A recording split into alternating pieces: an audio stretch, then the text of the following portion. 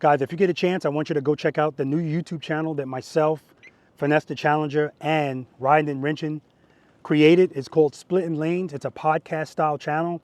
And we just have a ball on this channel, guys. We talk about, of course, we talk about motorcycles, but we're going to talk about anything and everything on this channel.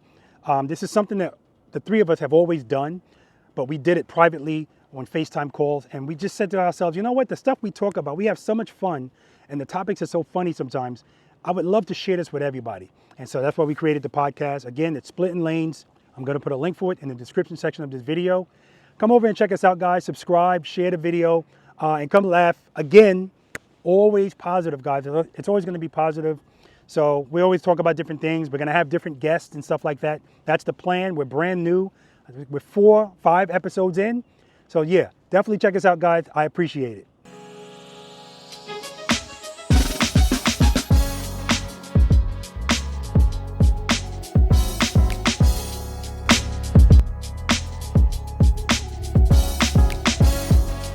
Keep it loaded, keep it loaded, keep it loaded, keep it loaded.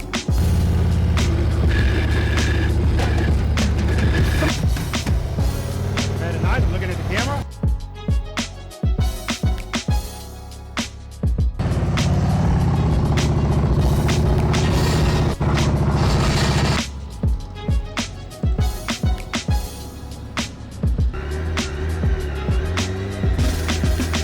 Very nice, good, good, good.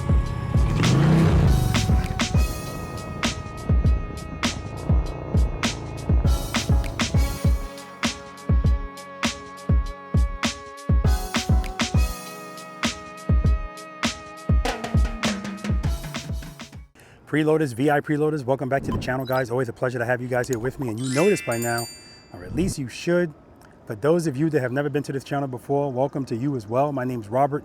I'm a retired NYPD Highway Patrol motorcycle lieutenant. And the name of this wonderful channel is Be the Boss of Your Motorcycle. I'm out here in Columbia, Maryland, specifically at the Seventh-day Adventist Church.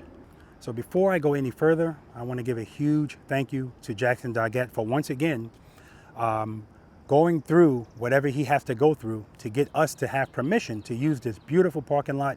I have everything set up out here, ready to go. We got great weather. It's going to be a hot one today, but it ain't Georgia hot. I'll say that right now, right? It ain't Georgia hot. Anyway, guys, listen, I want to welcome you to practice session number 138. 137 was yesterday in New Jersey, and it's always a quick turnaround. I finish up there, pack up, drive here to Maryland, about 3 hours. And then get some rest, not much rest, but you know, we got to do what we got to do, and then come out here, set up, ready to go. So I know I thank Jackson Doggett for allowing us to use this, but I want to thank the church as well, because it's a beautiful church, beautiful parking lot, and we have full access to the facilities. Everything's just great. I love coming out here to Maryland. I'm expecting a bunch of people out here, not just people participating, but people always come out and watch and encourage other people and cheer people on, and that's just great. It's always a good thing. Again, if you're new to this channel and you don't know what we do here, the first thing we do is positivity, right? Motorcycle riding and knowing how to be the boss of the motorcycle, meaning knowing how to actually operate it. And we do 1 to 10 miles per hour. That's really the range of speed that's going to determine if you actually know how to operate a motorcycle properly. That's what we do here, and we do it in a positive way, no arrogance, no judgment. It's just zero negativity, and it's the best environment to learn. Above and beyond personalities here in Preloader Nation, Preloaders and V.I.Preloaders. So just to be clear, guys, if you're subscribed to this channel, well, if you're not subscribed, please do so, right? It definitely helps out. Like the videos, leave a comment, share the videos, and hit your notification bell, switch it to all. So if you're subscribed to this channel and you're dedicated to being proficient in slow speed riding, you are a preloader. That's the definition of a preloader. If you'd like to be a V.I.Preloader, I'll put this up here as well. There's a link in the description section as well, how to become a V.I.Preloader. And V.I.Preloaders are just paid subscribers that want to further support the channel. And of course, they get different perks, first access to videos, some videos just for them, and the ability to practice with me in Pooler, Georgia for free, in Pooler, Georgia, as many times as they want when I do practice sessions there. All right, guys? All right, so anyway, I have about 12 people coming here today. Looking forward to it. When they get here, we're going to talk to them, find out their names, where they live, what they ride, how long they've been riding, more important to me, how long they've been practicing slow speed riding, and what they rate themselves on a scale of 1 to 10, 10 being the best in slow speed maneuvers. Everything's going to be explained to them in regards to what's expected of them out here. This is not a competition, and so all they have to do is what they're comfortable doing, and we'll see, because my goal is to get them out of their comfort zone, but we don't want to be way outside of it, right? Either you're ready for certain things or you're not, and that's what this is about. All right, guys, love you. Let's do it. Okay, what's your name? Jackson Doggett. Where do you live? I live in Westminster, Maryland. How long have you been riding a motorcycle? I added it up this morning. 50 years. 50 years. Wow, what are you riding today? I'm riding a Harley-Davidson Road Glide Ultra. What year? 2018. How long have you been practicing slow speed riding in cones? I have done it 4 times. Okay. 4 times that I've been here? 3 times with you. Okay. 1 time with another class. Okay, gotcha. All right, if you had to give yourself a rating 1 to 10, 10 being the best slow speed, what would you give yourself? A 5. Okay. Good to see you again, man. Good Ready to to go. be You got the gloves on? Yeah. What's your name? Brian Richardson, Where you from, Brian? Pennsylvania, Bucks County. How long have you been riding a motorcycle? About 7 months. What are you riding today? Road King, What year? 22. Nice looking Road King too. We got a couple of three Road Kings out here. All right. How long have you been practicing slow speed in cones? Pretty much since I started riding. Awesome. I started watching your videos and Awesome. took the class to get my license up in Pennsylvania and then been doing it since then. That's outstanding. I love it when people start right from the start. Start correctly from the start. If you had to give yourself a rating 1 to 10, 10 being the best slow speed, what would you give yourself? 10 being the best, 3 to 4. Okay. Pleasure to meet you, Brian. Nice meeting you as All well. right, man. All right, what's your name? Raoul Scott. Raoul, where do you live? Woodbridge, Virginia, by way of Detroit, Michigan. All right. How long have you been riding a motorcycle? About 2.5, going on 3 years now. What are you riding today? 2018 Road Glide. Nice, man. We got a lot of road glides today, guys. Yeah. How long have you been practicing slow speed riding in cones? 2.5 years. Look at that, right from the start. And you're going to see, guys, the result of that.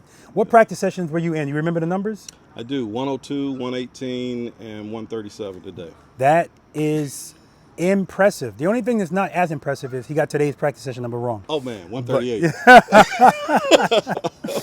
If you had to give yourself a rating 1 to 10, 10 being the best slow speed without sandbagging, what would you give yourself? I think I'm a 7. Okay.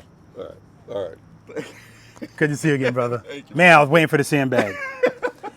What's your name? Lori Sites. Your name? Sean Sites. Where you guys from? We are from Pennsylvania.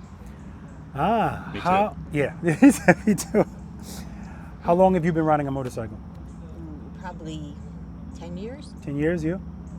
Since 2003, so 22 years. Okay. What are you riding today? I'm riding a Lowrider ST, What year? 2023. 23. How about you? What do you ride? 2020 Street Glide Special. Okay, good. How long have you been practicing slow speed riding in cones? Since we were with you October of last year. Okay, good. Okay, good. Same. If you had to give yourself a rating 1 to 10, 10 being the best slow speed, what would you give yourself? 6. 6. How about you? 5, because she outdid me at your place last year. Good to see you guys again. Good to see too. you. All right. All right. You look familiar, man. Yeah. What's your name? Matt Savoy, from Clemens, Maryland. Okay. How long have you been riding a motorcycle? 3 years. What are you riding today? 22 Road Glide Special. Now, what practice session were you in last? 135. 135. Guys, you guys check Tennessee. out practice session number 135. Yeah. And watch this guy. And then at the end, when he says how long he's been, forget about how long he's been riding. When he says how long he's been practicing, Yeah. you can understand why I said people are going to want to jump him. Yeah. Let me just say Yeah. he frustrated people. Yeah. That's my opinion. Anyway. Yeah, but since then, I've been practicing every chance I get. Yeah, man. You killed it, man. You Yeah, killed it. Yeah. Okay, so I'll ask you that. How long have you been practicing slow speed riding in cones? I've never done it in cone other than just the last 135, practice yeah. session. Yeah, okay. Yeah. But I got a set of cones. So that's going to be in the future. Okay, good. Yeah. Good. Yeah. I definitely want to tighten up. my Right. turns. Here we go. If you had to give yourself a rating 1 to 10, 10 being the best slow speed without sandbagging, what would you give yourself? Humbly, I'm gonna say a 5, Okay. and then we'll see how that goes at the end of the session. But yeah, I'm gonna stick with a 5. The last session, I missed, of course, the intro, but I tried to rate myself like a 3. Yeah. Definitely not. Yeah, I'm yeah. glad you missed that because that would have been a sandbag. Like, well, then again, you said you never practiced. Yeah. So Not I always with- tell not- people we don't yeah, know how to. Well, not with cones. Yeah. Or Or you know, just going into a parking lot.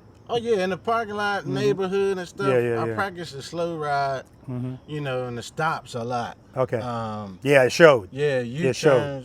U-turns once in a while, but mainly just the slow ride is what Yeah, I practice. yeah, you yeah, know? Yeah. So All right, brother. yeah, I don't. Good to see you again, man. Yes, sir. Same here. All right. What's your name? Miguel, Where you from, Miguel? Ocean City, Maryland. How long have you been riding a motorcycle? This time around, less than 2 years. I used to ride a long time ago, but I was I was a lot younger then. So Okay. yeah, What are you it's riding good. today? 2022 Road King. Beautiful Road King. Thank you. How long have you been practicing slow speed riding in cones? With cones? Yeah. No. Okay. I mean, I'm gonna say I got a few cones and I practiced a few times. I don't know, the past month maybe. Okay. But I was practicing before without cones for Yeah. the past 6 months maybe. Gotcha. If you had to give yourself a rating 1 to 10, 10 being the best slow speed, what would you give yourself? I'm gonna say a 4. A 4. Okay. Yeah, Okay. Pleasure to meet you, brother. All right, same. All right. Thank you. What's your name? Charles Tillman. Where you from, Charles? I'm originally from D.C., but currently live in Lothian, Maryland. Okay. How long have you been riding a motorcycle? About 13 years now. What are you riding today? I got a 19 Road Glide Special. Nice. How long have you been practicing slow speed riding in cones? Never. Never. Okay. This would be the very first time. All right, good. You're a pioneer. If you had to give yourself a rating 1 to 10, 10 being the best slow speed, what would you give yourself? 0. 0. I'm Oh, here to please. tell you. I mean, I can get there, Uh-huh. but it won't be nothing nice. We'll see. We'll see. You'd be surprised, man. All right. You'd be surprised. All right, what's your name? My name is Eric Thompson Where do you live? in Upper Marlboro, Maryland. How long have you been riding a motorcycle? Since I got my license in 2004. Okay. What are you riding today? 2017 Road Glide Special. Nice. Very nice looking bike. Thank you. How long have you been practicing slow speed riding in cones? Never. Never. Okay. If you had to give yourself a rating 1 to 10, 10 being the best slow speed, what would you give yourself? Me riding low speed? Yeah. I would say 5. Okay. Pleasure to meet you, All brother. right, thank you. All I right. appreciate it. All right. Good morning. Welcome to practice session number. What practice session number is this, Raul? 138. Yeah, he got that. See, Raul got that smirk. Every time he got that smirk, I know he knows the answer. He's like, because we just went through that. All right. There we go. Hiding from the sun. Joe, what you got going on over? I thought you were taking out a rifle. I was about to get the hell out of here. Joe, we got plenty of chairs, man. We got plenty of chairs here. Yeah, but just in case. Yeah, see, I got reserves over there. They don't mess around at this church, man. They take care of this. Speaking of this church, where's Jackson? Jackson Doggett, guys, that is well, he's the guy that made all this happen. So, once again, I want to appreciate him. Thank you, Jack. Absolutely. And he keeps spoiling you guys. He's going to feed you again today, man, at 12 noon, sushi. No, I'm just kidding. Perfect day for sushi. I don't do the seafood stuff, so, but again, I appreciate it. It's always above and beyond. It really is. And like I told him last year, he put his foot down, and I came back and I thanked him. It was right after we finished eating, and I said, again, it was delicious food, appreciate it, but you still owe me 10 push-ups for putting your foot down. So everything here is immaculate. So I love being here. I love you guys being here. I don't know what the hell's going on with Maryland. Everybody's bike that comes in here sounds like a monster. That's why this is good, because your bike is going to be noticed before you even get here, because people are going to hear it. Then when they see it, the bikes are beautiful too. I'm going to tell you guys right now, I don't blow smoke. I'm right down the middle. If I don't have something nice to say, I just won't say anything, right? Or because there's constructive criticism out here. And that's among all of us, right? Please don't feel hesitant to say something to someone here to help them, right? We all know why we're here, right? I asked everybody how long they've been practicing. You'll notice I've added in cones, because when I add in cones, the numbers plummet from 1 to 0. It's not like it was high to begin with. And so I want you guys to be patient with yourselves today. Anybody got a problem being on YouTube? No? Okay, good. Be patient with yourselves today. Yesterday there was a guy in Jersey that was really getting frustrated with himself. And I told him, please don't look at other people and judge yourself by them. We all learn differently. And so I got 9 exercises for you guys out here plus a bonus. You don't have to do all 9 exercises. This is not a competition. If you're not ready to do 6, 7, and I clearly see you're not ready, I'll let you know. You might want to skip this one. But if you go, no, I want to do it, I got no problem. Unless I think you're dangerous, and I'll say no. But keep in mind, the exercises here get progressively more difficult. I say that with quotation marks because that all depends, right? We all learn differently. So if you get up to 7 and 8, 9, whatever it is, and you're finding yourself struggling, it's really ridiculous to be annoyed with yourself. Because especially if you were struggling in 1, 2, and 3, right? And that's what I'm going to tell you. If you're finding it difficult to do the higher numbers, it's because you're struggling with the lower numbers. You got to practice on those lower numbers. Those are the building blocks, and we're going to talk about that, right? Is anyone here not subscribed to my channel? V.I.Preloaders, raise your hands, please. Okay, remind me, I got something for you. Preloaders are the rest of you. I got something for you guys as well. Please remind me. I'm going to ask you some knowledge-based questions because a lot of people watch, but we don't all watch the same. Okay. You guys know, tell me your name again. Matt. Matt was in practice session 135 out in Tennessee. I'm letting you know now, Matt's a ringer. All right. He's a ringer. See, Raul, I'm just letting you know. Joe, just letting you know. He's a ringer. What's a ringer? A ringer is somebody that acts like they're not, they're not good. Next thing you know, he came out of nowhere. Sandbaggers. The sandbaggers, yeah. Well, I didn't get to interview him in the beginning. Yeah, but anyway, my point is he did great. What made him a ringer is at the end of the session when I asked him how long he's been practicing, he was like, oh, yeah, I've never practiced this. What? Oh, man. And then his wife was like, no, didn't you do like 30 minutes yesterday? Sold out. But what he did say is he does practice stopping smoothly, and it shows. So, I mean, we're going to do that exercise first today, guys, but I want you to know how important that exercise is.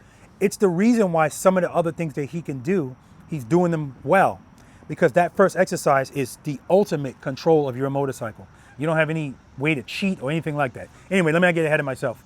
Knowledge-based questions. Who doesn't know what the friction zone is? If you don't know something, guys, please. Yesterday, people were like, no, raise your hand. I want, again, we don't do that here. You don't have to worry about that. This is not a competition, no arrogance, no judgment, no negativity at all. We'll leave our egos here in the shade. So it'll be nice and cool. You can pick them up before you leave. Okay? All right. And as I can say that all I want, but that's why I love having a female in the group. Because I already know, for the most part, there's no ego there. So they're going to ask the questions. But ask the questions. And make comments too. Okay? If it helps, trust me. Does anyone not know what preload and keep it loaded means? Okay, good. We're going to talk about it all. I'm just going to go through all of them. Does anyone not know what the 5 stages of the friction zone are? Okay, good. Okay, we'll go over it. No, I just have a quick question. I'm sure you get to it later. One of the concerns, questions I want to ask, how does one bend the arm for the throttle, and does that matter? What happens? Joe, are you asking me how to bend your arm? I don't even know how to answer that. Like this. What do you mean, your arm or your wrist? Wrist. Oh, okay. How do you bend your wrist to do what? To keep it loaded?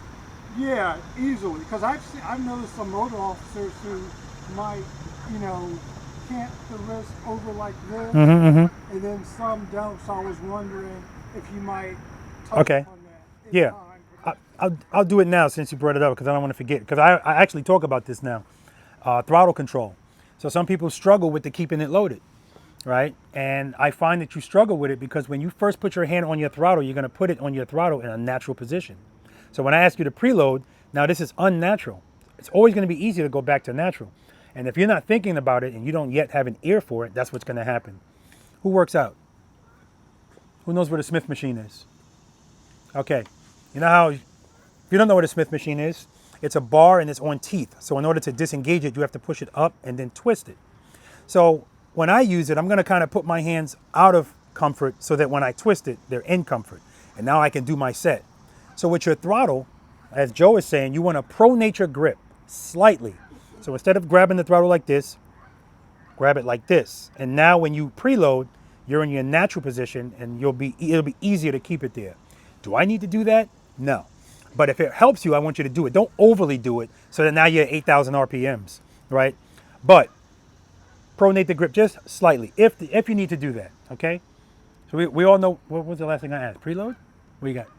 So, is there a specific RPM that preload should be set at, or is it vary bike to bike? It varies bike to bike, but 9 times out of 10, most people here have a Harley-Davidson, so that makes this easy. I like the number 2,000 if you need a number. Really, we're going by the sound, right? But if you need a number, 2,000. And the reason I say 2,000 is because you're not going to be exactly at 2,000. You might be at 18, 19, 21. I don't care what it is in that realm. Because once you open your clutch, it's going to go down anyway. And that's why I don't want you low, right? Because that's how we stall. We're going to talk about all of that. Good question. Does anyone not know the 5 steps I want you to follow before you move the bike? Everybody knows that. You don't know that. You don't know that. Okay, you don't know that. Okay, good. Drop and catch and throw and catch. No. No. Okay, no. Okay, good. 2 to 1. Is it the same thing though? Is it the same? Same as what? Drop and clutch and throwing clutch? The same as what? One. Both means the same, correct? Mm-mm. One you're dropping, one you're throwing. Same concept. Oh, okay. It's the same concept. Yeah, right. All right, so we're going to talk about all of that. But first thing I want to talk to you about is the 5 stages of the friction zone. No, before I even talk to you about that, what's the number one thing you're concerned about riding at slow speeds? Drop the bike. Yeah. I want you guys to know that I don't care who I ask this question, how long they've been riding. The answer's the same. When I did private lessons in South America, the answers were the same. They were just in Spanish, right? And so my point is, if you're dealing with 2 wheels, everybody's worried about the same thing. What's the percentage of people that actually know how to do this properly? 2%. 98% of motorcycle riders really don't know how to operate a motorcycle properly. 98%. And so I love that you guys are here because today is, for a lot of you guys, today is day 1, right? Today, everything's going to change for you. I'm guaranteed. You're all going to leave here with higher confidence than you got here. How much more depends on you. Now, I'm not solely speaking about effort. I never have an issue with effort. I'm talking about because we all learn differently. But more importantly, we all suffer from the same 3 things. What are your obstacles out here today? Bad habits, however long you've been riding, that's how long you got those. Instincts, however long you've been living, that's how long you got those. And the number one factor, contributing factor to our failure out here is fear, period. And so that's why we don't bring our egos with us. Because if you try to come out here with an ego, no, you're going to get humbled quick. Fear is the main thing that holds us back. And we fear dropping the bike, falling. So you don't have saddlebag guards. Are you going to take those bags off? I know they're not easy to come off on your bike, correct? So you're going to leave them on? Okay. Anybody else, if you don't have saddlebag guards and you want to take the bags off, take the bags off. You can put them in my trailer or leave them here if you want. It's fine. Dropping your motorcycle is par for the course. All right, we need to understand that. And I always say, if somebody says to me, I've been riding, fill in the blank, never dropped my bike. If they say it to me, they're telling on themselves. Because I know for a fact they don't really know how to ride. It's impossible to learn how to ride one of these things properly and never drop it. Impossible, right? You can make it work, you know, get through it. But I told you the numbers already, 98% of people don't know what they're doing. So if the number's that high, it's safe to say that's normal. That's the norm. So if the norm is people duck walking and paddling their bikes around, why would you think as a motorcycle rider that you're doing something wrong? It's actually the opposite. If you look at the way I ride and some people ride, it's looked at as it's extra. I don't need to know how to do that. When really it's just how you're supposed to ride, right? And that's what we're going to learn. And that's what you're going to get. Your lens is going to change. You're going to start appreciating it. You're going to respect it more. You're going to enjoy it more, especially when you really get this. You're really going to enjoy riding that bike. And yeah, I say we don't do this to show off, but there's always a little bit of course we're going to be showing off a little bit. I told you the numbers. If you're part of the 2% of doing something that's positive, and you pull up and there's other people on bikes, everybody's going to be looking at you. Again, I already told you, it sounds loud. Wow, it looks good. And then you do something like, I'm not talking about something crazy either. Make a 90-degree turn and make a smooth stop. It's going to get everybody's attention. Wow. And that's when the conversation's going to start. When did you learn how to do it? Are you a motor officer? The first thing they're going to ask you. No, I just practice. Where'd you learn how to do that? That's how we can spread this information. That's how it starts. Now, if you've been riding for a short period of time, a lot of people are not going to want to listen to you because what are you going to tell me? I've been riding, been riding before you were born. Doesn't mean anything. Everybody knows something you don't. And that's why I want you guys to, including me. If you look at this is practice session number 138. Look at practice session number 1, 5. It's a lot of stuff I wasn't doing. I learned a bunch of this stuff based on the stuff I saw people needed to know how to do. Stuff I was already doing, but I never thought to talk about it and share it. And so the reason why we have these conversations is because I want you guys to know how to do this stuff, but I want you to also be able to articulate what you're doing. So not only can you help other people, but it gives you a better understanding of what you're doing if you can actually, now that's just me. The way I learn, I can't read something once and I got it. I got to read it a bunch of times, but I want to read it, I want to hear it, I want to see it. If I can taste it, I want to taste it. I want to be fully involved in it, and then I know I got it, right? With all of that being said, this is not rocket science, guys. It is not. The dumbest person in the world can be an expert at this just because they have a low fear level because they practice. So, I want you to, what are you raising your hand for? Oh, stop it. So, I want you guys to I'm not minimizing anything that you feel, but I want you to know, once we get over that hump of fear and intimidation, this is all simple. All of it, okay? All of it. Throttle, clutch, rear brake, head and eyes. So, when you look at, somebody asked me, listen, I'm kind of a new rider and I see your course says advanced. And I don't know if I'm ready for that. So I have to explain to people, I put advanced in there because of the numbers. If 98% of people can't do something, it may as well be advanced, right? Here's what we're going to be doing today, full disclosure. Starting, stopping, right turns, left turns, U-turns, going straight. That's what we're doing today. Now, you take a really advanced course, starting, stopping, right turns, left turns, U-turns, going straight. It's not, nothing changes, right? Nothing. Maybe they might make stuff a little bit tighter, but keep in mind, all of these touring motorcycles from Harley-Davidson, those are first of all, those are going to turn the best out of any motorcycle this size. All they could do is make a turn and make it 18 feet. They can make it down to 16, really. But again, none of that stuff's necessary. None of it's necessary, okay? Everything that we're going to be doing out here today is relevant. Don't let anybody tell you otherwise. It's all relevant because it's adding tools to your tool belt. Are you going to need every single thing every time you ride? Nope. But the point is we practice for the unexpected. When everything's going great, everybody's good. But when that unexpected thing happens, and keep this in mind, when the unexpected thing happens, now your adrenaline's up, you're nervous. If you don't have this down already, you really think you're going to do it well in the moment of stress? If at all? No, because if you don't have it in the moment of stress, guess what's going to come back? Your instincts. And that's what you're going to do. And instincts are not going to help you out for the most part riding a motorcycle. Speaking of instincts, we're not duck walking today. I saw a bunch of you do it parking. That's okay. Get it out of your system. Now, as I tell you we're not duck walking, I still expect to see it. I'm never expecting you guys to do what I'm asking you to do. That's why when people go, how are you so patient? I'm not expecting you to do it anyway. If you do it, that's great. If you don't, that's what I expected, right? Because I know what we're fighting against. Instincts, bad habits, fear. It's not going to happen overnight. It takes time. So with that being said, a duck walk, what's qualified as a duck walk? Anytime your foot's touching the ground and the bike's moving, that's a duck walk. Who doesn't know the push-up penalties? You don't know. Okay, good. 10 push-ups for every time your foot touches the ground. 10, 20, 30. So yesterday, this guy was like 10, 20, 30, front brake, 40, because front brake also is a 10 push-up penalty. Now, this is not the military. You don't have to do the push-ups. It's voluntary, right? But we want to be accountable, right? Do something to, I don't care what it is. It doesn't have to be push-ups. Some people do jumping jacks, squats, whatever the hell it is. Punch themselves in the face. No, don't do that. But that's what we're doing. Our goals out here today, because I'm going to let you know right now, everything that we're doing right from the start is going to make you feel a little uncomfortable. And I need you to be uncomfortable until you're not uncomfortable anymore. So I need you to step outside your comfort zones. And that's going to be a little difficult. That's okay. That's what I'm here for. If you hear me saying that's 10, 20, that's you tapping the ground with your foot.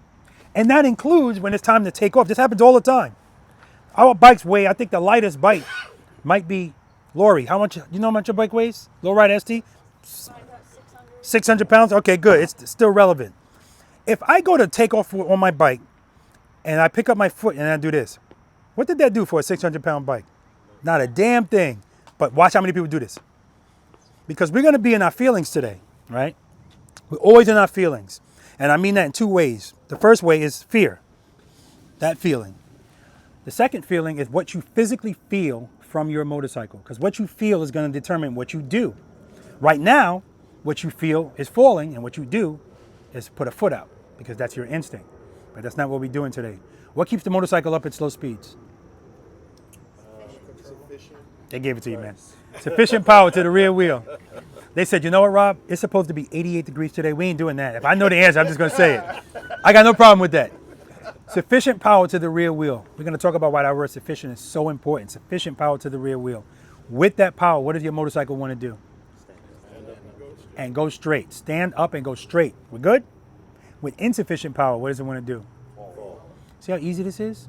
So if I know that what's keeping my bike up again at slow speeds? How am I going to get that power to the rear wheel?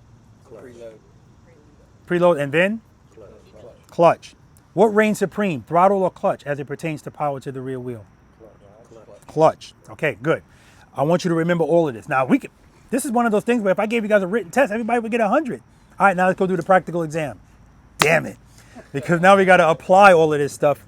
We know, and that's where the frustration comes in. You know what to do, but you can't get your mind to do it. Guys, trust me. I lived this. I lived it 4 days. I know it seems like that's not a lot of time, but I had pressure too, because I wasn't going to get into this unit if I didn't get this. But I'm talking about 4 days, 6 hours a day, just out there trying it. But guess what my epiphany moment was? It wasn't an I wish somebody was talking to me like this. It would have helped me out a lot. It wasn't an instructor or anything. It was me watching a guy in the cloverleaf, and he dropped the bike. And when he dropped the bike, he was sitting there like, God damn it. But he was sitting there. Both his feet still on the boards, bike resting on the engine guard and the saddlebag guard. That's the day I'd no longer worried about dropping the bike. But prior to that, it consumed me. And so if dropping your bike consumes you, it's going to affect everything you do. It's going to mess everything up.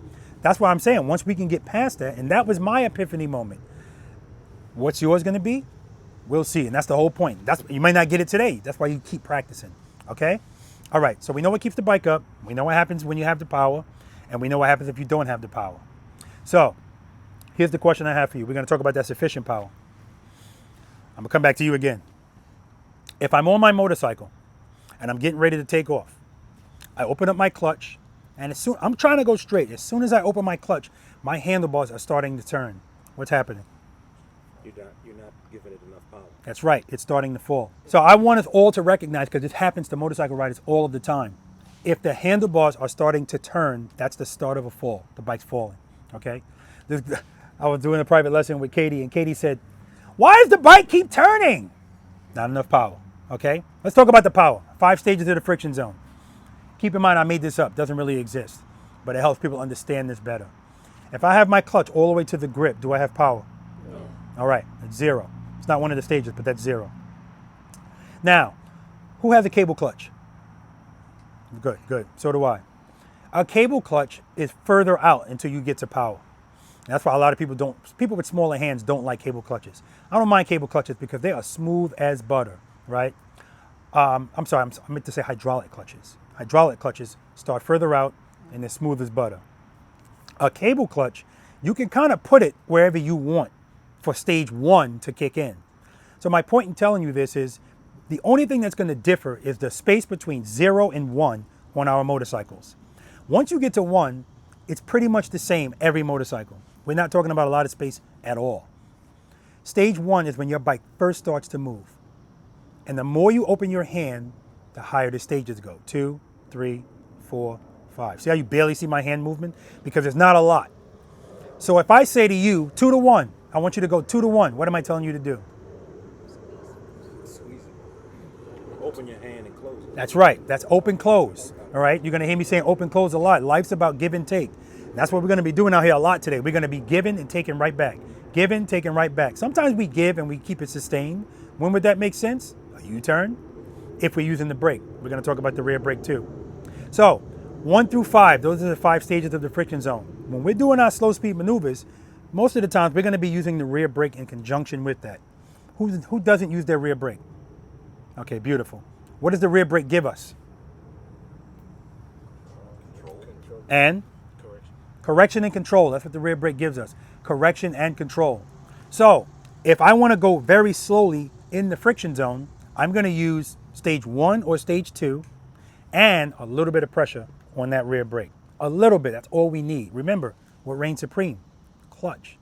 So the clutch should really be giving us what we really need. The rear brake is just going to give us a little bit more control, right? So stage 1 and stage 2. If you're in stage 1 or stage 2 of the friction zone and you're dragging your rear brake, you're fine, your motorcycle's fine, your clutch plates are fine. When you start getting higher into the stages and using the rear brake, that's when you start making your bike fight. And that's when you run into clutch problems, okay? Now, you have to, at some point, you're gonna be able to determine what that is, because I can hear literally if your bike is fighting, because it just doesn't sound the way it's supposed to sound, right? And I'll let you know it's fighting. So how do you know if you're in too high of a stage of the friction zone? Okay, so what I do is when I first start moving my bike, I'm on my rear brake, I open up my clutch into a stage 2. The bike starts moving. Then I take my foot off the brake. If my bike speeds up, it's gonna speed up like this. So I know I'm good. If I take my foot off the brake and it goes like this, too much clutch. I'm making the bike fight, all right? And so that's what you're doing. You're giving yourself little tests. So when you first start out, you might even want to start out with no brake and then apply the rear brake, because that gives you a little bit more idea of where you are, okay? But correction and control. So everybody clear about the 5 stages of the friction zone? We don't need to talk about 3, 4, and 5, because we live in 1 and 2. If you go to 3, it's not a big deal, but we're not going to stay in 3, okay? Now, 5 steps I want you to follow before you move the bike. What's always step number 1, Miguel? First gear. Make sure the motorcycle's in first gear. Even if you know it's in first gear, do it anyway.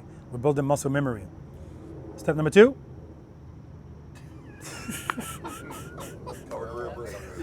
What's funny about that is Raul can write everything I say, he can write it down, but this happens every time. If I just go freeze up. Hold on, that's the Control-Alt-Delete button. Okay. Cover the rear brake. Does anyone not know what that means? Cover, not hover. I want your foot resting on that brake pedal. Okay, and we do that because everything we do out here today, we're gonna be smooth. We wanna be smooth, we wanna be graceful. All of our movements, all of the inputs that we put into the bike should be small, all right? When do those movements get big? When we wait too late to do something. Now this is true riding fast or slow. If you guys are riding and you see a bend approaching, right? 50 miles per hour, we're not turning the handlebars, we just have to push, right? So if I start pushing my handlebars at the appropriate time, actually that's the wrong hand. That's the most I'm probably gonna have to push it, depending on how the turn's not gonna be that steep. It's on the highway, right? If I wait too late to start pressing, I gotta press it more. So it's the same thing when we're riding slowly. If that bike starts to fall and you address it as soon as you feel it, it's the most it's gonna do it. And which means your hand's just gonna go like that. If I wait longer, I gotta open my hand more, okay? All right, so that's why we cover the rear brake. We wanna keep everything smooth and controlled. And we have better control. Most likely, if your foot's off of it and you, oh crap, you're gonna smash at it. Step number 3, and keep it, now look at him.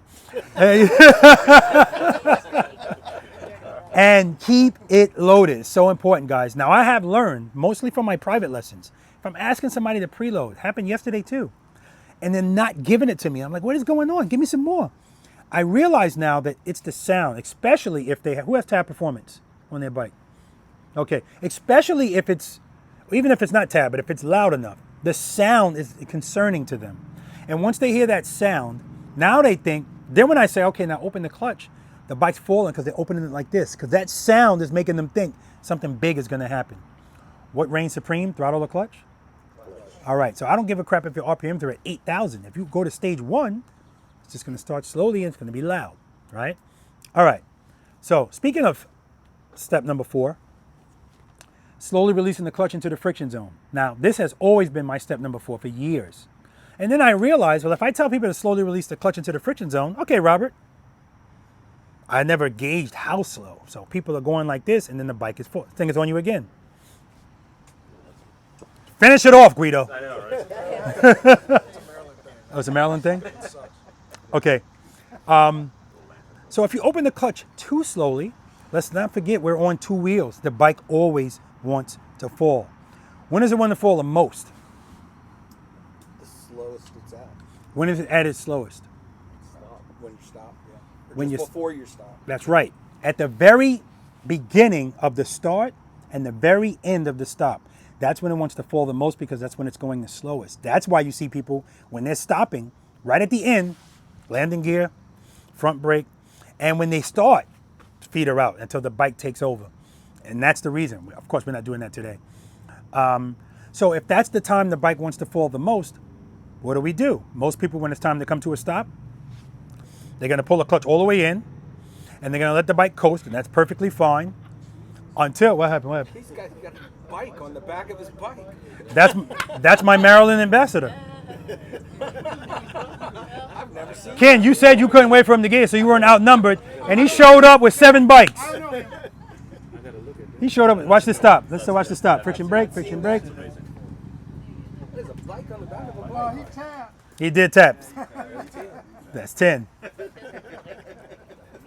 All right. That's how you make an entrance. You show up with a damn bike on the back of the bike.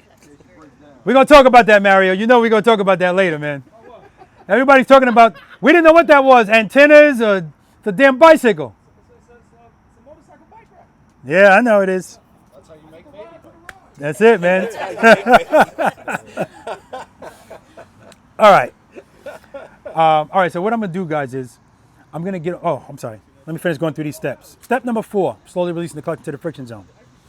And this guy kept doing this yesterday. This is definitely going to happen more so if your stage 1 is further out. When it's time to move your bike, see, finish it off. Thank you. When it's time to move your bike, I don't want you to start from the grip with your clutch, because what that does is now when it's time for you to move, or if you ever feel the bike falling, particularly in exercise number 3, trust and believe, when you're trying to find stage 1, the bike is still falling, and then by the time you get to 1, now your bike is over so much that power is no longer sufficient. So I want you guys to, before you move your bike, make sure it's in first gear, cover the rear brake, preload and keep it loaded. Step number 4, open your clutch until you feel stage 1. And as soon as you feel it, pull it right before that. And so now this is where you start. Now I've done this long enough that when I'm on my bike, my muscle memory is already kicked in. I know how much my hand should be open, that I'm not in the friction zone, I'm right before it. And you can always feel that. But I know when people are nervous, I'm watching them in exercise number 3. The bike's creeping forward and they're just readjusting their feet. I'm like, pull the clutch in a little bit. They pull it all the way in. So I'm expecting you guys to be not smooth initially, because most of you guys got married to your bike, you never dated it. So today you're gonna date the bike. These are the dating grounds. You're gonna be slow dancing with the bike today. And if you never slow dance with your bike, you're gonna have 2 left feet. That's fine. So do I want everything smooth and graceful? Yes. It's not gonna happen. That's okay. All right? That's okay. Step number 5. As soon as the bike starts to move, pick your foot up, straight up. I don't want your foot behind you at all, right? That's just you keeping your foot on the ground as long as you possibly can, because you still think you have something to worry about. What keeps the bike up at slow speeds? All right. So I'm gonna get on my bike. If it starts, and I'm gonna ride over here. Now I'm gonna be in stage 2 of the friction zone. And I'm gonna make some circles in front of you. I'm gonna make full lock circles with the bike, straight up. That's right, finish it off. The only way I can make a full lock turn on a motorcycle straight up, I have to be going very slowly. So I'm gonna be going about 2 miles per hour. I'm gonna be dragging my rear brake, light pressure. And then I'm gonna go into a U-turn. In order for me to make a U-turn, what do I need to do? Pick your speed. That's right, in order to lean, I need to get more speed. How am I gonna get more speed? My throttle's not gonna change because I'm keeping it loaded. Clutch. But in this case, I'm not gonna change my clutch. I'm just gonna come off the brake a little bit, right? and then I'm going to go into the lean. My clutch is still going to be in stage 2. And when I want to slow down and straighten up, I'm just going to give a little bit more pressure to the brake to bring me back up. And then I'm going to attempt to bring the bike to a stop with my feet still up. Still, I'm going to be in stage 2. Then I'm going to come in front of you guys. I'm going to come to a smooth stop, friction brake, friction brake. Who doesn't know what friction brake is? Friction brake is just bringing the bike to a stop while being in the friction zone and dragging the rear brake the whole time. And why is that important? When does the bike want to fall the most? Yeah, it wants to fall the most at the very end of a stop because that's when it's going its slowest. So if I'm bringing my bike to a stop, at the very end of the stop, if I feel it starting to fall, what most motorcycle riders do is, I feel falling, I brake, 2 feet down, a lot of compression in the front suspension. It's not how you stop a motorcycle properly. But I know that what am I going to do if I feel this? I counter steer, but what else am I going to do? Because that ain't going to do it all. I got to open up the clutch because what keeps the bike up at slow speeds? This is the counterintuitive part of this. And this is why people go, huh? Why would I be opening the clutch if I'm trying to stop? What keeps the bike up? So I have to provide the only thing that does keep it up. But I need to keep braking. The rear brake's going to win the battle. I don't care what stage of the friction zone you're in. But the reason I'm going to show you what I'm doing here is I'm trying to show you that in stage 2, I can be on that brake and I'm fine. I'm going to try to bring the bike to a stop and still be in stage 2, showing you I'm fine. So if I can do that, I can apply that to when I'm stopping. And if I stop with power, then my stop, when I told you guys, Indy Ridge boots, 1, 2, 3, 4, 5, 6. 6 pair of Indy Ridge boots. I only point that out because it's more pressure on them. The boots look so good, I want it even smoother, right? So when you come into that stop, friction brake, friction brake, friction brake, bing. I want your foot coming down so smooth that if you step on a bug, when you pick up your foot, it's still alive, right? That's what I want. I'm not going to get that. So either that or heel toe. Anything other than that is unacceptable. That's how I want you to feel. Because when you stop your bike and there's gravel on the ground or whatever, that's never going to be a problem for you because you stop like this. Stopping out of control, that's when those things are problems, right? Now, the only way I'm going to be able to stop like that, keep this in mind, the bike's on 2 wheels. It always wants to fall. However, sometimes the balance of the bike works out. All right, let's do it. How relevant is your balance to keep the bike up at slow speeds? 100's a lot, 50's in the middle, 0's none. None. He's got a smirk on his face. How relevant is your balance? I say 50. 50. I'm going to do 25. 25. 0. 0. 50. 30. 30. 0. 0. 0. Is the price right? Joe, I watched the video 11 days ago, so I know the answer. you want to tell us? 0. All right.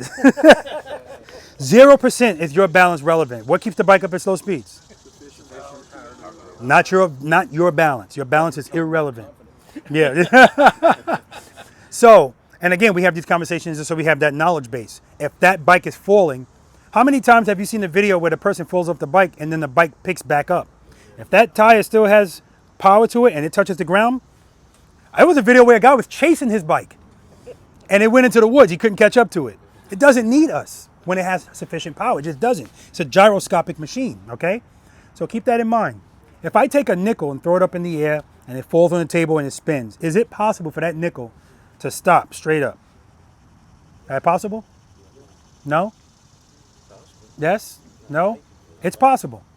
And why is it possible? Because a nickel is squared, right? So if everything works out, yeah, that nickel can stand straight up. Now, our motorcycles, sometimes the balance of the bike is going to work out, but it ain't going to be like a nickel. It ain't going to just stand like this. Eventually, it's going to fall, okay? So keep that in mind. Sometimes when we're doing stuff on the bike, sometimes it was you, and sometimes it was the bike.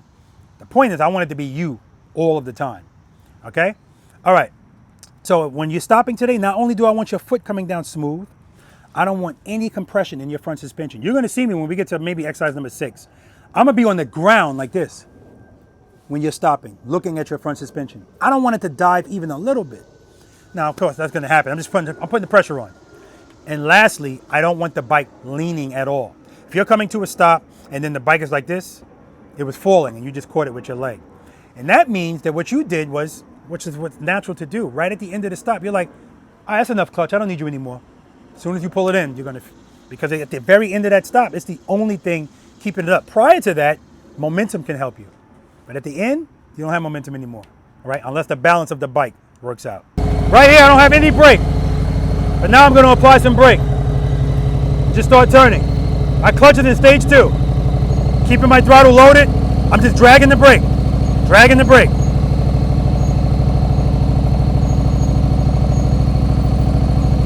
See if I can come to a stop. Clutch, still in stage 2. If I want to lean, clutch, same spot. Just come off the brake. No brake. So now if I take my foot off the brake, I got to be opening and closing the clutch. I want more control in that. So I'm going to go back on the brake, slow me down. Clutch, same spot.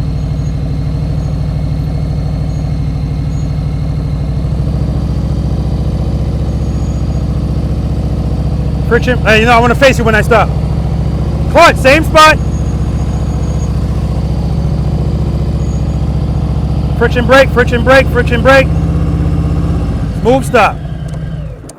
The only way I can stop like that is if I still have power on that rear wheel while I'm braking. So if while I'm braking, guys, the braking process is progressive. So when you're stopping, you shouldn't be coming up to the stop like this with your brake, because then your bike's going to be doing this. I'm braking, braking, braking. Whatever I'm doing with that clutch, I'm still braking because I know I need to stop right here, okay?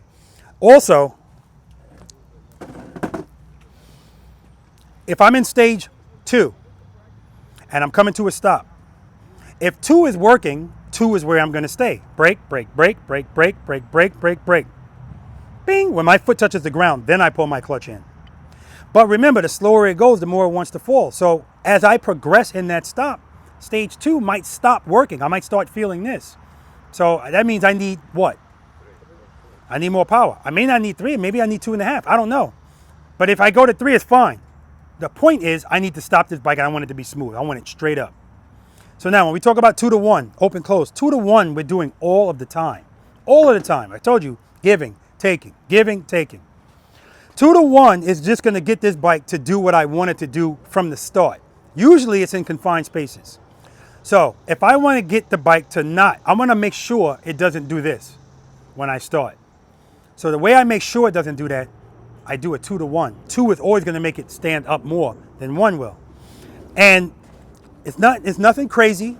I'm going to do it right in front of you. Look at my front suspension. You're just going to see it go like this. 2, 1, because that's all it is. Not 2, 1, which some of you are going to do in this exercise. You'll see. But it's 2, 1. That's all it is. First gear, cover the rear brake, cover the rear brake, preload, 2, 1. Very quick, 2, 1. Who saw the video of me riding out of my garage and then in between my 2 cars? Okay. Yeah, I come out of my garage, I make a left turn, I hold a turn, and then I turn between my 2 cars and my clutch handle gets pulled in by my truck's rear door handle. So now I'm stopped between my 2 cars. Now I need to start. Now if I'm between my 2 cars and I need to start moving, that's not the time where I need to start moving and my bars start turning. I want to make sure I'm going straight. So what am I going to do? 2, 1. Now what most motorcycle riders will do is everything's about speed. There's no in between. It's either fast or stop. And so they'll do 2, open the clutch up a lot. We don't need a lot of speed, guys. We really just need power. One more, well, not one more question, but tell me your name again? Aaron? Eric, I'm sorry. Eric, if your bike's right here, and you're on it, and I say, Eric, do me a favor, bring your bike over here. What are your options? What are you going to do? This space right here, Yeah. I'll back up a little bit. Okay, good. Eric's answer is the common answer. Most people are going to, okay, we back this bike up. Or if they do it, they're going to duck walk the bike and make this turn. This is where 2, 1, or 2 rear brake comes in. Remember, the rear brake gives us correction and control.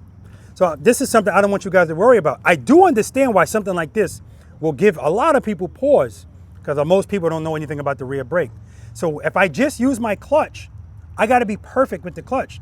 So me making that U-turn and taking my foot off the brake, now I'm doing small increments of open, close, open, close. And while I'm doing that, I can still feel it. But if I just keep the clutch right where it is and just drag the brake, everything is smoother.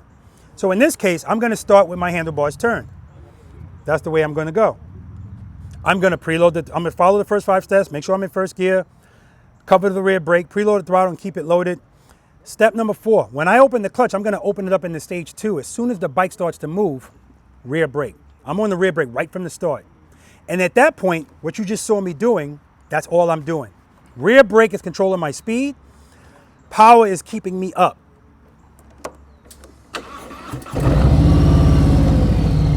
Up, first gear. Cover the rear brake. Reload. Clutch, foot up, rear brake. Rear brake. Once I get right here, I can come off the brake. Good.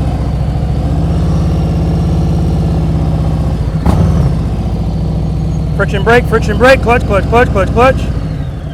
Now, what most people will do in this situation is if they do make this turn the handlebars, they're gonna open the clutch into a stage 2, maybe even a 2.5.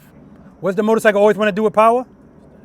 Then let me go straight. So even if I start with my handlebars turned, and even if, head and eyes, even if I'm looking that way, that don't mean shit if I give it too much power. It's gonna straighten out. It happens all of the time. That's why motorcycle riders' turns are so wide. It's too much power. So I need to understand I don't need speed, I just need power. And that's why when I say as soon as your bike starts to move, pick your foot up, you don't need your foot. As soon as the power's there, boom, right?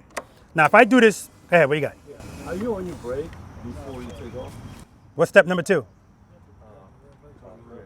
So I'm covering it, but I'm applying it, yes, I am. That time right there, I wasn't. But I advise people to do so. The only reason that sometimes I advise people not to is some people are on it too heavy. And again, the reason I'm not on it right away is because I'm gauging how much of it do I actually need? Because we're not robots. Sometimes you're gonna open the clutch too much, but that's why we're always covering the brake. As soon as I feel that, I correct that, right? Correction and control, that's what it gives us. As long as I know I got this.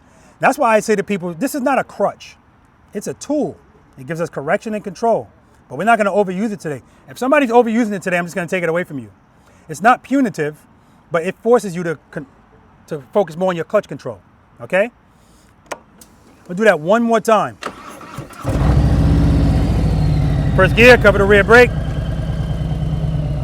Preload. As soon as I feel it starting to move, foot up, rear brake. Clutch, rear brake. Rear brake. Off the brake. And you notice when I'm coming off the brake, the bike's not going like this because I'm in stage 2 of the friction zone.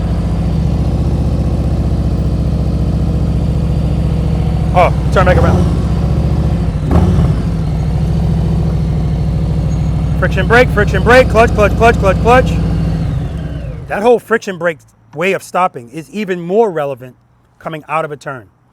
Because this is what happens all the time. Somebody's coming out of a turn and they need to stop and I gotta stop. They hit the brake while the bike is still like this, front brake, the bike's gonna fall. How do I make sure the bike is straight? Power. If I'm in the friction zone, that's how I straighten it out because it always wants to go straight with power. The problem is people are always giving too much power. Too much power. This is true even riding on the roads and navigating turns. They can clearly see they're going too wide and they're not changing anything. It's just gonna keep going. So out here today, if you're trying to turn the handlebars and you feel like the bike's fighting you, too much clutch. That's all that means. Pull the clutch in a little bit or give it a little bit of rear brake and you're good to go. Okay, we good? Any questions about any of that? You stay in stage 1 when you're doing tight turns like that? The clutch is I'm usually in stage 2. I like to say between the 1 and the 2, but I would always rather be a little bit higher than too low. I find myself getting wide around tight turns. And you said it's too much power. It's too much power. Yeah, because if you're wide, that means you're going fast, right? You're not gonna go fast in stage 1 of the friction zone. You're just not, right? And we don't want to be really high, like I said before, and using the brake to control our speed. So just remember, guys, open, close. It's always relevant. You feel something you don't like for instance, right here, I'm getting ready to make this turn. A lot of the times, some people end up falling this way, right?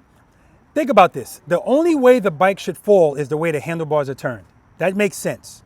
If it's ever falling the opposite direction, it's too much power. It's trying to straighten out, and that's what's happening. right? Could be. The other thing could be right from the start, you do something and throw the balance of the bike to the right, because at the start you're not moving, right? But keep in mind, that open close thing, the reason that comes in handy too is not just from a start. Sometimes if you're moving really slowly, if I know I need to stop right there and the bike is kind of doing this, and I don't have the room to do it over a distance of space, I'm gonna do a quick 2-to-1 just to get this bike to stand the hell up. So if I feel a guy going like this, 2, 1. I'm getting it in check because it's like, come on, straighten up. 2-to-1 is always gonna straighten it up because it always wants to go straight. Keep that in mind. But remember, 2-1 rear brake. I'm not just doing 2-1 because then I'm gonna be going too fast. Rear brake. And I'm not smashing the brake. I'm not doing anything crazy. Nice and easy. What you got, Guido? Sorry, that handlebar wiggle, isn't that underpowered? So shouldn't you go 1 to 2? That right there is not enough power. Right, so shouldn't you go 1 to 2 so that you get 2-to-1, not 1 to. Oh, you're saying? I see what you're saying. Yeah. Yeah, get more power to the rear. Yeah. No, I'm going 2-to-1 because I was already at 1. I'm at 1. I'm at 1, and I needed to straighten up. 2-1. Gotcha. Yeah. 2-1. 2-1. You got something, Lori? Just when you're coming to your stop, at what point do you pull the clutch? Like obviously the clutch is in and you're using your brake, throttle's on. When do you pull it all the way? Won't you actually, like right at the last minute of your stop? So Lori's question is, when do I actually pull the clutch in? When my foot's on the ground. That's when I pull it in because that's when I don't need it anymore. I'm not moving at all. As long as it's moving, I need it. If I don't need it, because again, sometimes the balance works out. And here's another thing I do, guys. When I'm coming to a stop, that little 2-1 I just showed you, a lot of times I'm coming to a stop, friction brake, friction brake, friction brake. And again, I want to make sure it doesn't do this. I'll do a little miniature 2, but at the same time, brake. So I'm doing this, right? Because I want the bike to be like this, not like this. Now, this is not going to happen every time, but the goal is it should. So if you stop your bike out here today and this looks like crap, I want you to be like, right? And once I see that, I like that because now I know what you're striving for. Because once you do it correctly, you want it all of the time, all of the time. All right, guys? Quick question, sir. What's up, Joe? When in one of the early exercises when you have a start and stop, and I won't let the cat out of the bag, but let's say the wheel is not straight. Rather than trying to straighten the wheels, can we do 2-to-1? Will that work? That's exactly what I want you to do. Okay. Yeah. Joe's question is, because when the first exercise, we got to stop at cones. Those cones are 15 feet apart. If you're getting up to that cone and your handlebars are turned, how are you going to straighten that out? What I just showed you. 2-1 rear brake. Straighten it out. Okay? All right. First exercise is going to be right there, guys, with those cones. Smooth, short starts and stops. Who has never practiced that exercise? Okay, cool. Those cones, again, are 15 feet apart. A part of the dating process, I don't want your front wheel to pass the cone in front of you, right? We need to know the length, the width, and if you ride a road glide, which several of you do, you have no clue where that front wheel is, right? But you should know where it is based on what you can see. So this is about judgment, just like you can't see the right side of the car. And when we first started driving, that was the biggest thing, slowing down a lot for a space that a tractor trailer could fit through. Now you look at it and you can just fly right through it. That's also the advantage to practicing in cones. It gives you the ability to judge space. So if you always practice in 3 parking spaces with those cones, when you get out there in the real world, you can just eyeball that and know, I got this. Head knives, handlebars, boom. Okay? First 4 exercises that we're doing out here today, guys, we're not leaning. We're not leaning. I want you to use your time wisely out here. So what I mean is, this first exercise that we're doing, and even the second one, if you struggle going slowly, after the exercise, when you go around, don't come back in this direction at 40 miles per hour. Practice riding slow. Now, I've been told, I've been accused in Tennessee that I have a different definition of slow, right? So I'm going to warn you now, you're going to really think you're going slow, and I'm going to be like, you're going too fast. What? Yes, if your handlebars are straight as an arrow, that's the indication you're going too fast. I want you to feel some struggle out here. I want to see this. All right, I'll let you know when I want to see it, when it's appropriate, because I want you to know what to do when that happens and correct it. And it is not with your feet. Okay? All right, guys, as always, coming to a stop out of a turn is when this is most important. Friction brake, friction brake. Preload, clutch, foot up. See the handlebars? Clutch, clutch, clutch, brake, brake, brake, brake, brake, brake, brake. As I'm coming closer to this cone, I'm slowly opening my hand a little bit more because I feel the bike wants to fall. And as I feel it, I'm working against it with power. Foot up. Friction brake, clutch, clutch, clutch, clutch, clutch, clutch, clutch. But I make sure my preload's up as well. All right, let's do it.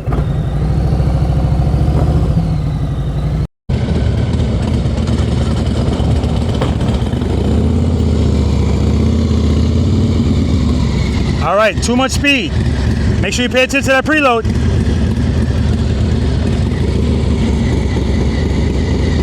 Preload. Oh, whoa, whoa, whoa. See how your bike is sitting? Your bike is doing this. Yeah, it's okay. You're opening the clutch, but you're holding it back with the brake. Let off on that rear brake. Got it.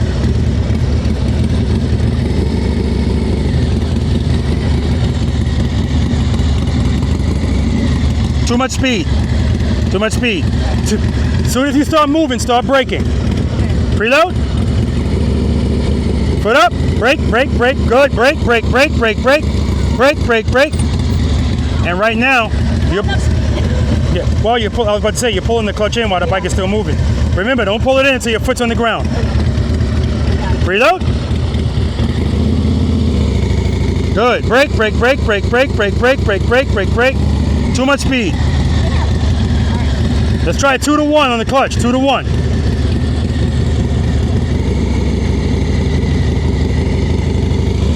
Good. Brake, brake, brake, brake, brake. Clutch, clutch, clutch, clutch, clutch. Not bad, not bad. Yeah. Easy as sin. Easy on that brake. Good. Brake, brake, brake, brake, brake, brake, brake, brake, brake. That was the best one right there. Brake, brake, brake. All right, you ready? Don't pass it. Good start. Good. 2, 1. Brake. All right, nice and easy, Jackson. Nice and easy.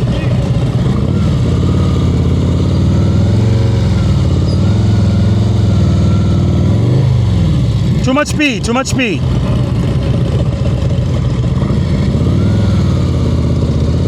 Brake, brake, brake, brake, brake.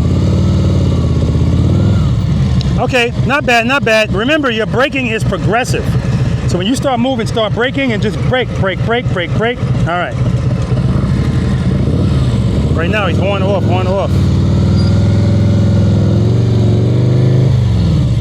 Too much speed.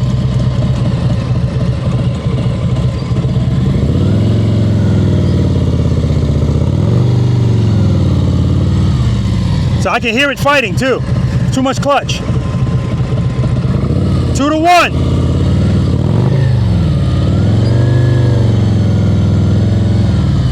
And that time I see your clutch doing this.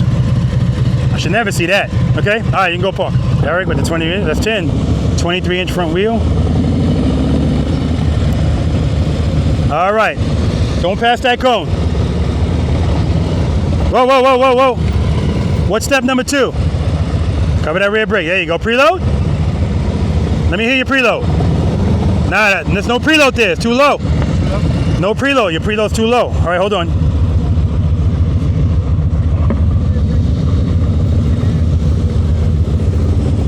All right, let me hear your preload.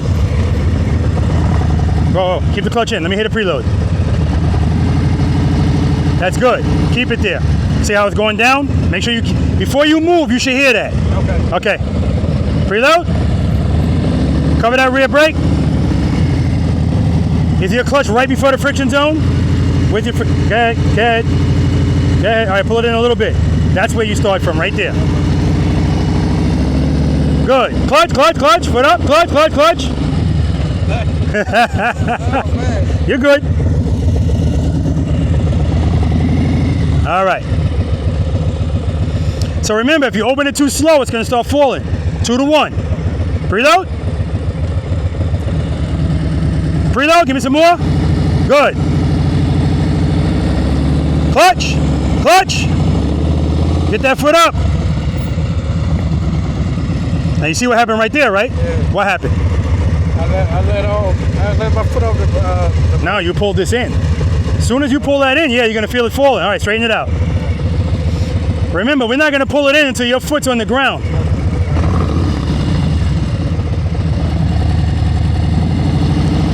Cover the brake, good. Preload's good. Open that clutch like you mean it. 2 to 1. 2, 2, 1. Brake, brake, brake, brake, brake, brake, brake, brake, brake. All right, a little bit too much speed. But that's much better. 2, 1, start braking as soon as you start moving. Okay. Progressively, brake, brake, brake, brake, brake. Preload.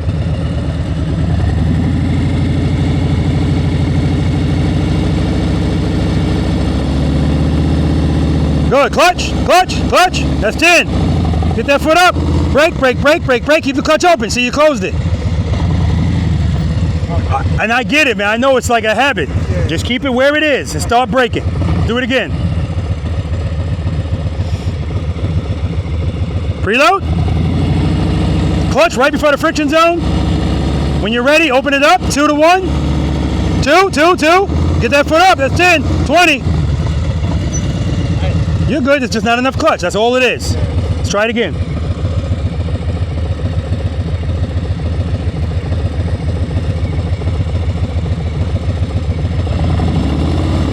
Good. Keep it loaded. Keep that loaded.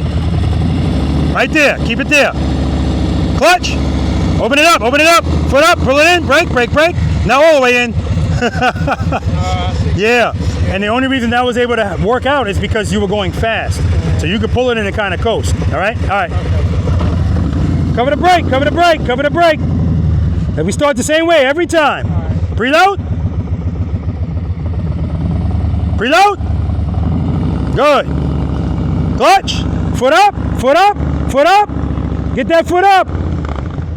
Yeah, so not only does he have a 23-inch front wheel, that doesn't really matter here, but it's also raked out. So he's got less space here from one cone to the other because the back of the bike is also all the way out. So very nice, very nice.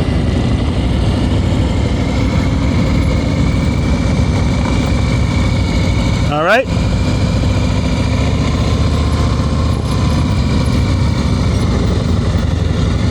Nice.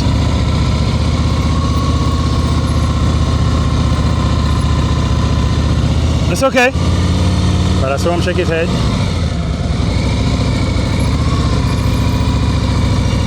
Brake, brake, brake, brake, brake, brake, brake. Good. That's 10. Good. Good. Brake, brake, brake, brake, brake. Clutch, clutch, clutch, clutch, clutch. Yeah, you see that falling? Just need more clutch at the end. That's all. Good job, man. Yeah, he did the little nod with his head. I love to see that because it means he's striving for perfection. Uh-oh. We got Raul coming up next. Check this out, guys. And we're going to watch the smirk on the face the whole time. Let's do it.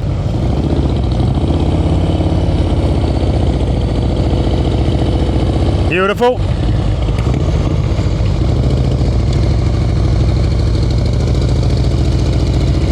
All right. There's the 2 to the 1.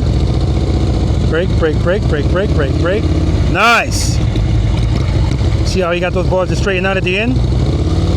Clutch, but brake at the same time. All right, a little too much speed there. All right, it's cool. But you saw the head shake. Good. Clutch, clutch, clutch, clutch, clutch, clutch, clutch. All right.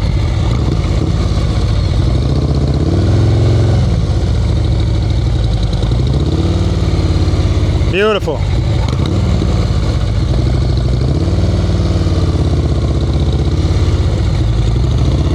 Outstanding, Raul. Outstanding.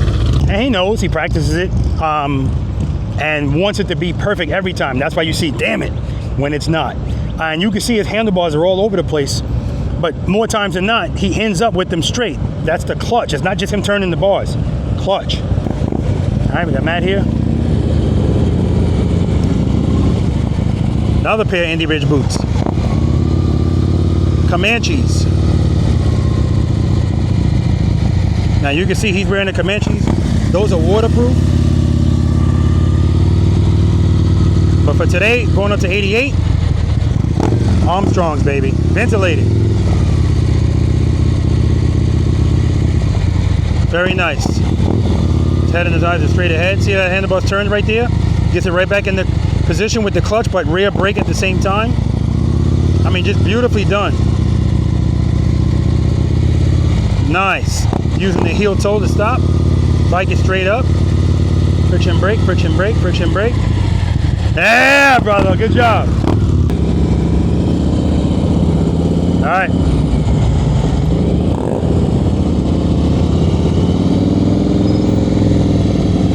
Too much speed, Sean, too much speed. 2 to 1, 2 to 1. Good, braking, braking, braking, braking, braking. Too much speed. 2 to 1.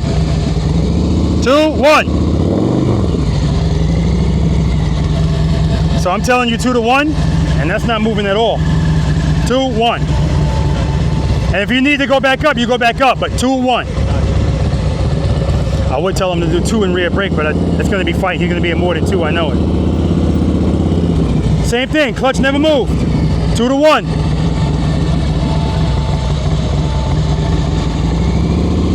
Good, 2, 1. Brake, brake, brake, brake, brake, brake, brake. A little bit better right there. 2 to 1. 2, 1. Too much clutch. And you stayed at 2 that whole time. All right.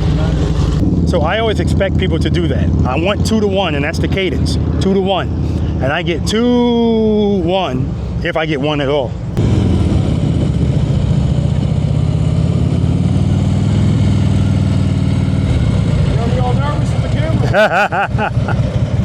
Now, why is the bike coming this way?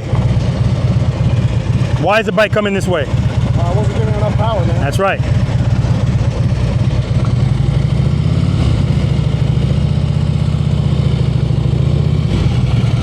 All right, nice and easy. 2, 1 rear brake.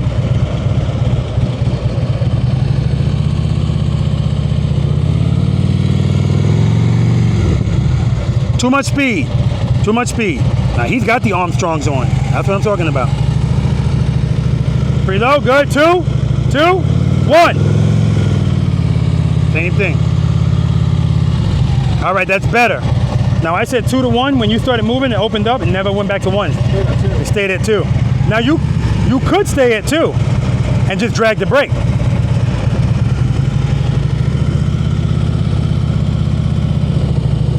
Two, rear brake, brake, brake, brake, brake, brake, brake, brake, brake. It's better, still too much speed. Believe it or not. Good, good, good. Brake, brake, brake, keep that clutch open. Okay.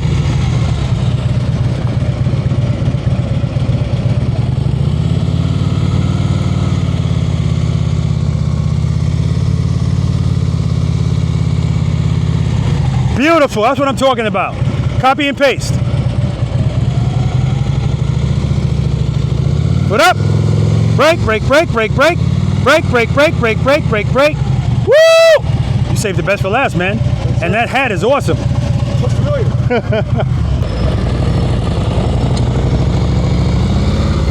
Too much speed, Guido, too much speed. 2 to 1, 2 to 1. Too much speed, too much speed. Too much speed, too much speed. Right now you're going to 2 and staying at 2. Yeah. Now you could do that, but you got to start braking as soon as you start moving. And progressively brake, brake, brake, brake. Good, start braking, brake, brake, brake, brake, brake, brake, brake, brake, brake. A little better, definitely a little better. Start braking right away, brake. Brake, brake, brake, clutch, clutch, clutch, clutch, clutch, so you're pulling the clutch in. Yeah. You feel it falling? Open, but brake. Brake, brake, brake, brake, brake. Yeah, so much clutch. You got the clutch all the way in right there, but you had so much speed. Yeah, you're just gliding. Right. All right. Too much speed, and you pass the cones.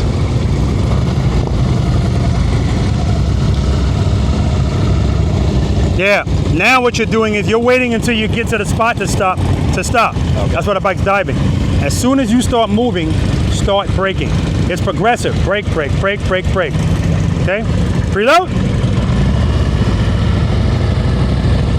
Start braking. Brake, brake, brake, brake, brake, brake, brake, brake, brake, brake, brake. Too much speed. See how straight your handlebars are? Yep. You're just gliding. Too much speed. Clutch, clutch, clutch. Now, I like the fact that you counted that with the clutch, but remember, it's clutch, rear brake. No, it wasn't earlier. That was fine. Okay. But you got to counter it with the rear brake, otherwise you're going to get all that speed. We just need to pick it up. We don't need to go fast. Preload. Start braking. Brake, brake, brake, brake, brake, brake, brake, brake, brake, brake, brake. Too much speed. Good. Start braking. Brake, brake, brake, brake, brake. See how you waiting so long to brake? It's like you don't want to slow it down because you feel like you're going to feel this. So you wait until you get here and you are gliding into the stop. Got it. Right? Okay, we'll talk about it.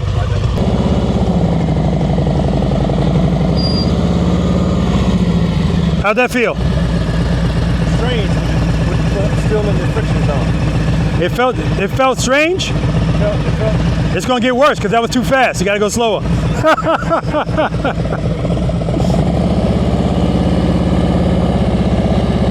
Good. Start braking. Brake, brake, brake, brake, brake, brake, brake. Yeah. So as soon as you start, you should be braking if you're going to stay in stage 2. If you're not going to do a 2-to-1, as soon as you start moving, start braking. And the braking is progressive. Brake, brake, brake, brake, brake. So that when you get here, you're just finishing it off. You don't want to have to do a lot here because then the bike's going to go like that. Okay? You feel falling, give it a little bit more clutch. That's what happened right there. Covering that brake.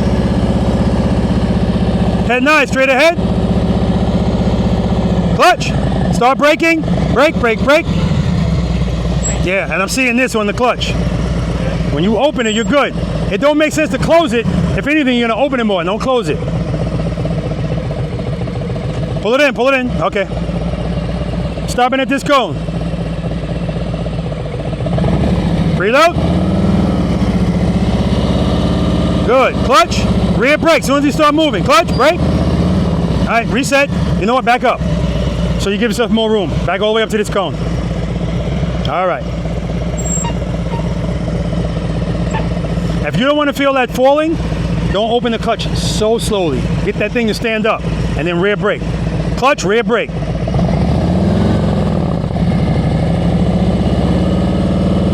Good. Clutch, clutch, clutch. Clutch, good. Brake, brake. Keep the clutch open. Clutch, clutch. All right, also keep in mind, okay, back up. Also keep in mind the braking that we're doing, we're not doing this. As soon as you start moving, it's just a steady pressure brake, brake, brake. That's what we're doing.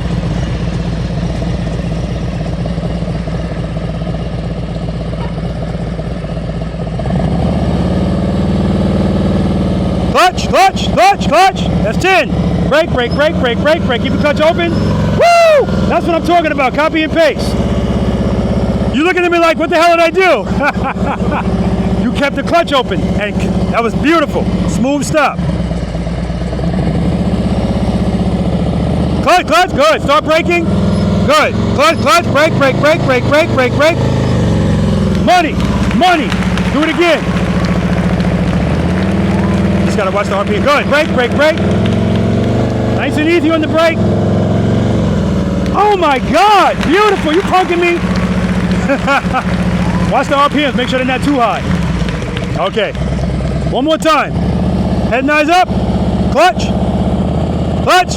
Clutch, clutch, clutch, clutch. All right, back it up. That's okay. You feel it falling? Not enough clutch. That's what that means.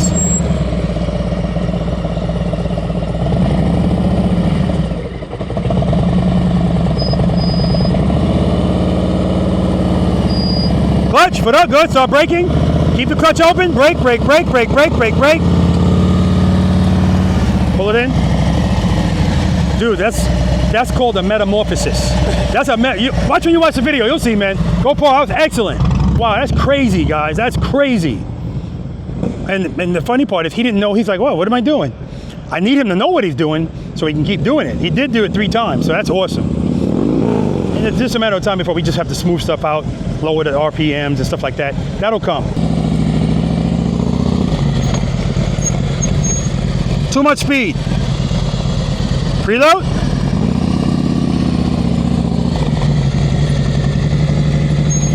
Too much speed. All right, so listen. As soon as you start moving, you should be braking.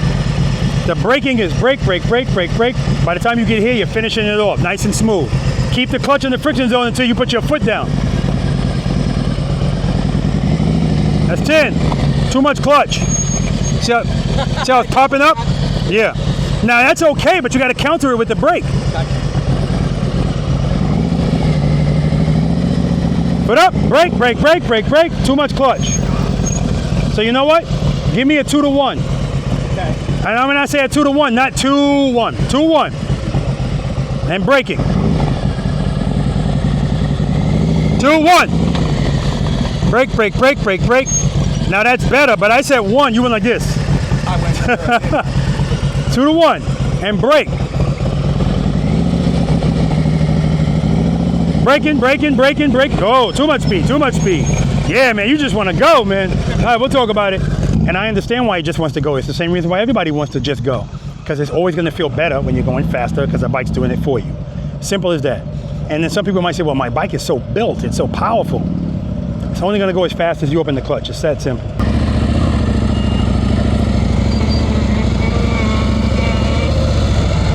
All right, too much speed, Joe. Easy on that brake.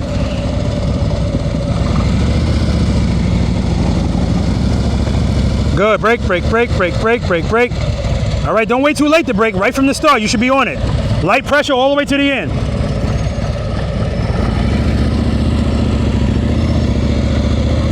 Good. Brake, brake, brake, brake, brake, brake, brake. Nice, Joe. Little slow at the end. We don't want it to. I don't want it to dive. Okay. So it was too fast? Too fast. Right. And what you're trying to do is apply the majority of the brake at the end. That's why it's going to dive. Gotcha. That's a timing thing. Good. Start braking. Braking, braking, braking. Keep that clutch open. Brake, brake, brake, brake, brake. There you go. See, I still got that dive at the end. Because that's you finishing it like this. Everything's exaggerated. The slower we go. Brake, brake. Brake, brake, brake, brake. Easy, easy. All right, we're still diving.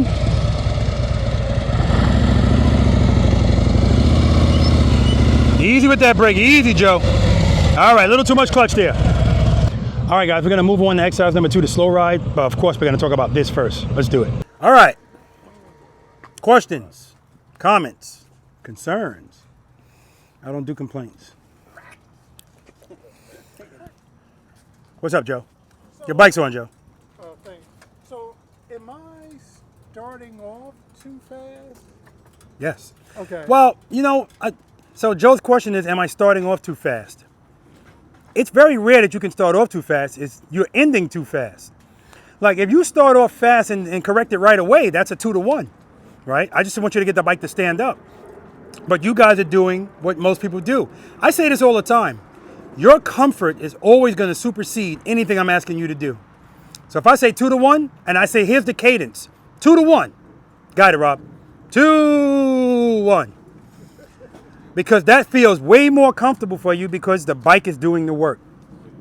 That's why I love that exercise, because it doesn't really give you room to let the bike take over. Unless you do 2, and then at the end, because remember, the goal is a smooth stop. It's going to be more difficult to stop the bike smoothly if you're going too fast. It's that simple, okay?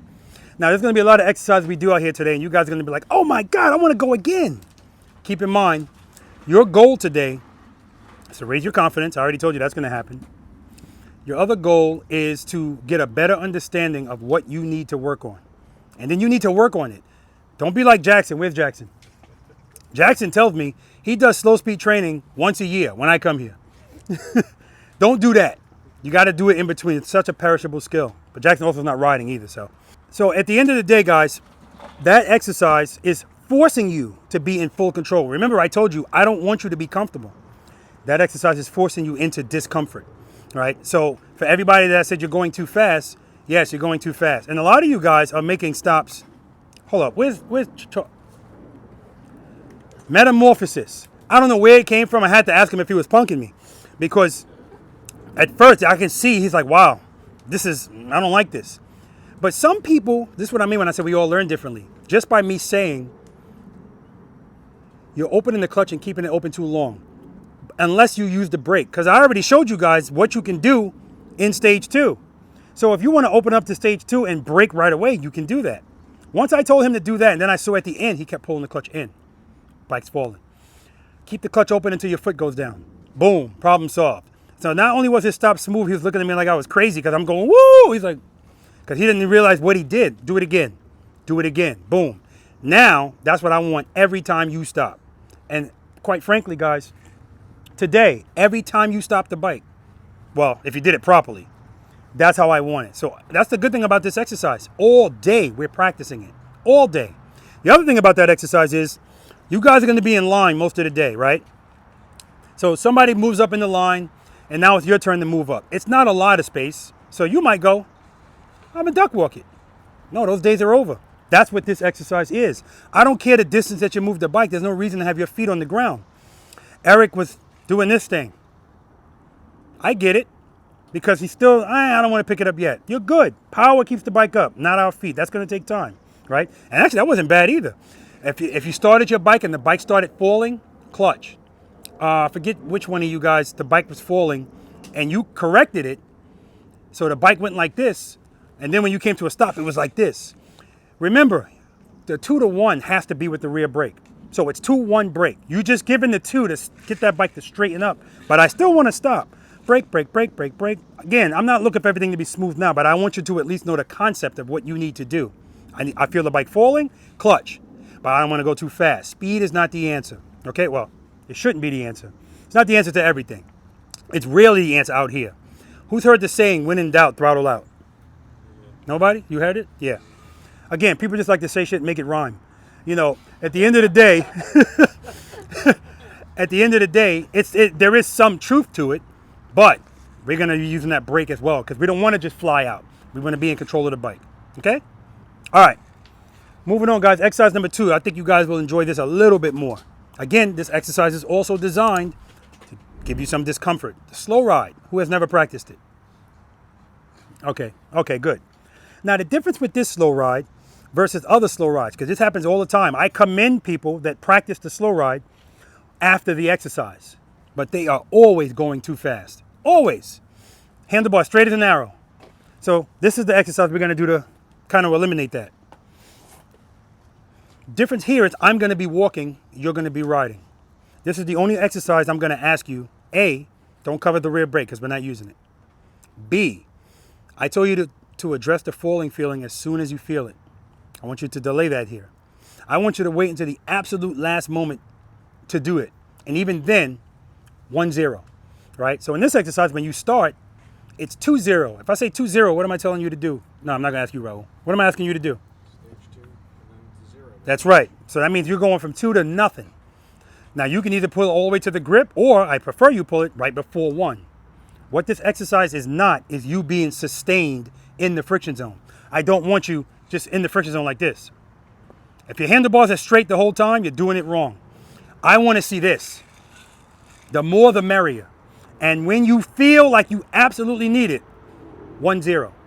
I want you to know that, I want you to feel the thing that we all said we were concerned about, dropping the bike, is solved just by doing this. That's why I need you to be in struggle. What's up? So stay preloaded though through that. So you're going. No, you don't have to. 1-0. Okay. Yeah, we don't need to be preloaded if a clutch is in, right? But 3 always comes before 4. So when you are going to give yourself that 1-0, preload. You can either do it at the same time or you do it right before, whatever. But the point is, I want you to wait until you absolutely need it. So if you want to stay preloaded, no, I'm not going to tell you to do that. You don't need to do that, right? Right before you need it. Preload, you do them at the same time. And it's a quick 1-0. Now, as I say that, somebody's going to go, and I see it all the time. Because we're different, I need it, I need it, I need it, I need it. You're going to pass me. And meanwhile, I know you don't need it because I'm looking at your handlebars. If your handlebars are just going like this, you don't need it. That's when I know you need it. And when you do it, 1-0. 1-0. Quick relief. What's up, Joe? Still no brake on this exercise? No brake. Okay. No power. Power. No power. Power. You do it like that, you'll never pass me. Now I'm going to give you a little bit of a head start. I'm going to walk at a normal pace. I'm going to be walking backwards, though. A backwards normal pace. All right? You do it like that, you will never pass me. If you pass me, too much clutch. Right from the beginning, if you go, he said 2-0. That's the cadence. 2-0, you're going to pass me. Okay, we clear? I want you to feel the struggle. Some people, your struggle is this. I need power. I get it. I want more. We all rode bicycles before, right? You could do this on a bicycle forever before you even, push the pedal. Same thing on the bike, but this is easier because all we're doing is this. Boop, boop. Okay? All right, let's do it. 2-0.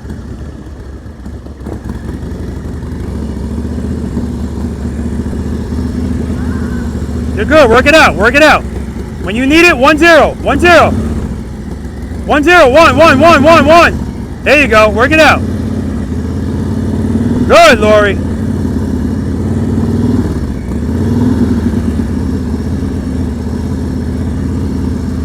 Rear brake, smooth stop. Outstanding, Lori. Outstanding. Yeah, you can park. Outstanding. 2 to 0. Foot up.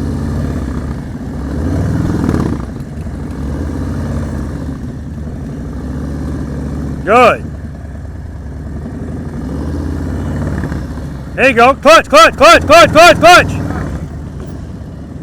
You're good, you're good. Keep it going, keep it going. Clutch, clutch. All right, rear brake, smooth stop. Good job, man. That was not bad at all. That wasn't bad at all.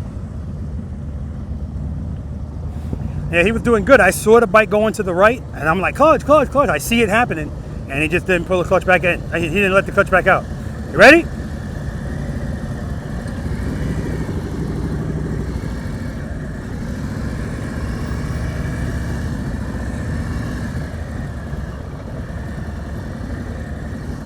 Good. Uh-oh.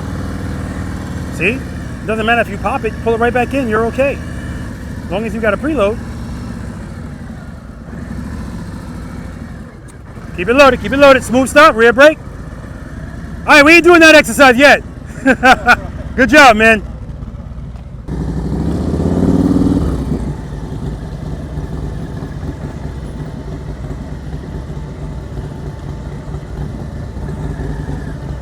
Uh-oh.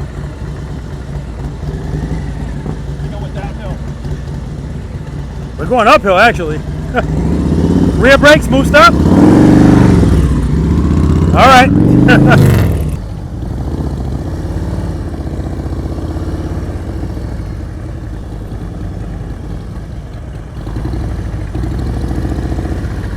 Uh-oh.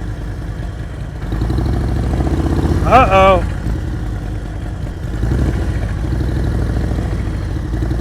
All right, rear brake, smooth stop. That was close, man. I thought you were going to pass me. That was a close one. He tried to straighten that bike out. He couldn't get it to straighten out.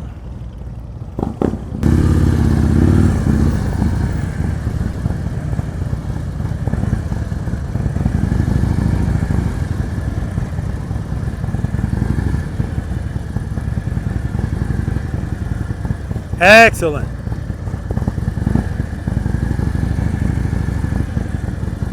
Rear brake, smooth stop. Friction brake, friction brake. Beautiful, man, beautiful. Oh, man, I think you're done. Well, maybe not. Keep it in. You don't need it. Work it out. No, see, you're opening it. Work it out. Work it out with the handlebars before you open it. There we go. Pull it in. There we go. Good. Rear brake, smooth stop. Dude, that was excellent. I knew for a fact you were going to pass me. Pull it in, work it out. Good job, man. And I was seeing every time he started to turn his handlebar even a little bit, his hand was starting to open. I'm like, no, you don't need it. All right, you ready? No rear brake. Don't even cover it. Let's do it. 2 to 0. Work it out. Good.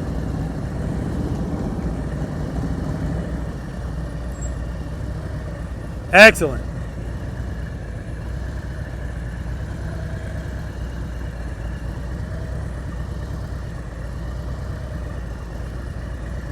Rear brake, smooth stop. Outstanding, man. Outstanding. All right, Charles. No rear brake. Don't cover it. 2 to 0. Don't pass me. Let's do it. No covering? Don't cover it. 2 to 0. Pull it in, pull it in, pull it in. Keep it in. You don't need it. Just work it out. Good. Work it out. When you need it, 1 0, but make sure you're preloaded. Good. Good. Work it out. Rear brake, smooth stop. Not bad at all, man. Not bad at all.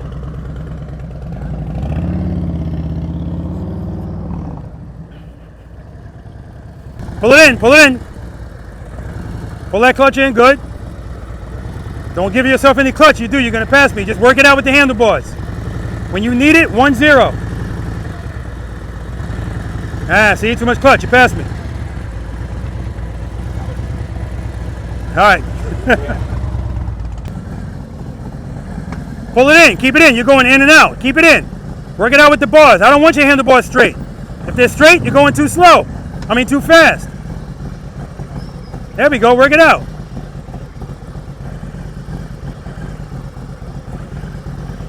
Rear brake, smooth stop. Good job.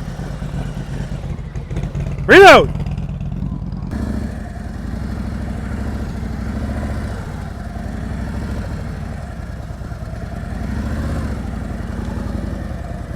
Nice.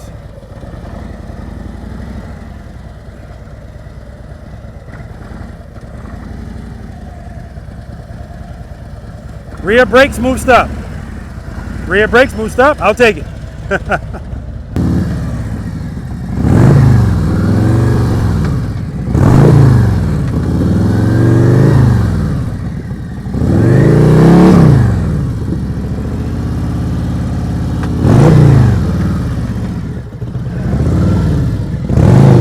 There you go. That's what I want to see right there. He felt falling, clutch. But remember, we clutch and rear brake so that we stay in control. All right, speaking of control, we're going to move on to exercise number 3, trust and believe. Everybody's favorite? Not. But we're going to talk about this first. Let's do it. Guys, any questions? Exercise number 2.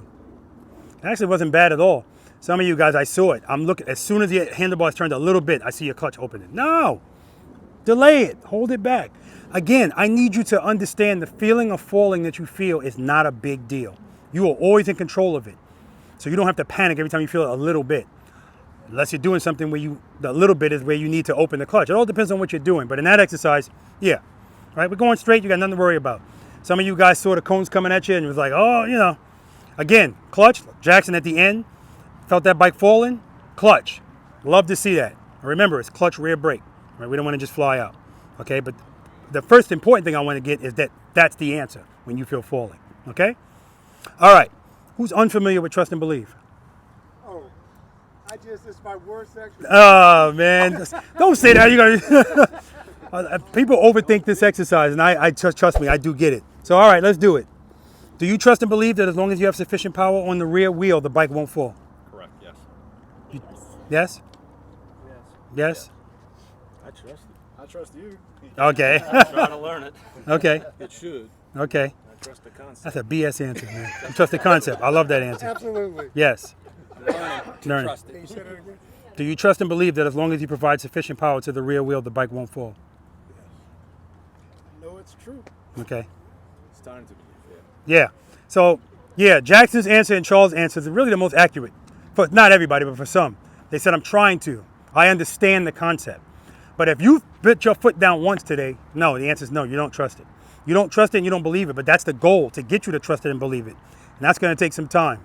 That's what this exercise is about. This exercise is designed to get you to trust and believe that as long as you provide power to that wheel, the bike won't fall. So, what's the exercise? Step number 1, which is always step number 1, Eric. Okay, so that's right. Remember, it's a square. Make sure the motorcycle's in first gear. Come across. Cover the rear brake. Come up. Preload and keep it loaded. Come back across. Clutch. That's what we're doing here. Now, clutch, just like I told you guys before, I want you right before the friction zone. It's more important now than ever before. Maybe that's not true, but it is.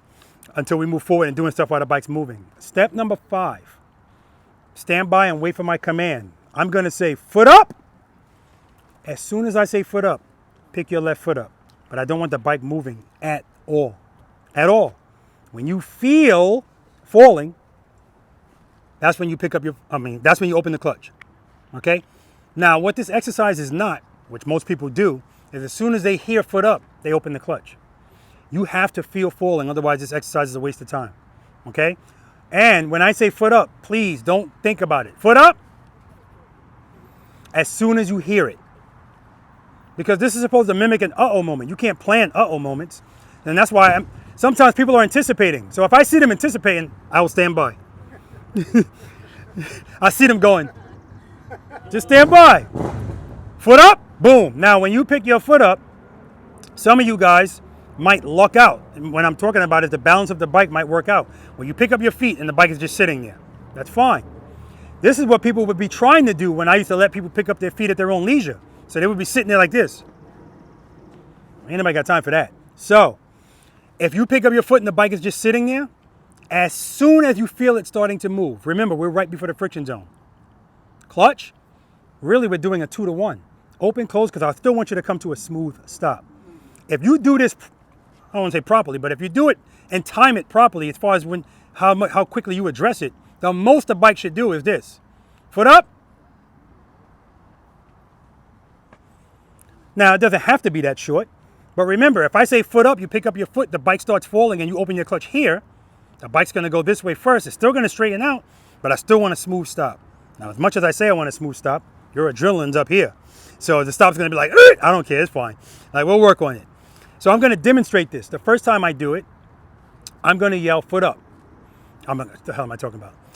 I'm going to address the falling feeling as soon as I feel it and come to a smooth stop.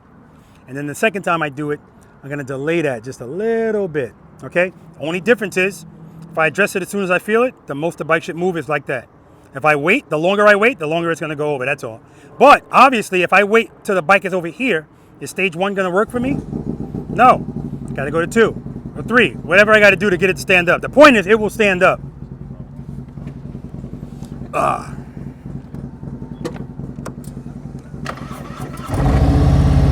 Sean, you got me? When I say ready, wait a couple of seconds and then just say foot up. Got it. First gear, covering the rear brake, preload, clutch right before the friction zone, head and eyes straight ahead, ready. Foot up. Boom, that's if I address it as soon as I feel it. The bike still fell a little bit, but that's all there is. All right.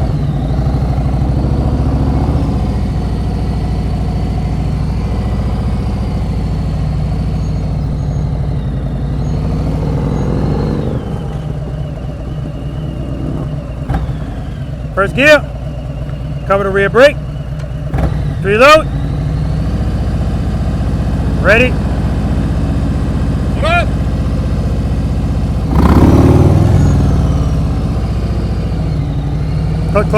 Clutch. See? Right there, the bike's starting to, it's trying to fall to the right. I got my foot out. I'm ready to stop, but I still feel it falling. A little bit more clutch, but well, actually, I got no brake. I had my foot out. So, what you got, Joe? Did you try to adjust the handlebars when it started, or just let the? I just let it fall. Okay. Yeah, I just let it fall because that's the thing. I want you to feel falling, and then I want you to catch it with the clutch. It's equivalent to a drop and catch. Now, I talked to you guys earlier about a drop and a catch. A drop and catch is very relevant in exercise number 4, right turns, left turns from a stop. I talked to you about it earlier. A lot of the times when you're trying to make a turn on the bike and you want to go that way, if you open the clutch too much, the bike's going to go straight. Or sometimes people pick up their foot like this. So they throw the bike to the right and the bike winds up going that way. So if I want to assure that my bike goes in that direction, I'm going to literally let the bike drop a little bit and then catch it with the clutch. Now the distance between the drop and the catch is going to depend on how much I want the bike to lean. So in exercise number 4, if you do a drop and catch, the cadence is drop catch, because I don't want the bike to lean at all, but I want to make sure it goes that way. We don't need a lot to get a lot on these motorcycles. You really don't. If I wanted to lean more, like I just did, that's really a drop and catch, but it's a controlled drop catch.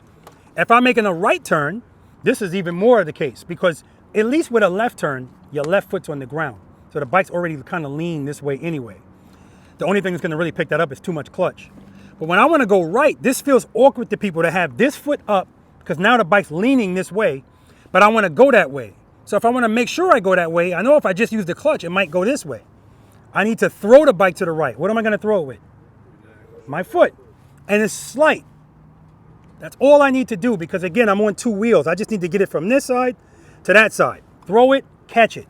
Now that's what we're doing all the time. If we're going to do, like if I want to make a U-turn from here, drop, catch. That's all I'm doing. Friction brake, smooth stop. Throw, catch.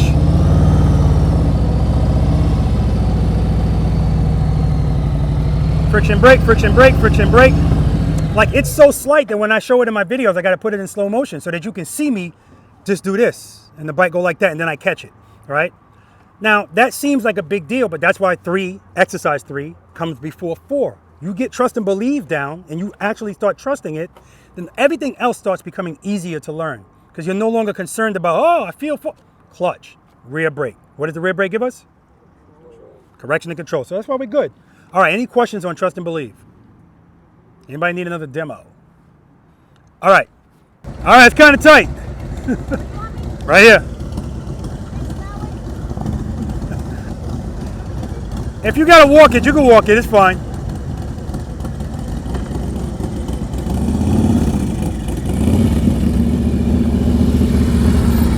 How you going to do that? Just like that? Wow. Oh, I don't give a damn. That was beautiful. All right. You ready? So am my foot's not going to be on the brake at all? Or Yeah, it is. You're covering it. You don't have to press it. All right. First gear, covering the rear brake. Yes, preload. Head and eye straight ahead. Don't forget to come to a smooth stop. Foot up. Clutch, clutch, clutch. All right. Try it again. I'm not supposed to do anything. Give it the clutch. Raise my clutch. Do you tell me? That's right. So when I say foot up, you don't open the clutch until you feel falling. Now when I tell you, yeah. Okay. Make sure your clutch is right before the friction zone too. Okay. Preload. Foot up. Clutch, clutch, clutch, clutch, clutch.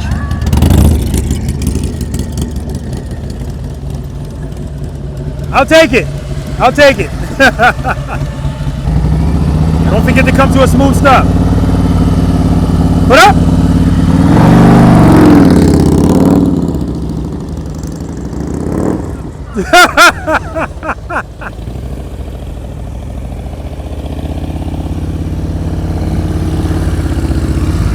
Beautiful. All right. Good. Good. You feel that? All right. Put up. Keep it loaded. Nice.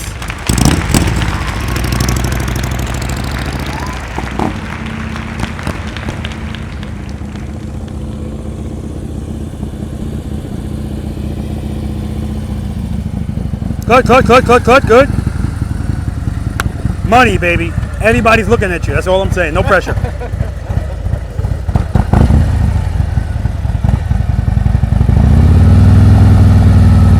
Put up!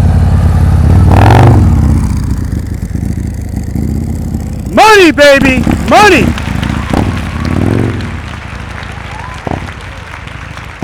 Copy and paste!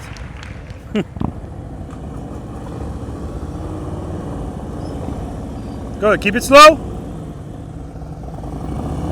Keep the clutch open, drag the brake. Good, drag the brake, drag the brake, drag the brake. Good. Straighten out. Dude, man. Back up a little bit. I mean, dude. I don't want to speak too soon, man, but that turn, you knew how many people can't make that turn you just made. The way you made it. I mean, that was just outstanding, man. All right. First gear, yes, covering the rear brake. Preload the throttle. Make sure you keep it loaded. Clutch right before the friction zone. Head and eye straight ahead. Don't forget to come to a smooth stop. As soon as you hear foot up, pick that foot up. Foot up! Clutch, clutch, clutch! Yeah, I was just about to say, make sure you don't smash that brake. You're just covering that brake for now.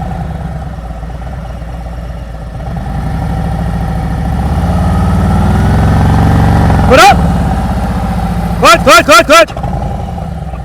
All right, you know what happened there, right? Preload. It almost stalled. Make sure you keep it loaded.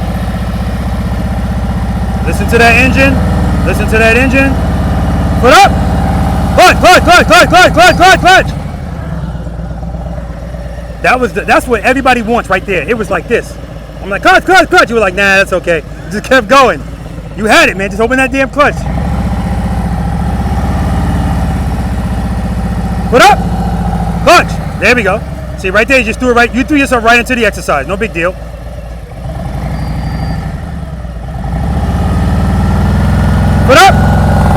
Clutch! Brake. You're holding the back with the brake.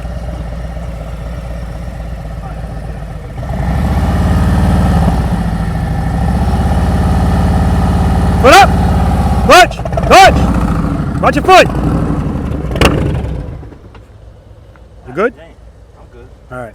Yeah, you're good. So right now we're dealing with either you don't open the clutch, or you open the clutch but your preload's too low, or you do all of that but you're on that brake. Head 9 straight ahead. Don't forget to come to a smooth stop. Give me some more preload. Foot up! Now you're moving. Smooth stop. All right. Not bad. Now you were moving, but that's okay. You pull around over here where they are. Head 9s. Straight up. Good. Friction brake.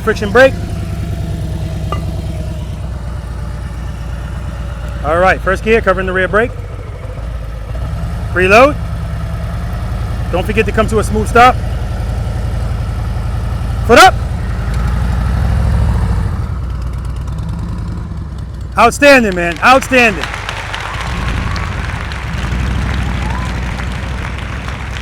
Slow down, Guido. Slow down. Start turning. Don't lean. Straight up. All right. Foot on the brake, preload.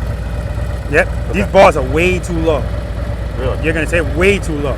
You'll see. I mean, the stock bars that come with the Batwing fairing are too low to begin with, and you have them down. Okay. Well, we'll talk about it. You'll see. Okay. Once we start turning. Shit. All right. But you definitely don't look. The shoulder and the hand should not be like, you know what I mean? Yeah. Yeah, it's too much. Okay. Okay. All right, yes. Preload the throttle. Don't forget we're coming to a smooth stop. Head 9 straight ahead. As soon as you hear foot up, pick that foot up. Make sure the bike's not moving. Foot up! Right there, that's when you release the clutch, when you feel it falling.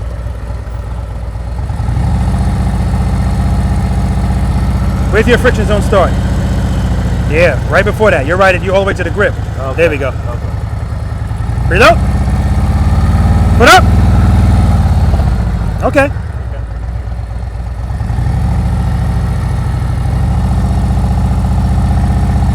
Your bike's moving. There we go. Foot up. Clutch. Come on back. That fear. Yeah, man, that's what we're working on. Definitely in this exercise, that's what we're working on.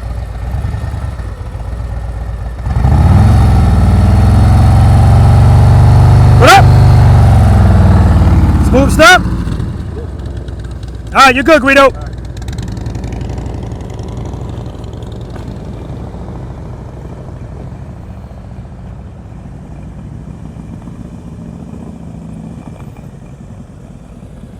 Straight up, no leaning. See, you're leaning. Speed. All right. Oh, turns are my Achilles heel. Everybody. We're going to talk about that, man. All right, first gear, covering the rear brake. Preload. And keep it loaded. Don't forget you're coming to a smooth stop. Give me some more preload. Foot up. Oh, try, whoa. Try it again.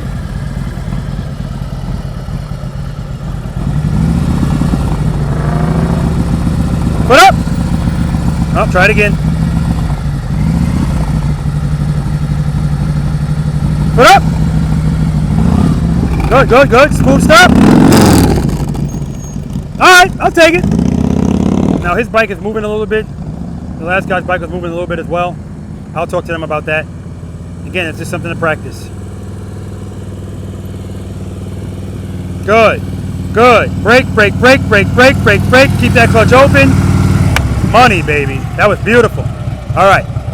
First gear, covering the rear brake. Don't forget we're coming to a smooth stop. Preloading. Keep it loaded. As soon as you hear foot up, you pick your foot up. Foot up.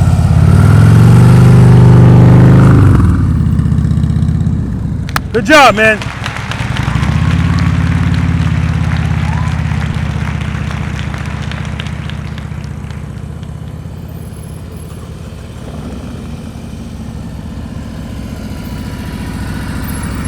Very nice, man. Very nice.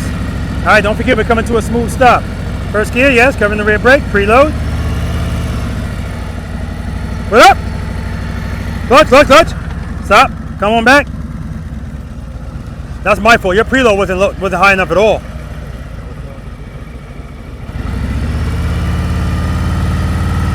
Foot up. Nope, nope, nope. Remember, foot up doesn't mean open the clutch. You gotta feel falling.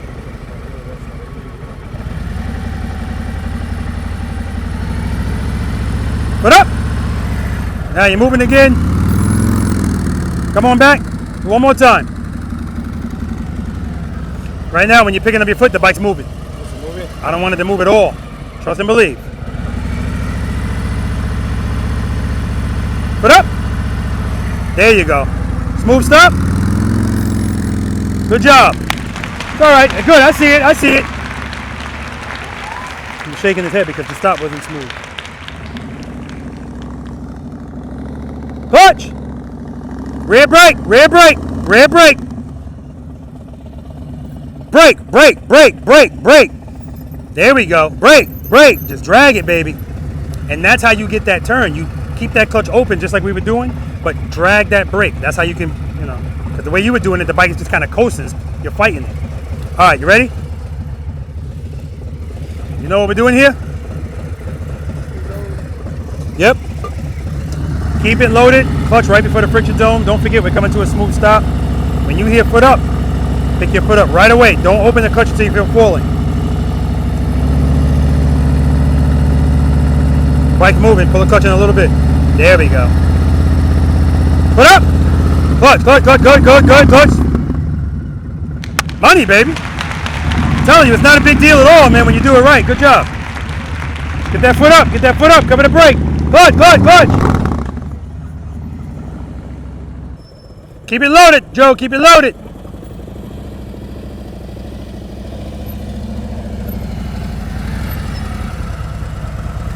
Joe got a contraction on the back of this bike, man. Oh my God. Some MacGyver stuff going on. All right. First gear, yes, covering the rear brake. Preload. Head nice straight ahead. Don't forget, we're coming to a smooth stop. I don't want the bike moving at all until you feel falling. Give me some more preload. Foot up. Clutch, clutch, clutch. All right, don't stop at those bars turn, Joe. You need a little bit more clutch. Good job.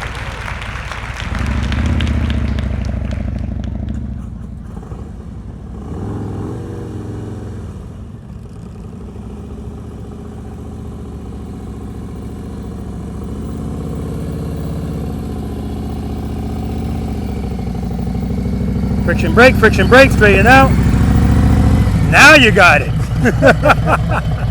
All right. You're no stranger to this. Don't forget to come to a smooth stop. All right, preload. And keep it loaded. Good, good. Put up. Nice. Oh, come on, Jackson. Well, the most important part was the first part, so that's good. Just as I praised the stop coming here, it pulls apart right there.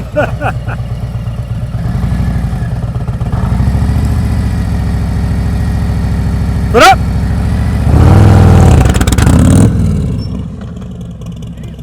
You know what happened there, right?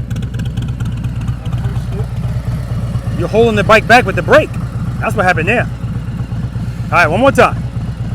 Because you did what you were supposed to do. You opened the clutch and it wasn't moving. Rear brake.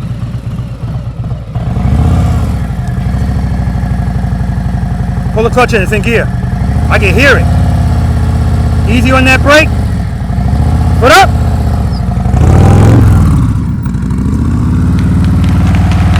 All right, that's it. And that's because you're stopping abruptly with the handlebars turn. Okay? All right, we're good. So the most important part of the time he did it the first time, that's all I care about. He felt falling, open the clutch. The stop, not so great. Again, he's stopping with the handlebars turn. That's why the bike's falling and he's catching it. Plus, this ground is kind of leaning this way too. Anyway, now we're going to start turning the bike, but I don't want leaning here. Exercise number 4, right turns, left turns from a stop. Let's do it. Any questions on trust and believe? Does that exercise make anybody feel uncomfortable? The slow stop after, because I just completely destroyed it. Yeah, exactly. That's what it's supposed to do. It's supposed to make you feel uncomfortable until it doesn't. But I'm going to let you know right now, to this day, when I do the demo, whenever I go Okay, now this time I'm gonna wait a little longer. I'm always like, because one time I did that and I was in second gear. And I'm wondering what the hell? I knew I'm opening the clutch. Why is it not opening? Why is the bike not picking up? Wrong gear. I didn't follow my first advice. Make sure it's in first gear. So that's why, trust me, these steps that I give you, there's a reason for them, right? And sometimes you might think it's not a big deal until something happens and you go, oh, all right. What do you got, Joe? Well, new question. So how did you recover in second gear? Did you do? I opened the clutch more and throttled more. Okay. Yeah. Okay. That's the only reason it didn't drop. Okay. But if I waited a little bit longer, if I was in third gear, forget about it, it would have fell. Yeah. Like, there's no way in the hell, right? But that's all that exercise is about. That discomfort that you feel in that exercise is what you always feel. So that's why when somebody says, Rob, just help me with you, who here loves making U-turns? Yes, it's usually not a lot of people, right? Usually not. Actually, that's the most it's been in a while, 3 people, right? And because people hate U-turns so much and they're so common, they come up all the time and usually people avoid them. Well, and so that's why people tell me that's all I need help with. And I go, okay. And we start with 1, 2, and 3. And I got news for you. We rarely make it to 3, right? This is a process. If anything we've already done gives you pause, of course U-turns are going to be a problem. Because now I'm asking you to lean and turn the bars? Oh, hell no, right? So if you do it, you're going to do it with a lot of speed so that now you can barely turn and the bike can kind of just do the job for you, right? So the good thing is the first 2 exercises we've done today, you could practice it every time you ride, but I want you to pay attention to your speed. If you're going to practice the slow ride and somebody's with you, that's perfect because now you can go with their walking pace. Because if I leave it to your own devices, trust me, you're going to be going too fast, right? Like a couple of you guys, just because I said don't pass me, that's when I saw your hand pull the clutch in. But if it weren't for that, you would have just been like this, right? All right, now I told Charles, the turn that he made to get to that exercise, I was like, whoa, that was phenomenal. That's this exercise. Now, I will tell you that this exercise is my highest failure rate. It's my highest failure rate because, well, let's do it. What's your strength, right turns or left turns? Left turns. Left is your strength. I say right. Right. Left. Left. I struggle with both. Struggle with both, okay. But it's one stronger than the other, you'll see. Probably right. Right? Right? Left. Left? Right. What are we, marching? Left. Right. Right? Right. Right? Right. Right? Left. Left? You think right? Left? Right. Right. Okay, for those of you that don't know, that's Mario. Mario is the Maryland Beta Borsia motorcycle ambassador. Ken, who was over there, he's the Virginia Beta Borsia motorcycle ambassador. I appreciate them both. Mario's going to be doing some demonstrating today. Notice I made him get on my bike, so you're not distracted by that apparatus on the back of his. You do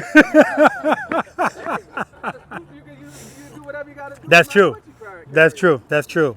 I got a question. Is that in case your bike breaks down, you got something to... No, I got a Yamaha, not a Harley. Yep, I knew that was coming. I knew that was coming. But the reason I told him to get on this bike too is because it's going to turn better than his bike, and his suspension's very soft. And so when he's dabbing his brakes, his bike is it's a mushier suspension. But again, you can get used to anything. So he's accustomed to that now, I'm assuming, right? That? Yeah. So he knows how much pressure to give. And what you saw him doing here, he wasn't showing off. He's getting acclimated to my clutch. Okay? All right. This exercise, guys, is exercise number 4, right turns, left turns from a stop, but we're not going to start doing it from a stop. We're going to start doing it going straight through. Reason I ask you all, what's your strength, is because usually it's the opposite of what you're thinking, because you're giving me an answer for U-turns. Most likely you are, because most motorcycle riders don't turn like this. And so you get here, and this is like, whoa, what the hell? So that's why I'm glad you guys are standing here so you can actually see what you're dealing with. I want you to keep this in mind. People look at this and go, wow, this is way tighter than it seems on television, right?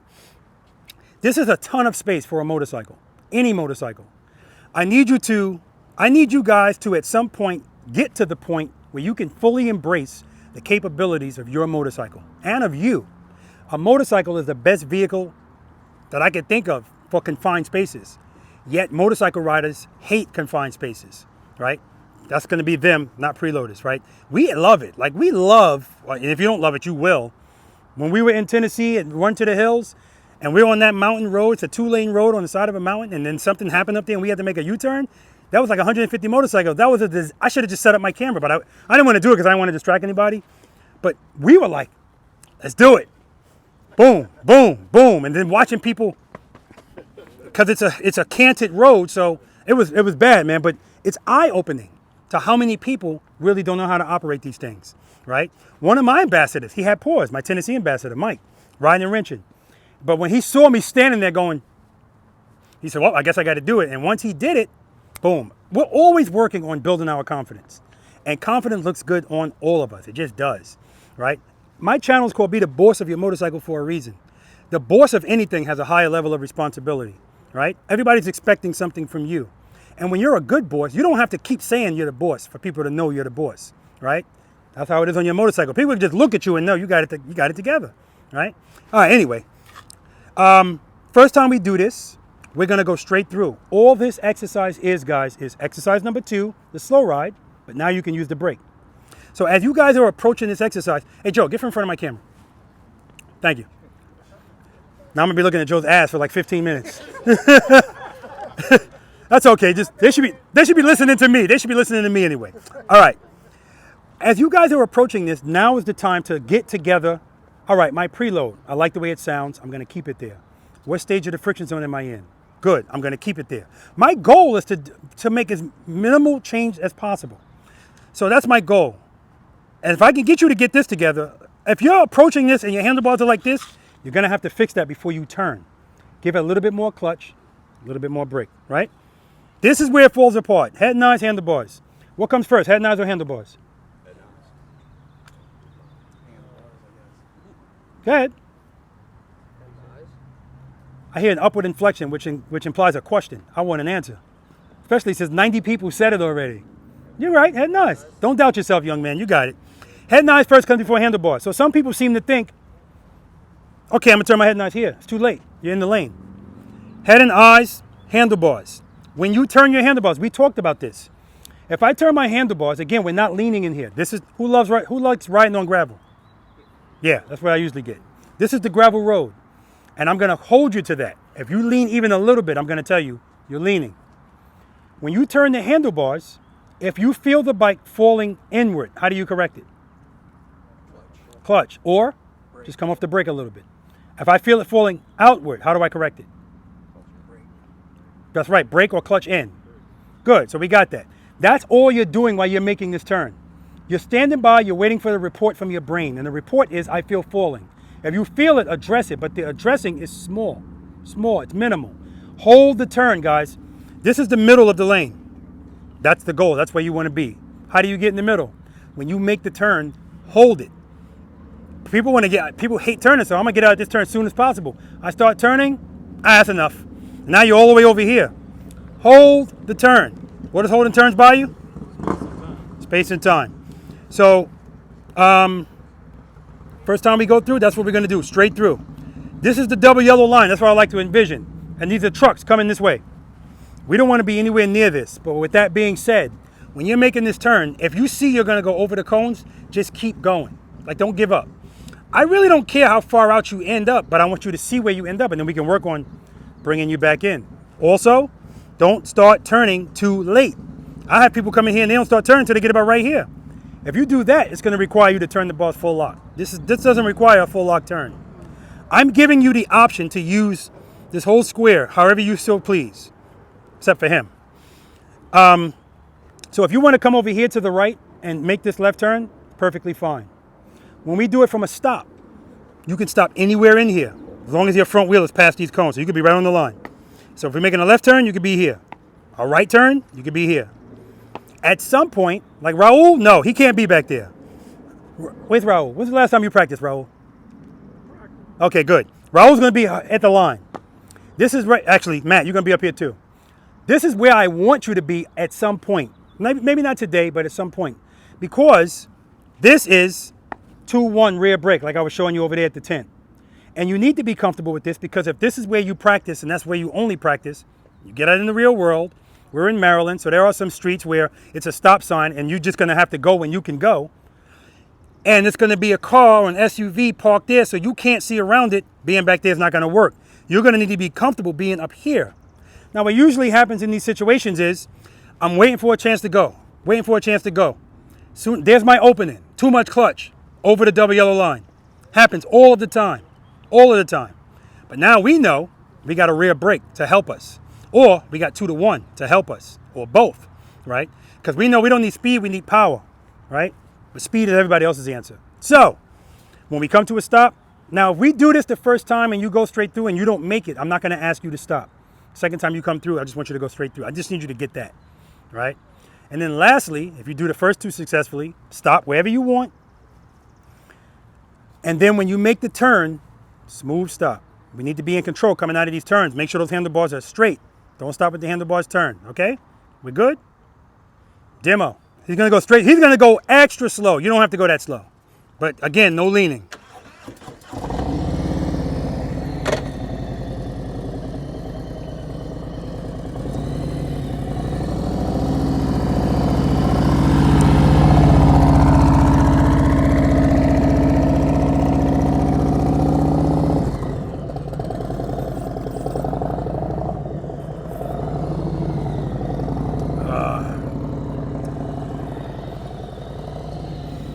Smooth stop.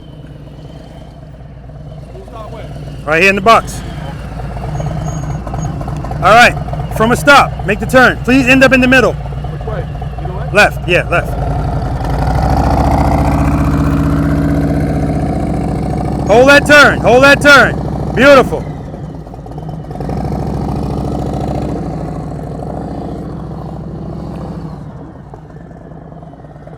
We good? Now I want you guys to, I'm a very observant person. Now I know if I'm doing that demo, when I come around, I'm just coming straight around. But he's on a Harley, so he's like, screw that, I'm gonna make an extra turn and come around. I get it, man, I get it. He wants to feel the Harley. I know you are, but you still like the Harley. Take a step back. I still like the, All right, from the line. More.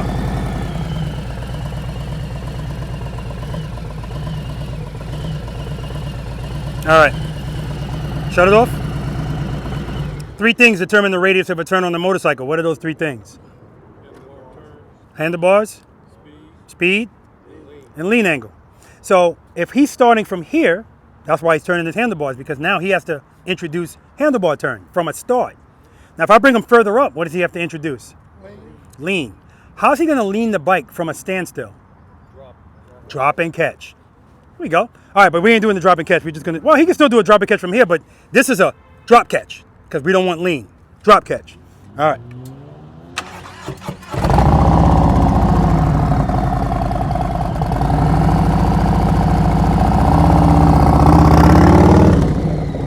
He failed me. He leaned. He didn't have to lean. Yeah. What? Did you? Did I lean? Yeah, you ain't got to lean from there. You're good.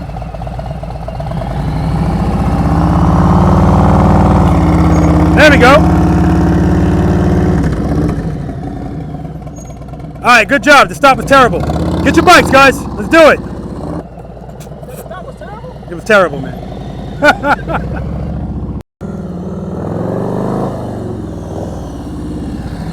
Drop and catch, baby. And that was a right turn you made over there, so don't overthink it. Head and eyes on my camera. Keep that clutch open. Drag the rear brake. Reload. Clutch. 2 rear brake. 2 rear brake. Rear brake. Start turning. Clutch. Good. Good. Good. Good. Good. Good. That's what I'm talking about. Clutch. Clutch. Clutch. Man, oh man, Sean, no pressure.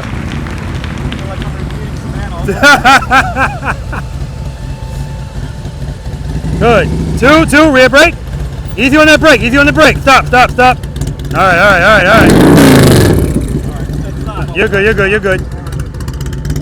So Sean said he feels like he's repeating Savannah all over again because him and his wife came to Savannah for private lessons. Head and eyes.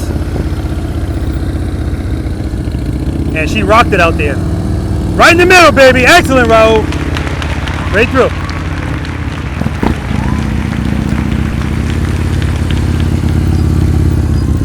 Head and eyes up. Look at my camera. Good job, good job. Straight through.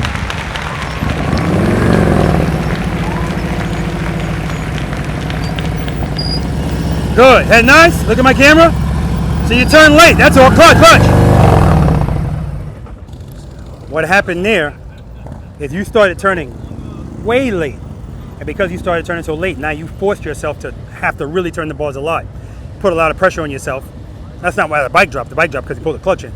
But you would have never been there if you just started turning the bike earlier. So just remember, you're right in the middle too. So you don't have to worry about, well, let me wait because I don't want my bag to hit this. You're way away from that. Don't worry about that.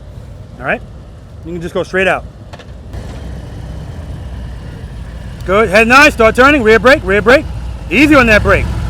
Wow. I can't believe that didn't drop. You smashed that brake. Good job, man. Straight through. Nice and slow. Slow down. Slow down. Slow down. All right. Too much speed. You're leaning a little bit.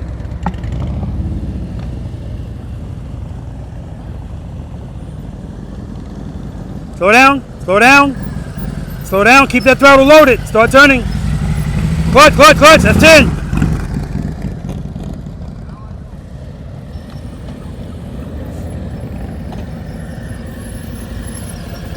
Good. Head nice on my camera. So you're turning late. You're turning late. That's the only issue. Good job, though.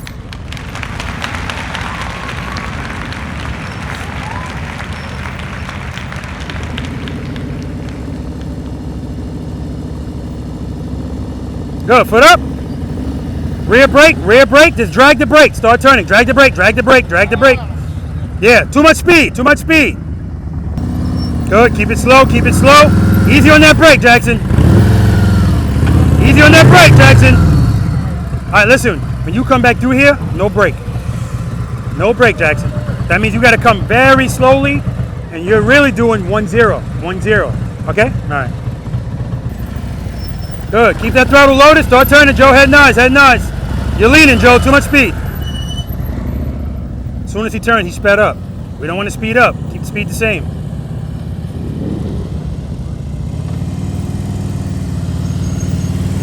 Good. Stay at that speed. Head nice. Start turning. Good. Rear brake, rear brake, rear brake, rear brake. There we go. I'll take that. Smooth stop, wherever you want.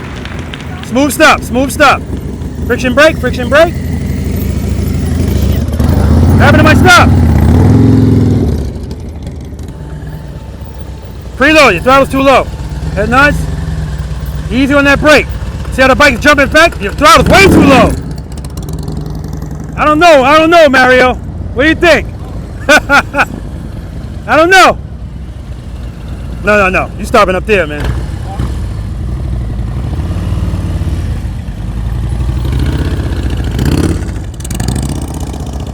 Here we go again. I gotta breathalyze you, man.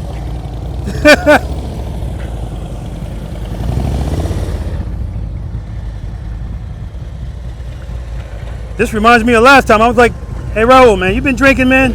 Well, that lean got me with this pitch, but no excuse. All right, man. Head nice on that camera. Ready? Head nice. Beautiful. With the signal light on. Straight through.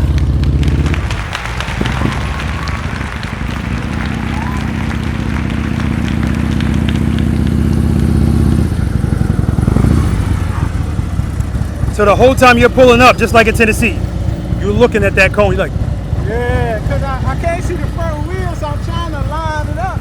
I want you to look straight ahead.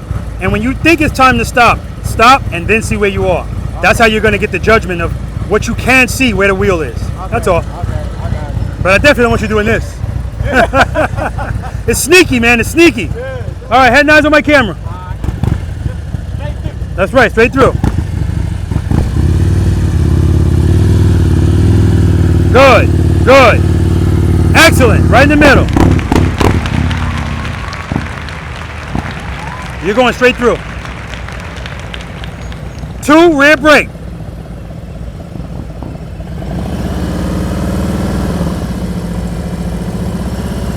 Good, foot up, clutch, clutch, clutch. All right, brake it, start turning. Keep the clutch where it is. Brake, brake, brake, brake, brake. There we go. Yeah, he's leaning, but we'll get there. Wherever you want to stop. Friction brake, friction brake. All right, straight through. Head nice. On my camera. Head nice. Slow it down, slow it down, slow it down. Good job, man, good job. Straight through, easy, easy, easy. Head nice. Slow down, break, break. There we go. Nice, Guido. Straight through. Slow down. Keep it slow, start turning. So hold on. I hear you 100 push-ups just in that 1 minute. Here's your clutch hand. Is it? And that's why the bike is, you know, what's the brake? Just keep it where it is. Drag the rear brake when you make that turn. Okay? All right. You're good, don't worry about that.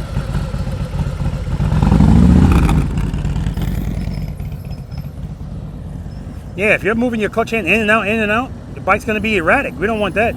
Smooth stop. Stop. All right, straight through. Head and eyes on my camera. On my camera. Good job, man. Straight through. Foot up. Good. Clutch. All right, back up. Because I want you to have space to get it together with that clutch. All right.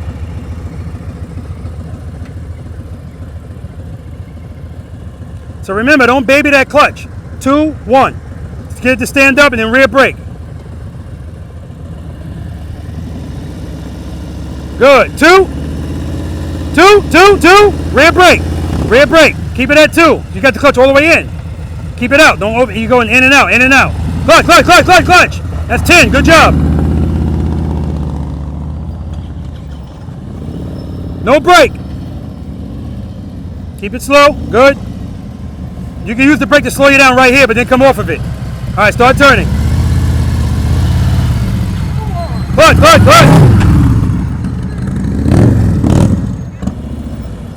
Got to be in the box. I was losing my balance. What were you losing? My balance because I didn't let the clutch out. What were you losing? Power to the. Yeah, because you weren't losing your balance. Yeah, I'm sorry. All right, straight through, Joe. Head and eyes on my camera.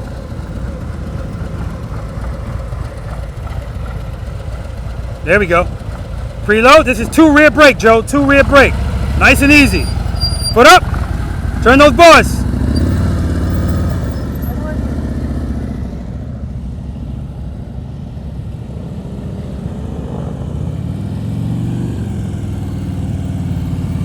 Smooth stop, friction brake, brake. Beautifully done. Straight through, man. Head and eyes on my camera.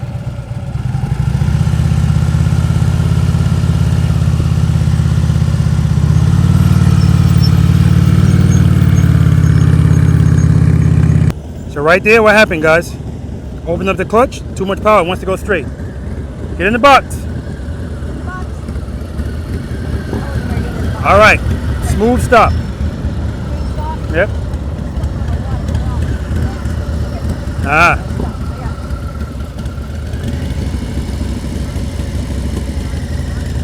Good. Head nice.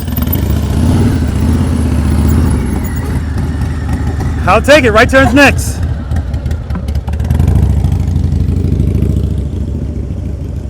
Right there, Lori started turning too early. Straight through. Smooth stop at the end. Easy on that brake. Yeah, man, you are just ready to go. Too much brake. All right, right turns next.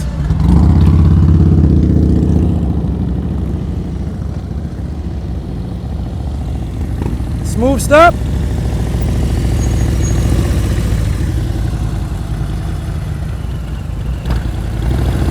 All right, smooth stop.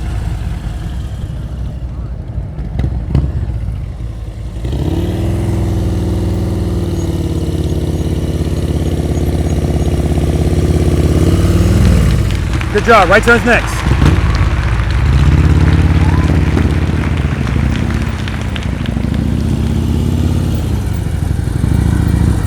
All right, it's okay. Make up for it right here. They're not gonna all be perfect. Yeah. I'm fighting the brake. Yeah, man. Head nice. Good. Clutch. Outstanding. Right turn's next. All right.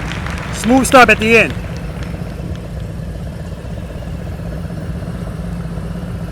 Preload. Good. Clutch, rear brake. Not enough clutch. 2 rear brake.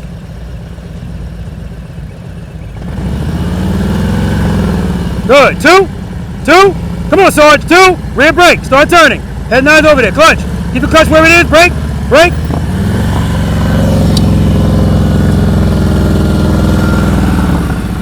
Yeah, you were good. When you got right here, you say, I don't like the way that feels anymore.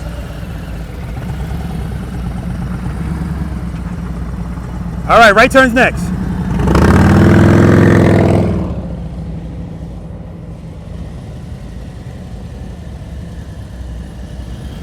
Friction brake, friction brake. Beautiful. Smooth stop over here.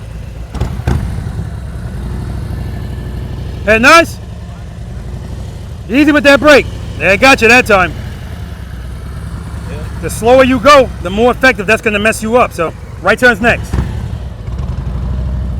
want you to go straight through and stop here. Slow. Actually, no. Stop here. Yeah, right now with you, everything is too fast. You got to slow it down a little bit. All right. Smooth stop. 2 rear brake. Rear brake, rear brake, rear brake. See, it's too much speed. You're leaning. Too much speed. All right. 40 push-ups. Right turn's next. Left foot up. Smooth stop. Friction brake, friction brake. Smooth stop over here. Remember, when you go into the friction zone, stay there. Just drag the brake. Preload. Yeah, you're moving without the preload.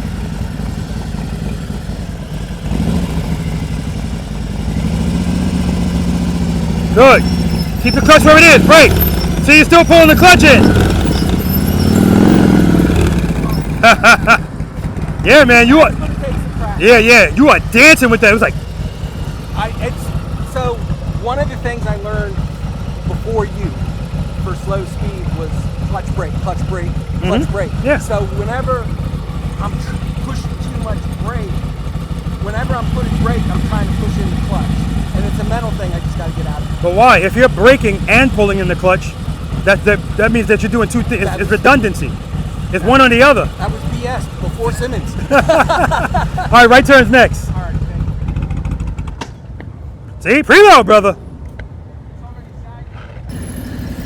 Chin brake. Nice. Smooth stop over here. Head nods on my camera. Good. Turn those bars. Turn them. Hold that turn. Brake, brake, brake, brake, brake, brake, brake. Yeah, see it? That's okay. It's okay. Because I saw he was picking up speed. That's why that stop was abrupt.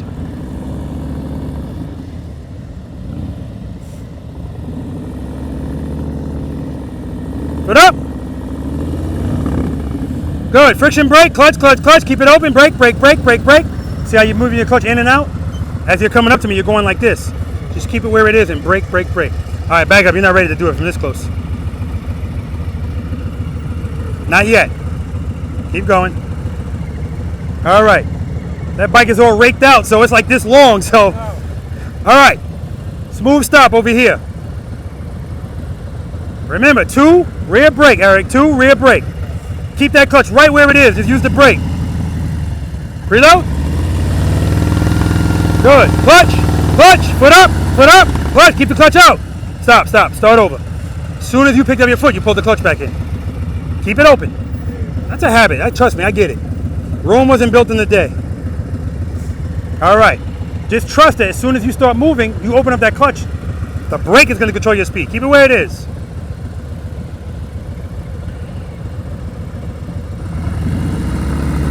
Good. Clutch. Clutch. Foot up. Brake. Brake. Keep the clutch where it is so you're pulling it in. Clutch. Clutch. Clutch. All right. 50 push-ups. Right turn's next.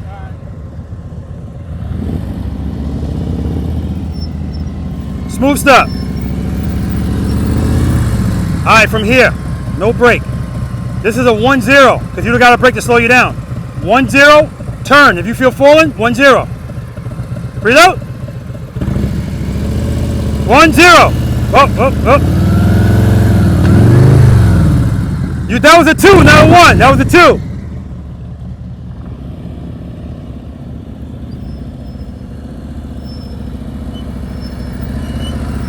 Smooth stop?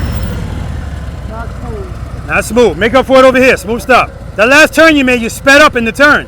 Don't speed up. Keep your speed the same. 2, rear brake, Joe. Good. 2, rear brake, light pressure.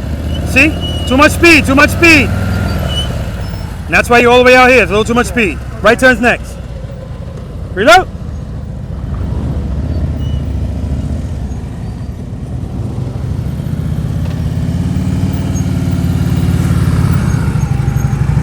All right, smooth stop over here.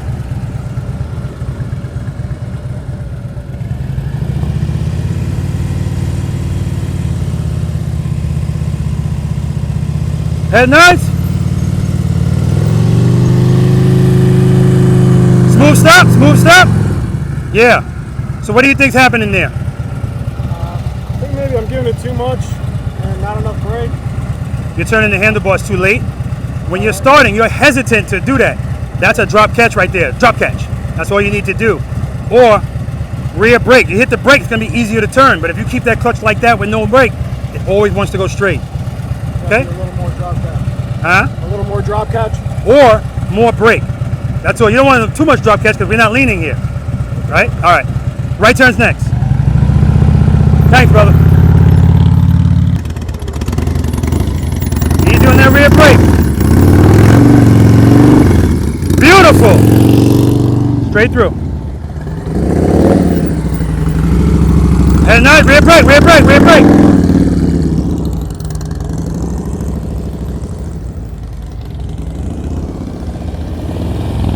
I was just about to say, go ahead, I'm not worried about you. Lesson learned, Robert. All right. Yeah. Head nice? Excellent. Straight through. 50, 60, 70, 80.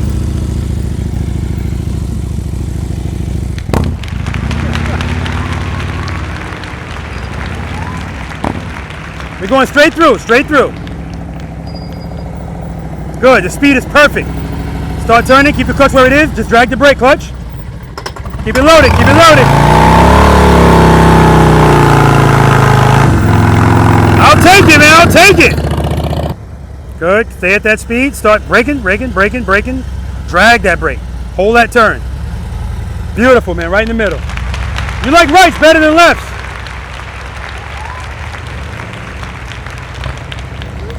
Straight through. Watch your speed. Good, good. Start turning. See how your elbow's in your body? Yeah. Bars are too low.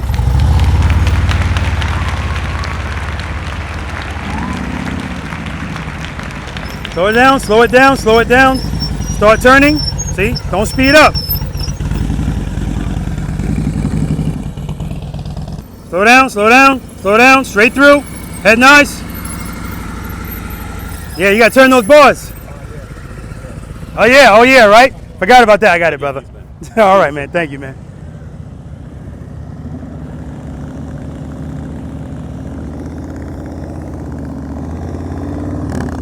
Good. Good. Make sure you keep the throttle loaded. Good. Stay at that speed. Start turning. Rear brake, rear brake, rear brake. Good, good, good. All right, clutch, clutch, clutch. Preload, preload, preload, preload. That's 10. Straight through.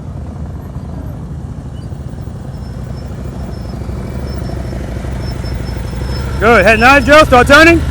Yeah, so you're turning late, Joe, and then you wind up leaning right here.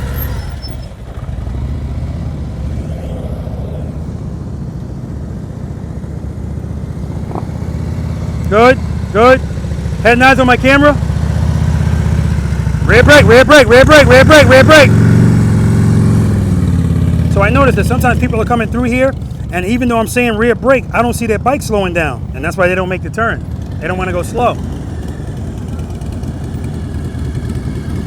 All right, Laura, you're killing it out here. Killing it. Straight through. It must be something about that name, Lori.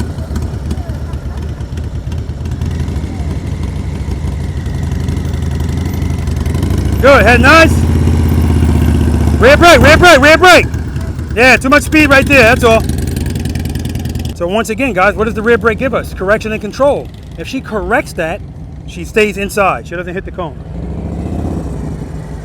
Actually, no, go straight through. Rear brake, rear brake, rear brake, rear brake. Too much clutch, too much clutch.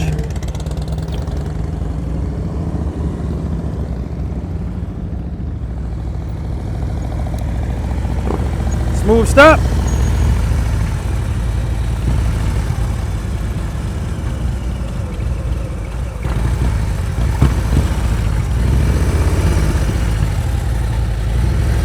All right. I don't know what you think this is. Head nice. Excellent, Raul. Excellent.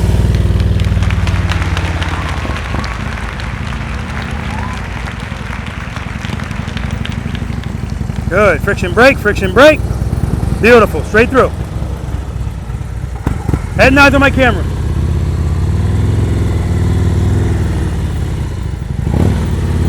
Very nice. Straight through. Straight through. Straight through. Good. Good. Start turning. Hold that turn. Hold the ball's turn. Hold it. Nice. That's what I'm talking about.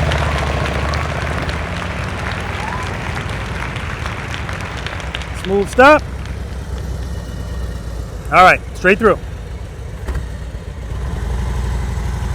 Head nice on my camera. Hold that turn, hold the turn. Keep the throttle lowered, your whole engine shaking.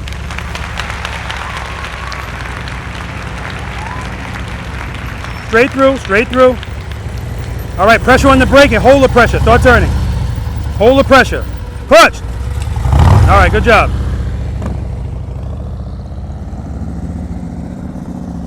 Straight through. Slow down, slow down, slow down. Start turning. Pull the clutch in a little bit. A little. A little. There we go. That kept you in. Because me telling him to just use the brake, he's already using it, but the clutch is too much clutch. Smooth stop. All right, straight through. Yeah, you weren't covering that brake. Yeah, you weren't covering that brake. It distracted you. Step number 2, brother. Step number 2. Put up. Good. Good. Good. Now you're going to do is start applying a little bit of brake. Keep the clutch where it is. Brake. Brake. Turn those bars. Brake. Brake. Brake. Brake. There you go.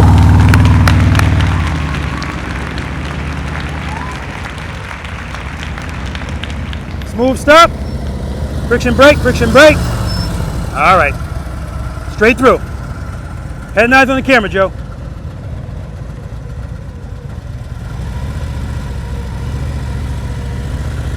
Yeah, same thing. Turning late and leaning.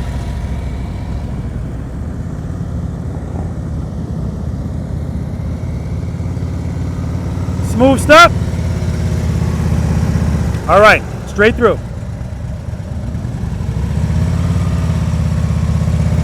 Good, head nice.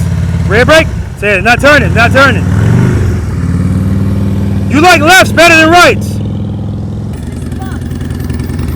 This is part of the dating process. All right, smooth stop over here.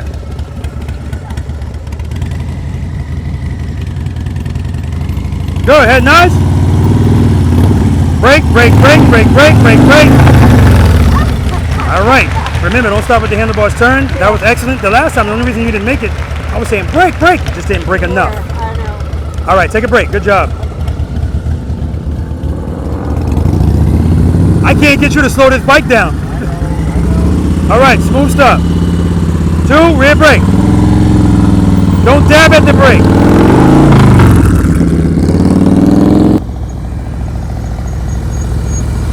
All right, smooth stop.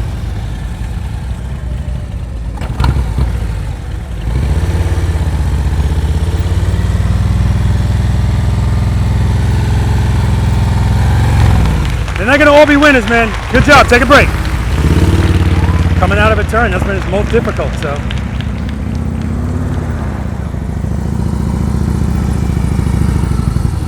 All right, smooth stop.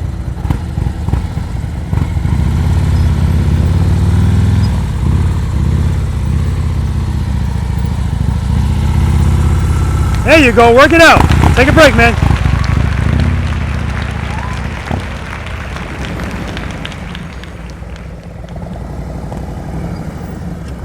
Easy on that brake, brother. All right. No, you're good. Smooth stop over here. That last turn. Beautiful, man. Broken clock is right twice a day. Do it again. Good. 2, rear brake. 2, rear brake. Good. Clutch, clutch, clutch, clutch. Start turning. Keep the throttle loaded. Clutch, clutch. Yeah, so, and that happened the last time too. You hear the bike going, cluck, cluck, cluck, cluck. Because you're focusing on clutch, clutch, forgetting about preload. So it's almost stalling. That's all that is, right? All right, take a break. Launch is served.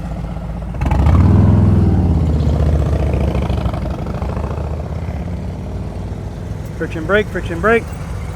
Good, smooth stop.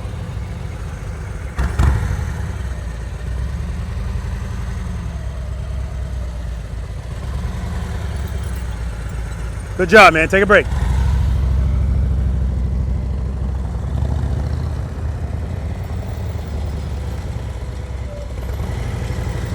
All right, smooth stop over here. Preload, good.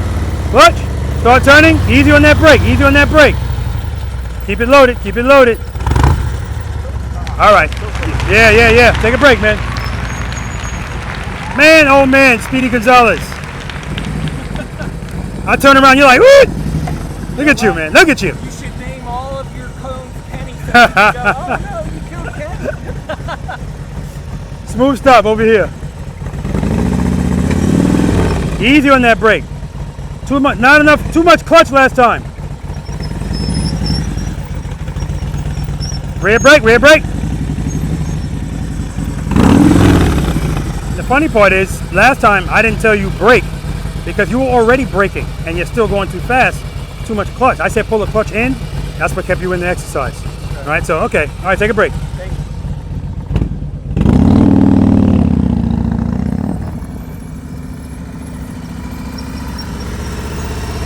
Good job. Smooth stop. Good, head now, up. Keep it loaded, keep it loaded. All right, take a break, man. 20 push-ups.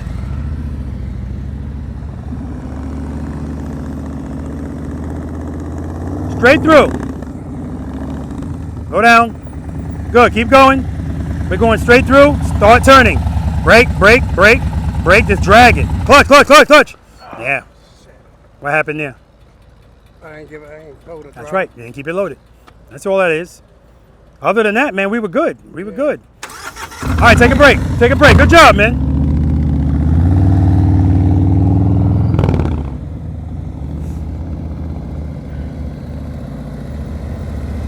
Smooth stop.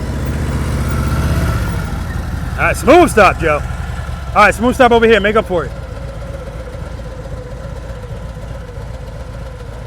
Reload. 2, rear brake. Start turning right away, Joe.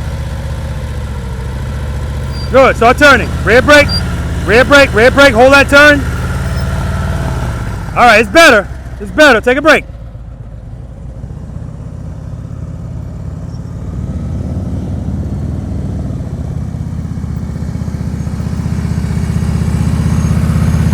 All right, smooth stop over here.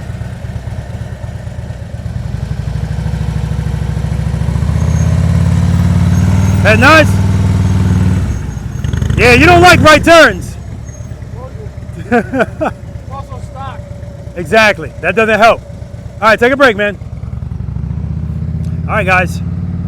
We're going to move on to exercise number 5. You guys are not going to see it, but first, we're going to eat the lunch that Jackson provided to us. And let's see how sluggish everybody is when we come back. All right, let's do it.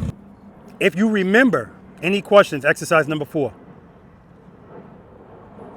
Not bad at all. So, go ahead, man. You got to come over here. No such thing as a dumb question. Just tell people. Front brake. When do we actually use the front brake? When you're going faster than 10 miles per hour. Yeah. Now, I just put that number on there. But technically, you could be on your front brake coming to a stop all the way until you get down to 3 miles per hour. But then you're going to have to switch it.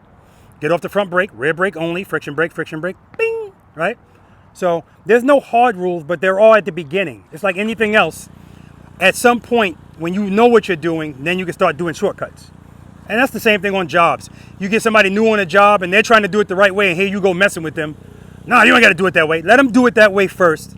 Then he can start taking shortcuts, he or she. Where you got that? We used to have the exercise, I can't remember what it is, but we would start out and then you would say, use your front brake, but then transition to the rear. Smooth stops from speed. Yeah. It used to be exercise number 2. And I got rid of it because it was going to make me have to drink. Because, because everybody was doing that exercise wrong. And then I have to weigh how much you're getting out of it versus the time that it's taking. Boom. Just like the maze. The maze used to be my bonus exercise. If I factored in how long it took me to set it up versus how many people can do it, it was a waste of a bonus exercise. So that's why I like to lean or not to lean, because pretty much everybody can do that. And if they don't feel like they don't want to do it, that's no big deal. But this is all, like I was talking to these guys yesterday about this, how I got to put this video out. I did a competition. So Savannah Harley-Davidson has like rodeos now. That's what they're trying to do. But then there's just like fun rodeos, right? And I always say, if I got any preloaders or V.I.Preloaders there, or especially ambassadors, I'm not going to be in it. And so this year, I showed up. I didn't think I was going to be able to make it at all. I showed up late, so I didn't do any of the warming up. And then I get there. I did have my North Carolina ambassador was there. Another V.I.Preloader was there. And my Tennessee ambassador was there. But then it was a motor officer and a Georgia State motor officer. So I was like, oh no, I'm getting in this. And I want to show you guys that video because exercise number 4, right? I'm switching gears. I'm noticing that some of you guys are getting up to that turn. Matt's doing it a lot. He'll turn late, but then when he turns, he jerks his handlebars. So he's making up. Now, if he's gonna turn late and he turns like this, forget about it. He's gonna be all the way out here. So does he have to do that? No. He could just start turning the bike earlier. That's what I was telling Chris to do. Start turning earlier. And Eric, start turning earlier. You don't have to lock the bars. Where's Joe? Joe was turning late, but every time Joe would turn late, now he would lean. He's leaning because he has to give himself speed because he's introducing the thing he needs to now make that turn. Lean. But remember, that's a gravel road. So I don't want you leaning. A couple of you guys, I told you before, your comfort is always going to take over. And so I'm like, rear brake, rear brake. No, Robert, I like this speed. So I started to ask you to get on your bike, and Sean, where's Sean? I started to ask Sean to get on his bike because I was, and I know I know it's not the bike, but I'm like, let me get on this bike because what is going on? I'm like, slow down. It's making all this damn noise. I know it's just too much clutch, right? It's too much clutch. So remember, guys, for Jackson, I took his rear brake away from him. So let me ask you a question. I should have did the same thing to you. If I take your rear brake away from you and you need to make that turn, how are you making that turn? If you could tell me, if you could break it down for me. I know what to do. I just couldn't do it today. I'm going to tell you what, all right, let's put it this way. If you have to give it to me in the stages for the friction zone, tell me how you're doing it. 2 to 1. No. 1 1 0. 0. 1 0 1 0. Because if you do 2 to 1, you're going to be going too fast. And you can't slow down because you have no brake. So in that case, what you're essentially doing is 1, like I had you guys doing here, but not the same. 1 0. And you're letting the bike, you're using momentum now. Very little bit. And when you go to make that turn, if you feel falling, 1 0. Because if you do 1 too long, and that's what happened to a couple of you guys, even using the rear brake. What's up, Joe? Quick question. You were telling someone else to turn early. How early can we turn?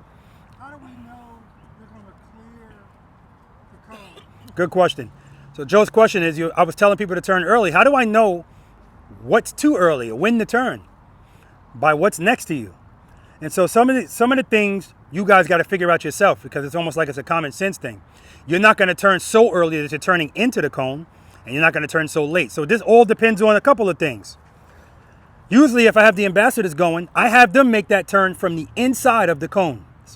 So now, if they have to make a left turn, all of you guys are here. If I put you here and you need to make a right turn, clearly I'm not going to tell you to turn early. Because if you turn early, you're going to run into this cone. Now that makes sense to turn like Matt's turning. You got to pass it first and then turn. The goal there is to go slow and keep the bike straight up and turn like he's turning. Because again, anytime you do anything with your bike at slow speeds, it's going to be exaggerated. But just keep in mind, it's going to make you feel what you don't like. As soon as you feel it, clutch, rear brake. You're fine, right? You're fine. Okay? Any other questions? Good. I love the questions. That's why I love when Joe's in the practice session, because Joe's going to ask me a question. Hey, Rob, what's my last name again? He's going to get a question in. He's going to get a question in, and I appreciate it. All right. Exercise number 5, guys. Now I want lean. And watch somebody not give it to me. It happens every practice session. See how my motorcycle is positioned? Well, before I even start talking about that, who has never practiced this exercise? Okay, good. What? Lori, you raised your hand? We didn't do it? Oh, with the single cones. Okay. Yeah. So Lori and Sean came down to Georgia and they did a private lesson with me, right? And he's right. When we went out back then, I only had 1 cone, single cones. Does everybody know why I added the other cones? What does hold and turns buy you? Okay, in this exercise, I love it when I have lines, because lines help. I want lean now, right? But remember, well, let me not say remember, I also want turning of the handlebars. So in order to lean, we need what? Speed. But in order to turn the handlebars like this, can't be going too fast. So we got to kind of find the happy median, right? In that exercise, I needed you to go very slowly because we're turning the handlebars like this. In this exercise, we're still turning the handlebars, but we're leaning. So we need to be going a little bit faster. Now is the time, ladies and gentlemen, to show this bike who the boss is. We're going to throw this damn bike around now, right? That's what this exercise is about. We're not going to baby it. And so, see the angle of my bike? This is going to lead into why you see the extra cones. When I first started doing practice sessions, you look at the earlier practice sessions, those little cones were here. But the issue with that is I would have people go through like this. Get to the end of it, look back, didn't touch a cone. But every bag is going over the cone. So if it was a bigger cone, they're hitting them. So again, it's not just about getting through these exercises, guys. It's how you get through them. I want to see certain things because they're supposed to work on certain things. This exercise is working on turning, transitioning, and leaning. So what we're not going to be doing is, that's why I added these cones. People used to approach like this, even with the big cones. And then just go straight through. So if I do that, I barely have to turn, if at all. I don't want that. So I told people, start wide and stay wide. No, Robert, because my comfort, I still want to just glide in. So I put 4 cones here. I forced them to start wide, but they wouldn't stay wide. And what they would also do is this. All right, smart ass, you're going to put some cones right there? I'm going to start out here. And that's what they would do. And that way, again, you still don't have to do it. So what I want you to do, guys, see that line? Be inside of it. I want you inside of this line. We're going to do this twice. The first time we're going to do it on this side. When you come back around, you're going to start on that side. Stay in the line. When you get right to these cones, I want you to dip the bike into the turn. Turn the bars and dip the bike. And hold that turn. What does hold and turns by us? Space and time. This is very relevant here. The only way my bike's going to get at this angle is me coming here and dipping it in. Now, the reason why that's important is because when we do get to exercise number 6, the U-turn, one of my biggest problems is people don't want to commit to the handlebar turn and the lean right away. And I need it right away. There's always a reluctancy to do it. And as I stand here and say this to you, some of you guys are going to come up here. You're just going to kind of glide into it. No. Dip the bike into it. And the reason I want you to start like that is because that's how you're doing it every one. Oh, that's how you should be doing it, right? But it's also showing me comfort. If you're reluctant to do that, you still don't like the way that feels. And that's fine. That'll come. Okay? But what I want, dip it. And when you dip it, don't start coming back right away because now you're back to this. Hugging my cones. I can tell you guys right now, all of these cones are antisocial. They don't want to be hugged. So don't hug them. When we get to the Snowman, those cones love you. You can hug those cones all day, right? But right here, see how close the motorcycle is to these cones? If I come in here and I dip this turn, and I hold the turn, and I make my transition out here, look how far I am from these cones. And then I'm going to hold this turn. Now look how close I am to these. I want to be closer to this than I am to that. But I'm not going to start coming out here. I'm going to hold it. Transition. Start wide, stay wide. So this is me forcing you to hold turns and stay wide. The good thing about staying wide is it's going to force you to lean a little bit. I don't need a lot.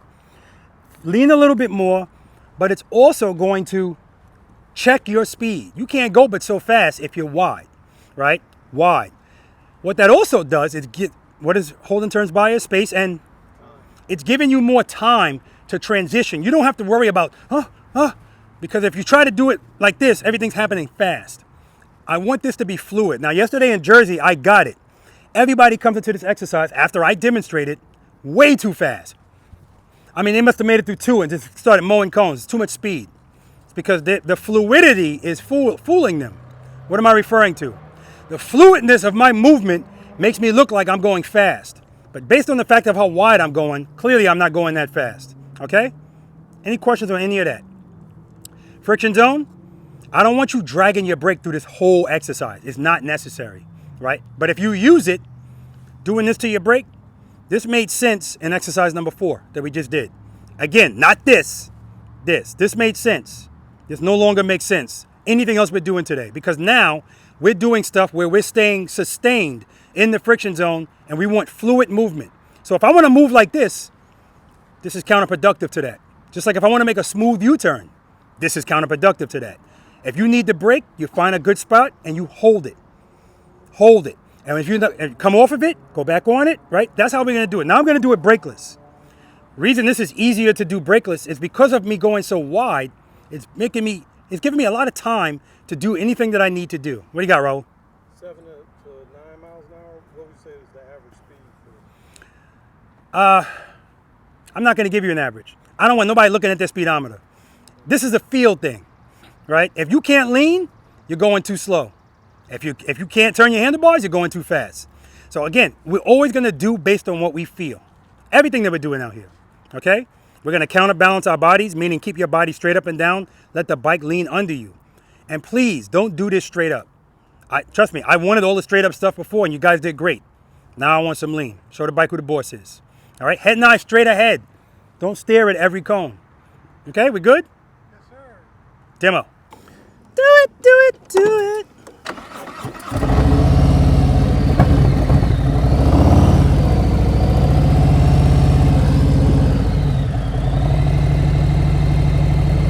It's not about speed, it's about fluidity.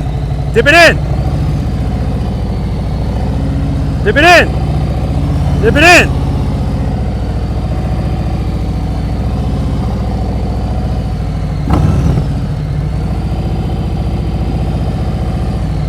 Dip it in.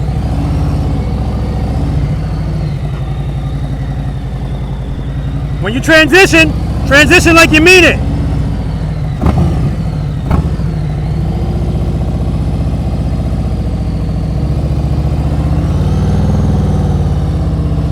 Friction brake, clutch, clutch, clutch, clutch, clutch, clutch, clutch, clutch, clutch. We don't want to be transitioning like this. You're losing space. We're good?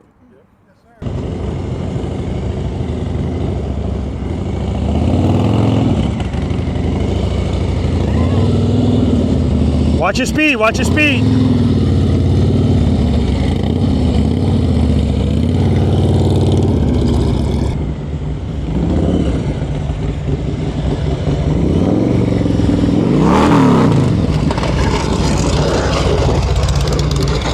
Every time I come to Maryland, they're trying to hit me. Every time. Oh, Joe. Hand killed me. Front brake. All right, too much speed, that's all that was. Well, it wasn't all it was, but. Good. Watch your speed. Good. Good. Watch your speed. Too much speed. Too much speed. That's the biggest misconception of this exercise. And I attribute it to people love the way it looks when you're leaning the bike in this exercise. So they want to do it, but they think they need to go fast to do it. And you don't. Like right here.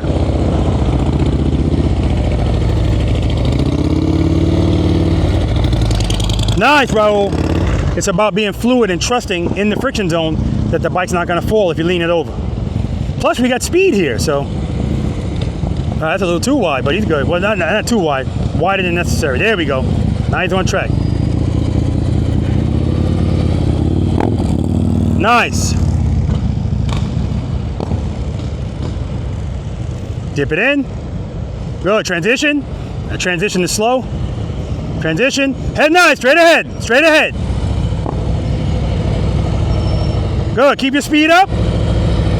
Good job, man. And that's exactly what I'm talking about right there. See his speed he's going? Not fast at all. And he's fine. We need power. We need sufficient power. We don't need a lot of speed. Head and nine. Straight ahead, Chris. Head and nine. Straight ahead. That's okay. Skip that one. Go to the next one. Dip it in. Rear brake. Rear brake. Yeah, that's what you were missing. Correction and control, guys. If you need it, use it. He wasn't using it at all, so. Too much speed. Too much speed.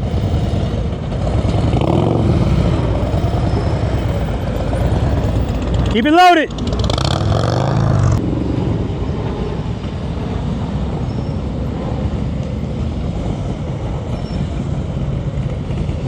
Keep it loaded, keep it loaded. All right, you're going too slow now. Okay. This is all about comfort, guys. Comfort or lack thereof. Once you get comfortable dipping the bike like this, right here, all right, see, he made a correction, but he did it too hard. He felt the bike falling, foot down. It's right there, same thing again.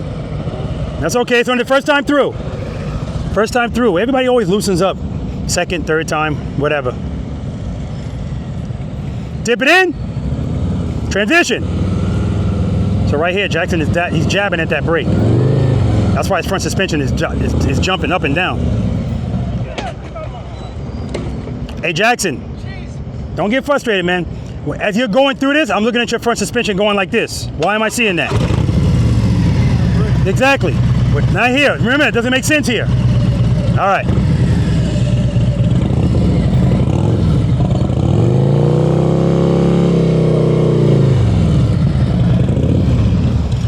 And again, Jackson told me I haven't been riding. The bike's been sitting, and connected with that, I haven't been practicing. So this is essentially like day one for 2025.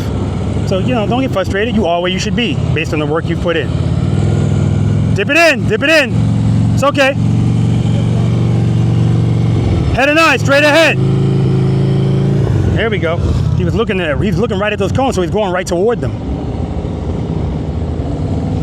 All right, he might have a little bit more struggle turning these bars, like the transitions, because of the size of that front wheel. Clutch, clutch, clutch!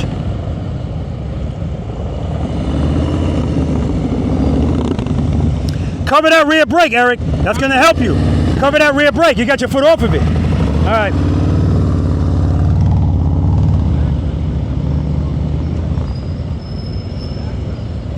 And so some of the things we do to our motorcycles, guys, is gonna actually make it more difficult for us to ride it. Some of the things we do are not really practical. I'm not saying that's the case with Eric's bike, because I don't know, I didn't get on it. Like I said, I got on a bike with a 26 or 24 inch front wheel. I was able to make U-turns on it. I didn't do any quick transitions either, but obviously the transitions are gonna be harder. Inside, inside, inside. Oh my.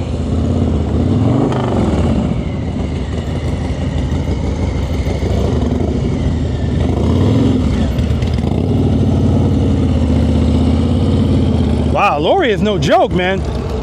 I just knew she was gonna put her foot down. She never did. Slow down, slow down. Good, clutch, clutch.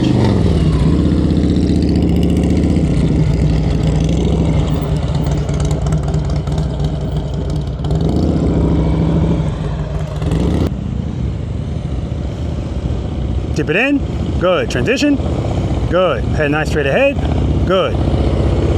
Dipping and diving, good. Keeping it loaded, good. Nice.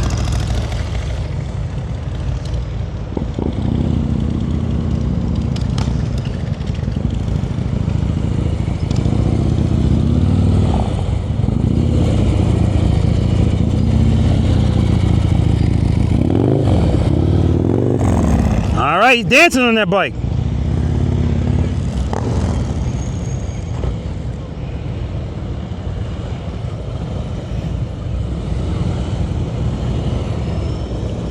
Good.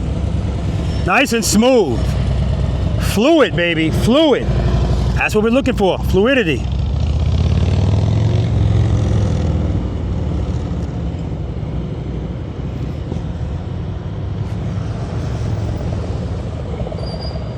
Head and 9, straight ahead. Transition, good.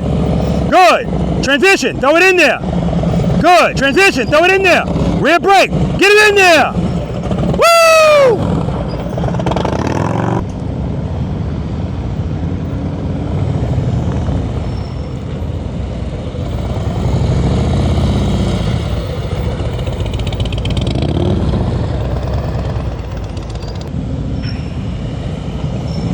Nope, too straight. You're looking right at him, that's why you're going to him. Head 9, straight ahead. And he's idling through there.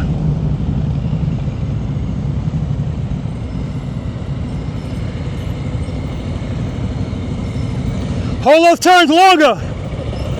Too much speed. Yeah, you're right on top of those cones.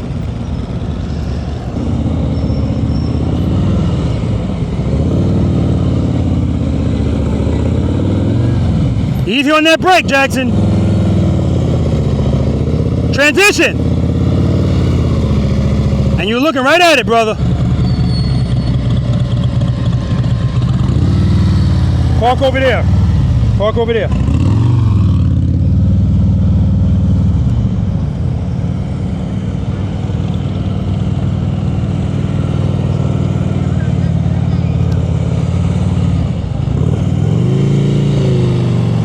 Too much speed. Too much speed.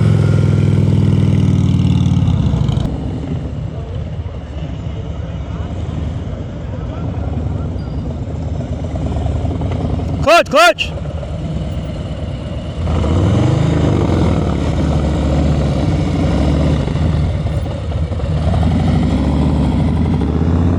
All right, I might ask him to ride that bike just to see.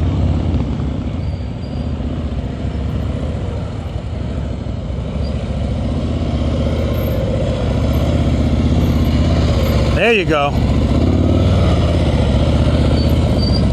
All right, guys, we're gonna move on to exercise number 6, the infamous U-turn. We already started turning and leaning and transitioning. We don't really have to transition in the U-turn, but we have to turn and we have to lean, and I want the commitment right away. We're gonna talk about it. Let's do it. Hey, where's Eric? You mind if I try this on your bike? Where's your bike at? Oh, I see it, I see it.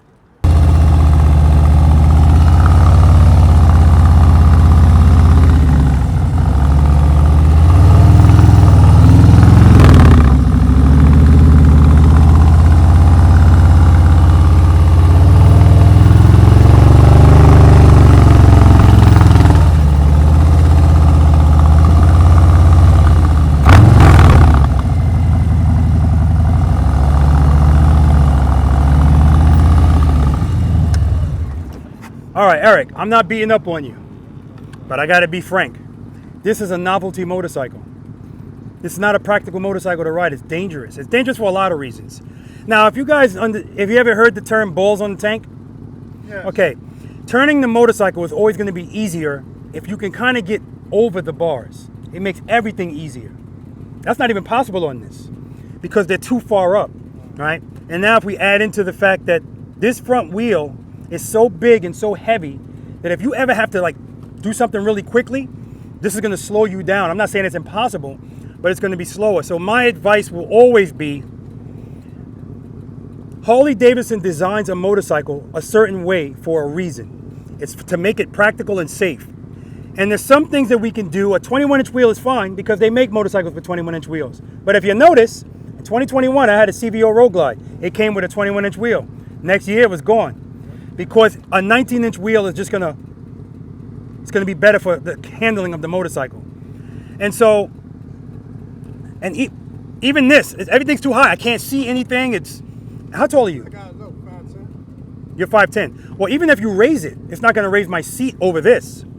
This is still in my, no, it's not bad. I can see over Yeah, it's not bad. Yeah, you're right, I can see over it. Because really that's how it's supposed to be. You're not supposed to be looking through your windshield. It's supposed to be right over you, okay? So I understand now why you can't do this, right? But this is the exercise that I always tell people, if you can't do exercise number 5 smoothly, you're a dangerous rider. Because, and I only mean that because this can save your life. So even if we practice emergency braking, sometimes emergency braking is not enough. If I'm braking, I'm braking to the highest potential that the motorcycle has. But I'm still not gonna not hit this thing in front of me if I don't do something other than brake. Can I do this to my handlebars at 50 miles per hour? No. So, can I do this to my handlebars at 10 miles per hour? Yes. So, the braking that I initially start doing is to get me down to the speed where this is practical. But if you don't have it, if you don't have the presence of mind to swerve, like my buddy didn't have, you're gonna go back to your instincts. Squeeze and hope for the best. Please don't let me hit it. Please don't let me hit it. Brake, brake, brake, brake, brake, brake, brake, brake. Nothing changes. Even when you get down to the speed where you could have done this. But the issue with this, something like this, is even if you have the presence of mind to do it, now your equipment is gonna make it hard for you to do. Okay? So now, listen, I'm saying this to everybody out there. I want your bike to look good. I want you to be good on it. But I want it to be practical for you. The other thing is these footboards. Man, oh man, you put your foot down with these, woo! At least they bend up. I was on somebody's bike, they don't even bend up. That's crazy, right? So I commend you on everything you've done, especially the right turns, left turns from a stop. I always tell everybody you can get used to anything. If I spend some time on this bike, yeah, I'll get it. I'm sure I'll get it. But man, it's gonna be a workout. Pulling that wheel over, okay? What's up, man? What about the fender, how low it gets, the front fender? No, that doesn't matter. That just, it's hugging it. It looks good. I always like that look. Yeah, that's not an issue. And plus, you can notice his bike is raked out more. All of that makes turning the handlebars a little bit harder. A little bit harder, okay? All right. We're going to move on to exercise number 6 now, the infamous U-turn. Now, I remember everybody raised their hand when I said, who loves making U-turns? No, 3 people raised their hands. Who's unfamiliar with this exercise? Who's never practiced U-turns in a box? No. Okay. All right. Okay, guys, here's the key to success here.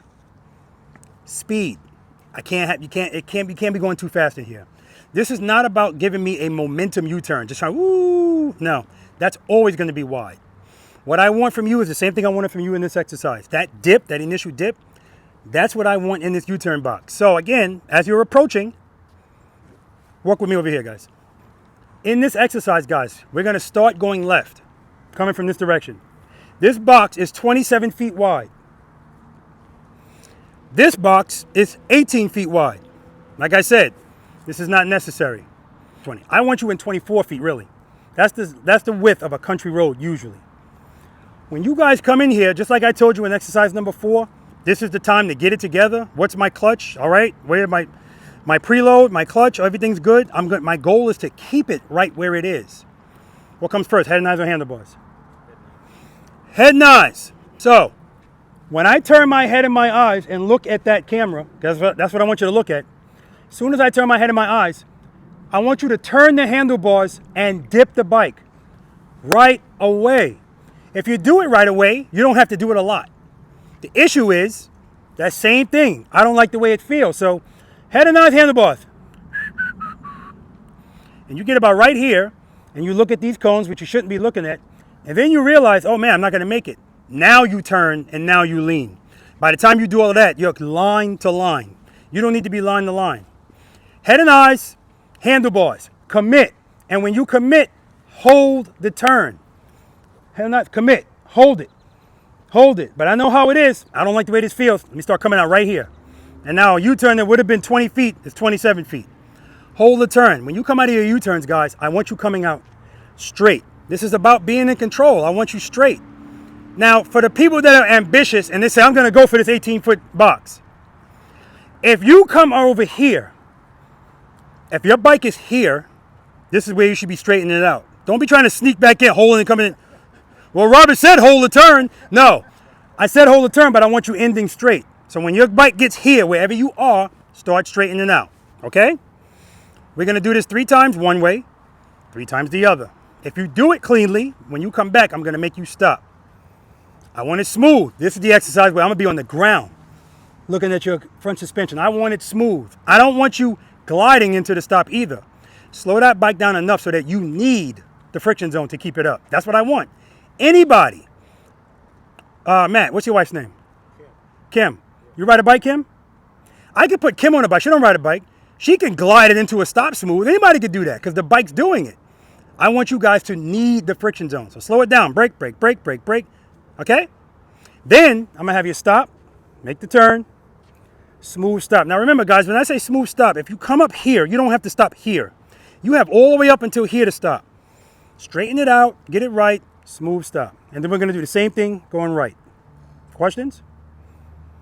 Demo. This speed is good right here. Head and eyes, commit. Hold the turn. Hold the turn.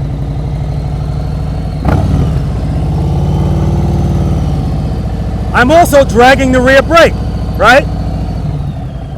I know what I forgot to tell you guys. Exercise number 5 that we just did. Everybody, I told you in the beginning, people are flying.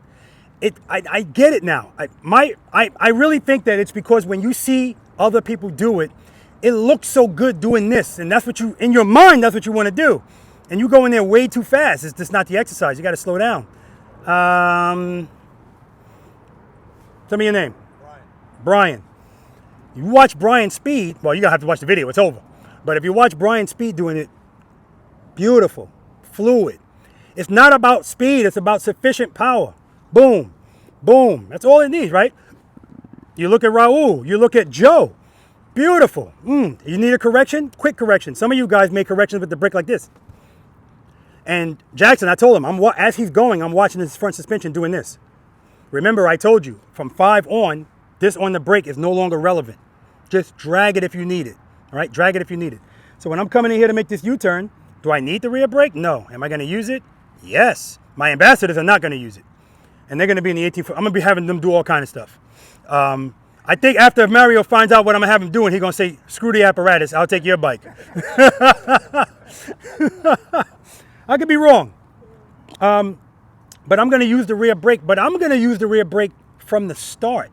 I don't want to have to make a correction in the middle of the U-turn, right? Get it the way it is, throw the bike over. Well, let me not say throw the bike over. But, you know, turn the handlebars, let it dip, boom. I'm always looking at the light under your bike when you go to make a U-turn. Head and eyes, handlebars. That's what I usually see, and then it goes down. I want to see head and eyes, handlebars. Because if you give it to me right away, 50% of each, you're good, you're golden. If you wait longer, then you got to give me more at the end.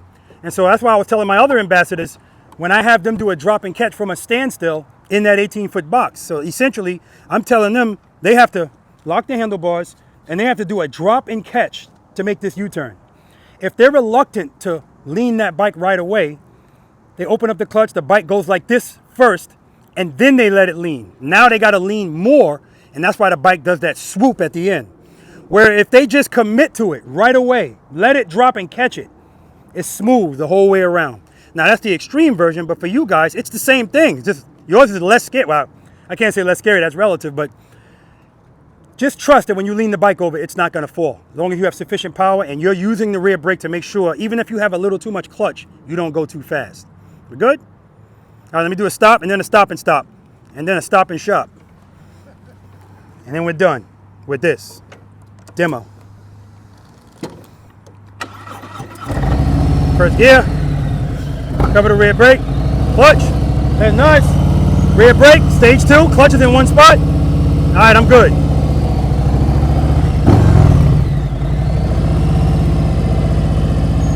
Friction brake, friction brake. When you guys do it from a stop, you don't have to start from here turning. You could go straight first. Commit. Hold the turn.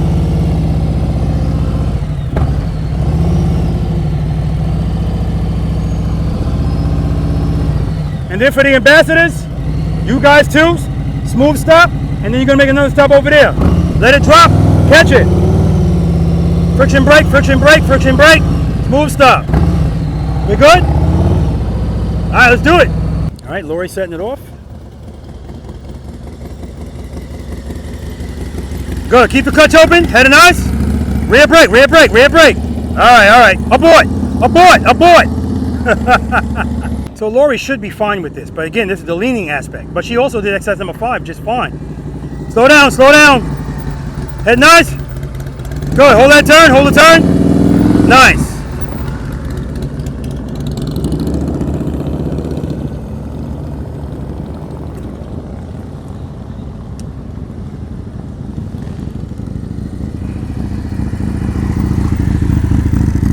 Head nice, good. Good job, man.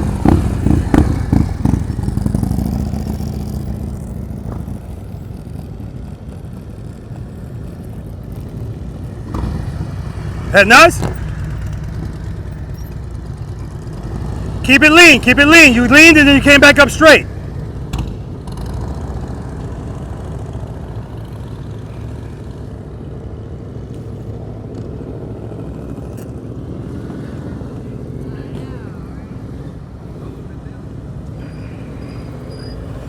Good.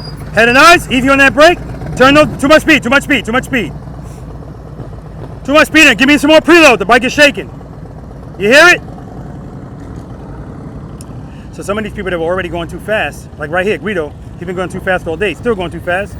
Good, keep the speed up, head and eyes, rear brake. Hold that turn, brake, brake, don't stab at it, just drag it. Good job.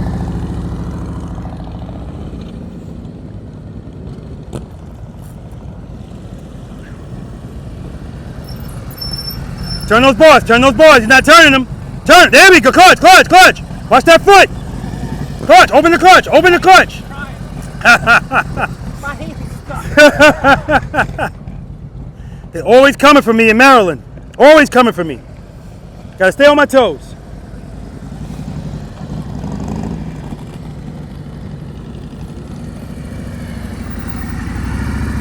Good, hold that turn, don't speed up. Good, good job, man. Good job.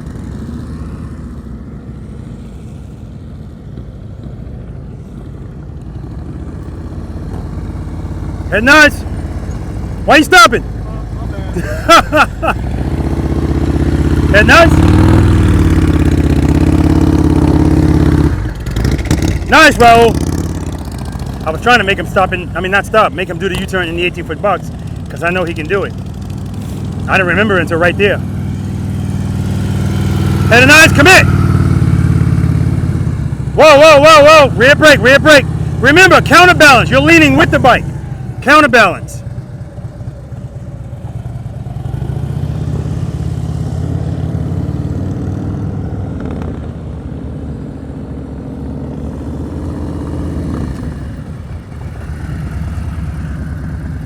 Yeah, good. Clutch, clutch. Clutch, just open it up, good. You always seem to be right in the spot where somebody might be coming at you, I don't know. I don't know who's picking your seating. Head nice, Joe. Nice, Joe.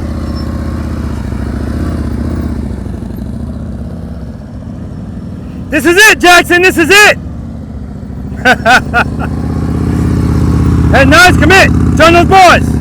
Easy on that brake, Jackson. When you come back, no rear brake. No rear brake. I got to take Jackson's brake because he's using it too much. No, straight through, straight through. Straight through. Good. Head and eyes, turn the bars, rear brake, rear brake. Keep the clutch open. Keep it good, good, good. There we go.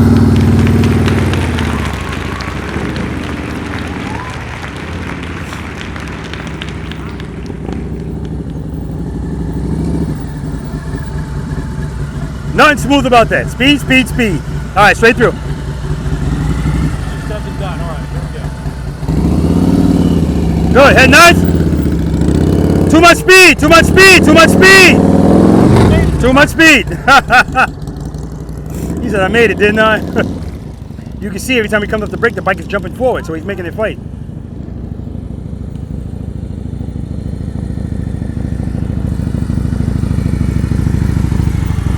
Beautiful. U-turn. Beautiful. Head nice. All right, too much speed right there, but good correction. Good correction.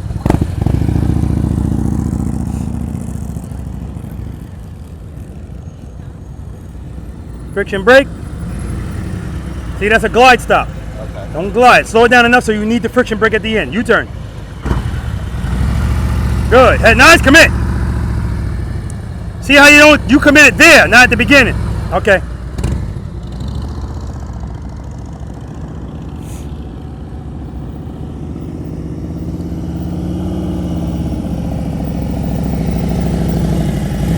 That's what I'm talking about. All right, U-turn. 2 rear brake. Commit right away. Handlebar turn and lean.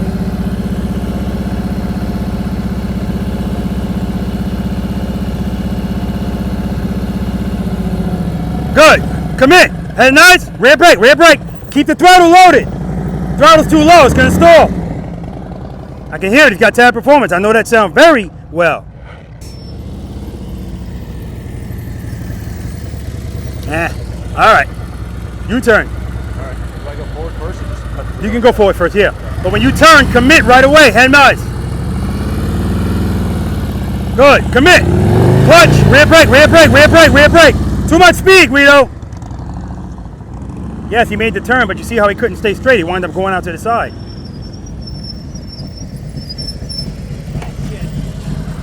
Again, you're gliding in. I don't want you to glide in. Friction brake. Slow that bike down. All right, U-turn. Right now, you're not turning those bars. You're like, whoa, whoa, whoa, what's this? Reset, reset. Let's start it right. Let's start it right the first time. Make sure you're covering that rear brake. Preload that throttle. 2 rear brake. Commit. Get that foot up.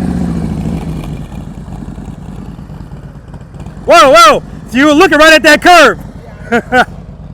That's called target fixation. Friction brake. I want friction brake. Yeah, see, that ain't friction brake. You just gliding into it. You gliding into it. I want friction brake. All right, straight through. Good. Commit. There we go. Hold that turn. See, now you committed more right there. If he did that right from the start, that's 18 feet.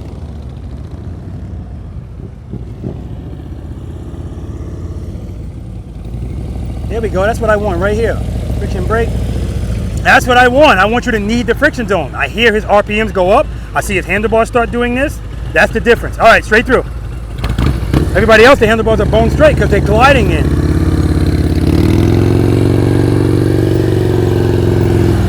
Nice, bro.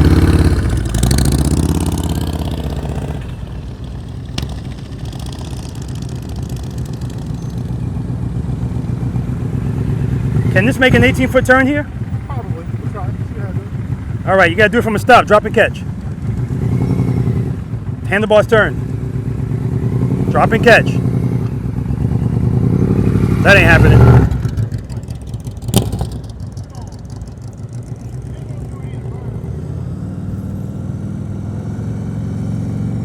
So right there, didn't commit to the drop right away. Friction brake, friction brake. All right, straight through.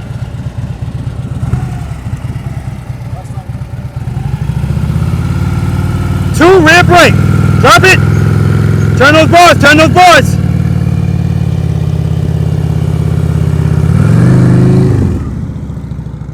Yeah, same thing. Too much clutch, too much clutch.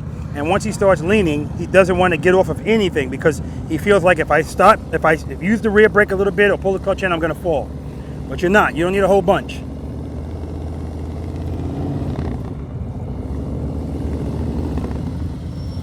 Go ahead. Keep going. Keep going.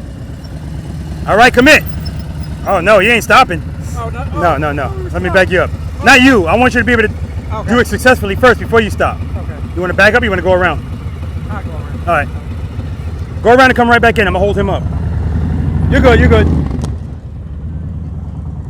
So with Ken, the fact that he's not committing to the lean right away, he's not dropping that bike right away into the lean, and because of the kind of bike he has and the steering radius turn on those handlebars, he can't afford not to drop it right away. He's got to drop it right away into that lean because he's not going to be able to make it up. The bars don't turn as much as the touring Harley motorcycle. Good, good, good, good. Head and eyes, commit. Drag the brake. Clutch, clutch, clutch. Clutch. Open it, open it, open it. There you go. That's another 50, another 50.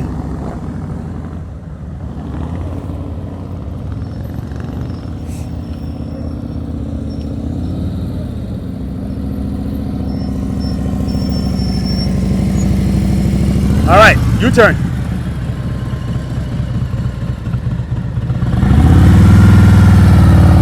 Commit. Too much clutch, too much clutch, clutch.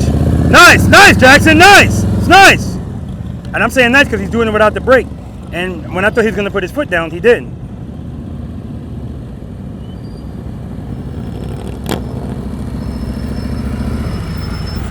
All right, straight through.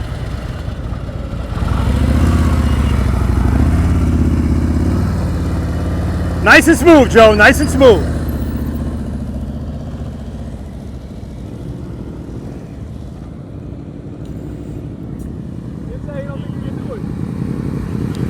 All right, no, ladies and gentlemen, your eyes are not deceiving you.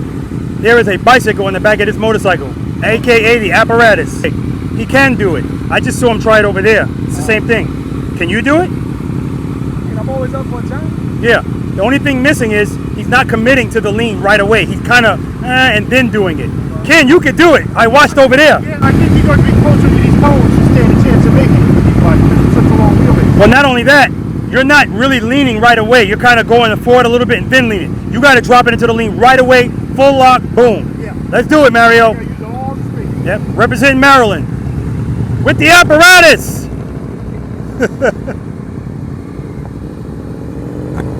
Drop and catch, baby.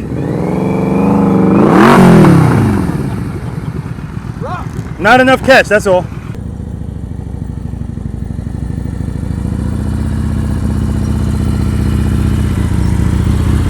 Oh my God, it's just beautiful. All right, straight through. Stop on the other side of them. Not yet. Next time you come back. Yeah, you did it again. That burst of speed. It's okay.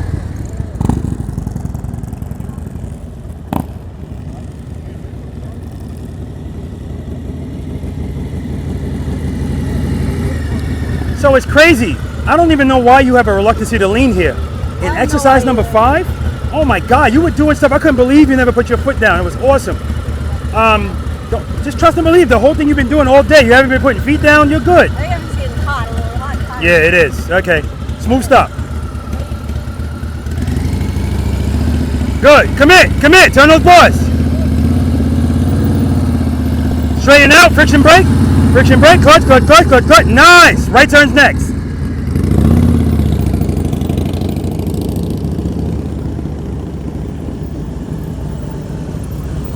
Nope, see? And as soon as you get slow, feet start coming down.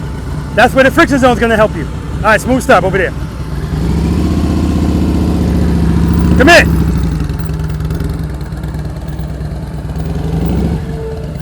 Yeah, a lot of speed. Right turns next. I hear his rear brake's working overtime.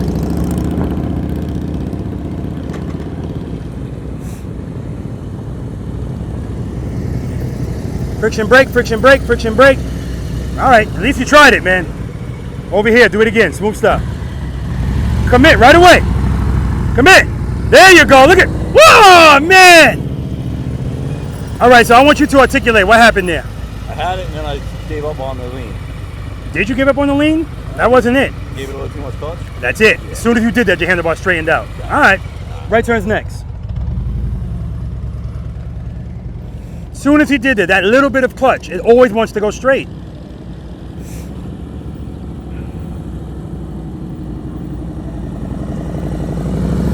Yeah, see, that's a glide stop. I already know Chris knows how to stop in the friction zone, friction brake. When you stop, I want you going so slow, you need the friction brake at the end. You need the friction zone. Right there, that'll just glide right in. Speed. Make up for it over here. Smooth stop over here. Preload. And keep that throttle loaded, Chris. That's good, right there. Good. Clutch. Commit. Rear brake. Too much clutch. Keep it loaded. Thank you for still giving me my stop, because I still wanted it. Right turns next.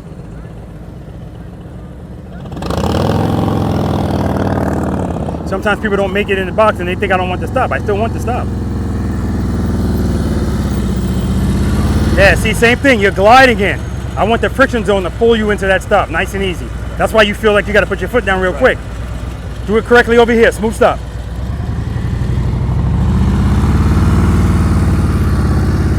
Go, rear brake. Yeah, see right there? Gliding into it, no friction brake. All right, right turns next.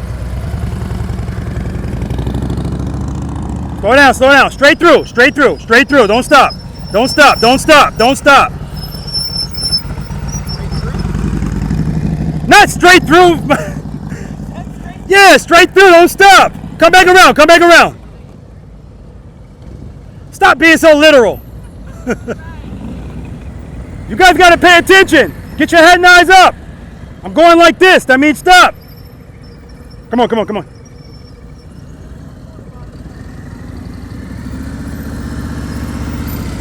All right, okay. Smooth stop over here. Reload.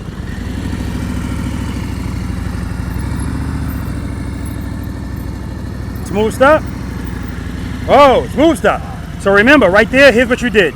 You started to turn straight. Turn straight. Then you really turn. Yeah. Just commit, keep it there. Are you married? Huh? You don't have to lock it, but if you lock it, stay there. Are you married? Yeah. Well, then you know how to commit. Commit and hold it there.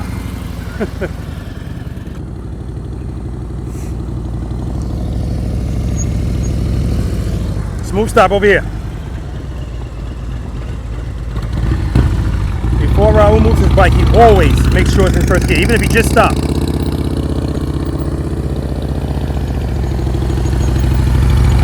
Ah, terrible. All right, right turn's next.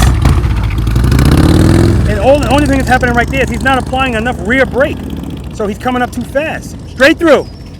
U-turn. Good, good, good. Head and eyes, commit. Commit. Keep going, keep going, keep going. Rear brake, rear brake, rear brake. Shouldn't be that close to that curb. Good, good, good, good. Keep that speed up, speed, speed, speed. Commit. Turn those bars, turn those bars. Clutch, clutch, clutch.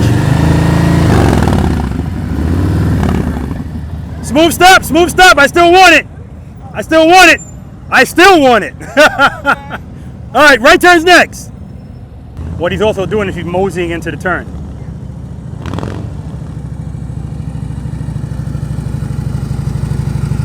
Beautiful stop. Give me another one over here.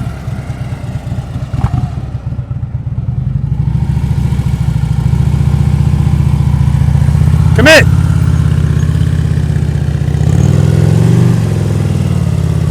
Smooth stop. All right. Right turn's next.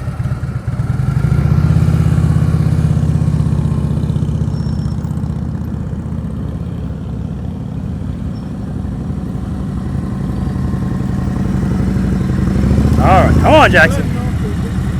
My brake is ridiculous. Well, good. We're not going to use it here. Last time wasn't bad.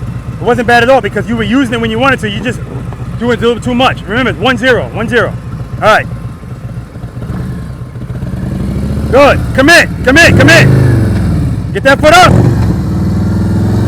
There you go. There you go.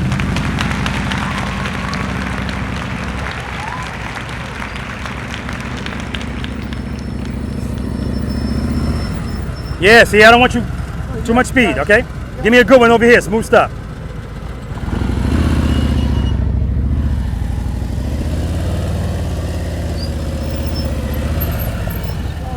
Yeah, yeah, yeah. Also, head nice. You turning? Turn those head nice. Okay? All right.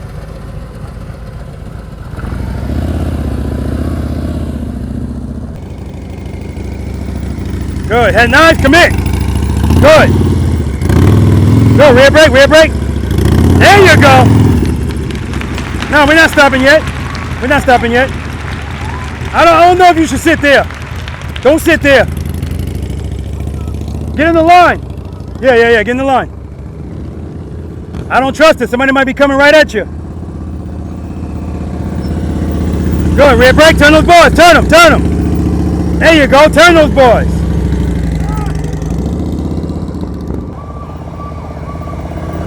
Head nice. Commit. Hold that turn. Easy, easy.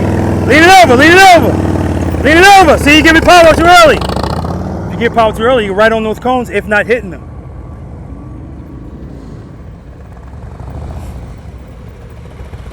Head nice, commit. Keep that throttle loaded. Your whole engine is shaking.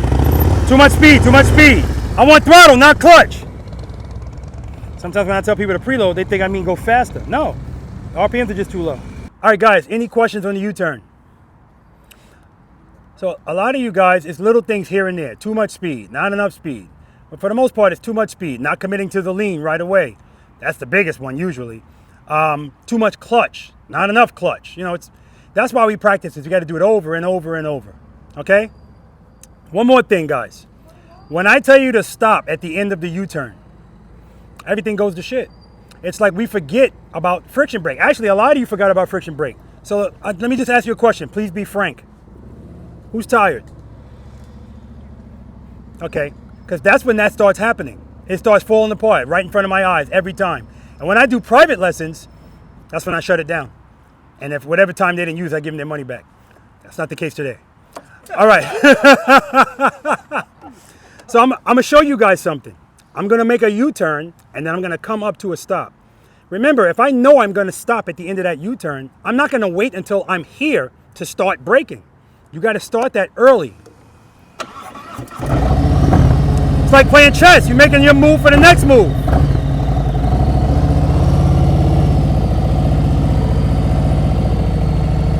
I know I'm going to stop. I'm braking. Clutch, clutch, clutch. All right?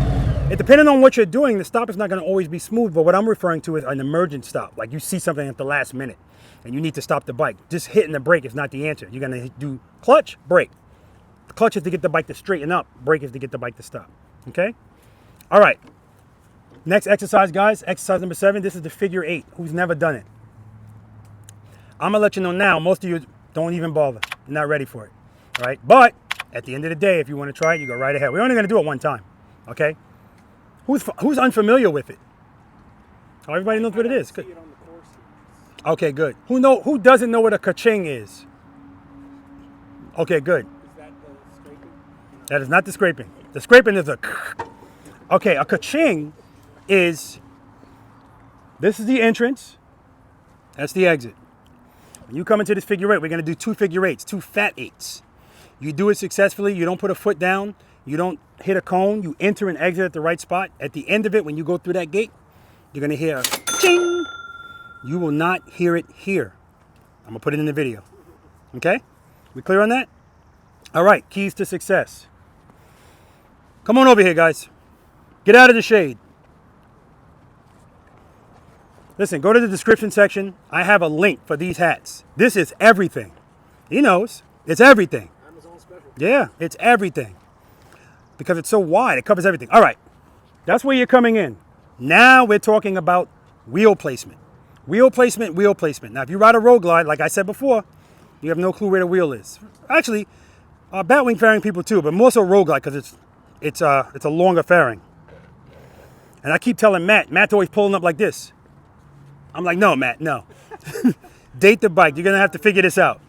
So when you guys come in here, when you come over here, because this is where you're coming, I want your wheel in the vicinity of this. I want you right at this line. Because now we're talking about wheel placement, and we're going to use the space in here wisely. 27 feet, we're still dealing with the same width as the U-turn box, but now the length is important. 46 feet, plenty of room. What comes first, head and eyes or handlebars? You know, head and eyes. I'm going to look at that green cone over there. And that's where I'm going to go. But when I turn my handlebars, I'm coming all the way to the top because I want to use all of my space. If I turn here, whatever I give up here, I'm going to have to make it up down there. Just like if I tell you to commit to this line and you start your turn here, you're going to have to make it up over there. So use all the space that you need. Everybody doesn't need it all. But what I want is the first spot right there. I want you practicing wheel placement. Head and eyes, hold a turn. What does hold and turns by us? Space and time. Space and time. When I get here, this is the 12 o'clock spot. Now I'm going to look there because that's where I'm making all my transitions. And I'm going to hold this turn. Hold it. Hold it. I'm going to be tighter, but you guys are in the way. Hold it. Hold it. Don't start coming out here. Hold this turn. Head and eyes, transition. When you transition, I want you facing that way, not this way. That way. Because if I do this, I got a ton of space now. Transition. Now, when you transition, if you transition too early, you're going to be too far off that line. Too late, you're going to be past the line. So this is something you have to figure out based on the speed you're going. Transition. Hold this turn. Now I'm looking at that green cone. I'm coming all the way to the bottom. Hold it. Hold it. As soon as I get here, boom, I'm looking there. That's where I'm going. All of my transitions are going to be right there. Hold it. Hold it. Hold it. And then transition. We're going to do it twice, 2 times. All right? I'm going to demonstrate it for you.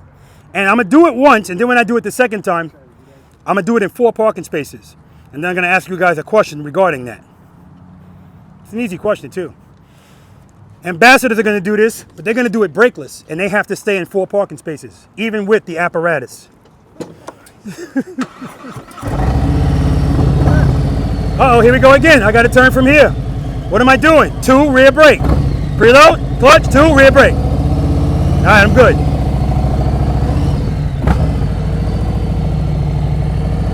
Get your speed and your clutch together. Wheel placement, hold it, head and eyes. Don't dab at the brake, just drag it.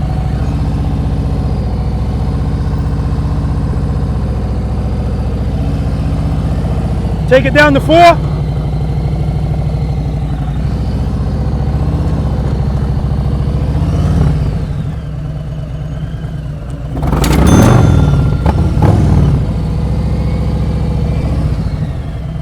All right. Any questions? Matter of fact, I leave it up to you, ambassadors. You can either do that, no brakes, 4 parking spaces, or every time you get to the transition spot, you have to come to a complete stop. You picking up what I'm putting down? And drop. That's right. That's basically what you're doing. Drop and catch.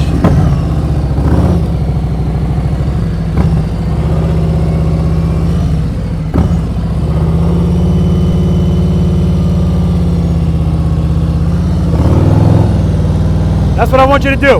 Which one you want?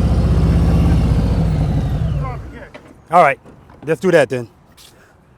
The word for today is apparatus. When I see my wife, I'm gonna say, honey, apparatus. She's gonna say, what you talking about? And then I'm gonna tell her. Placement, all the way to the top. Good. Head nice, head nice.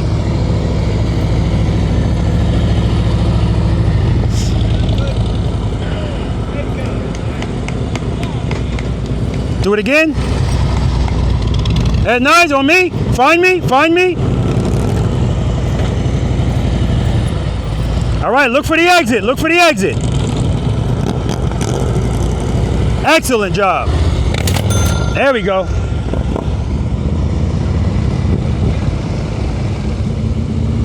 All right, that's a shame. That's not the entrance. It doesn't matter. Go ahead, man. You ain't gonna get a ka-ching, though. That's a damn shame.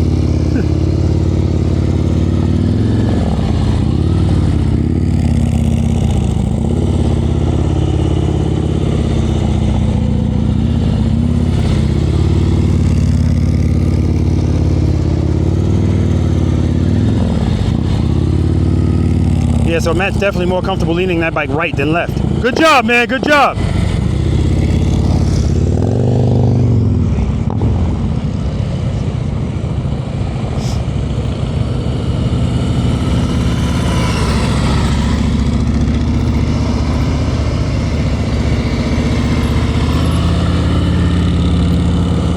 Nice.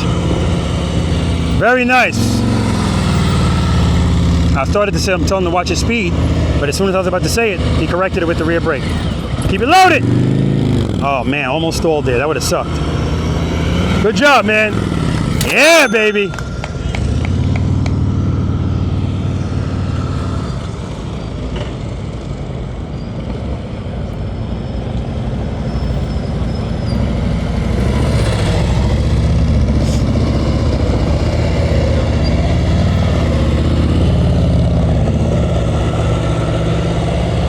Nice, Joe.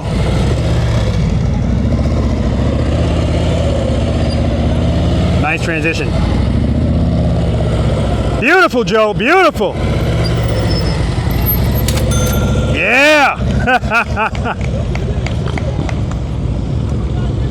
Raul. So we got an audience over here, preloaders and V.I.Preloaders watching on the sideline. Beautiful. Nice transition.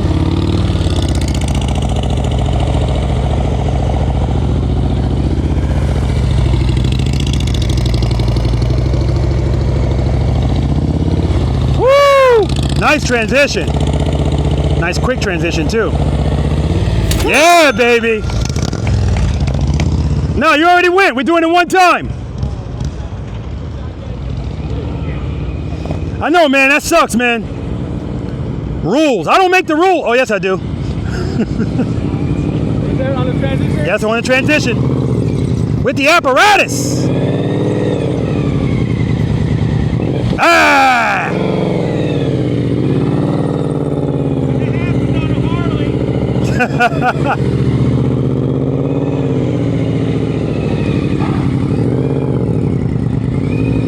Apparatus!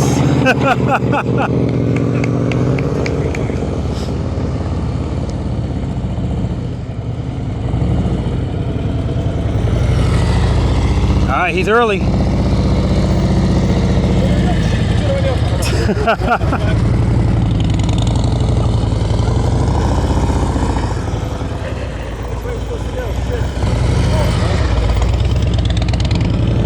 We don't make it up his own course. I am. I don't know where I'm going, right? Yeah, you're good. You're good. That one, right again? Left?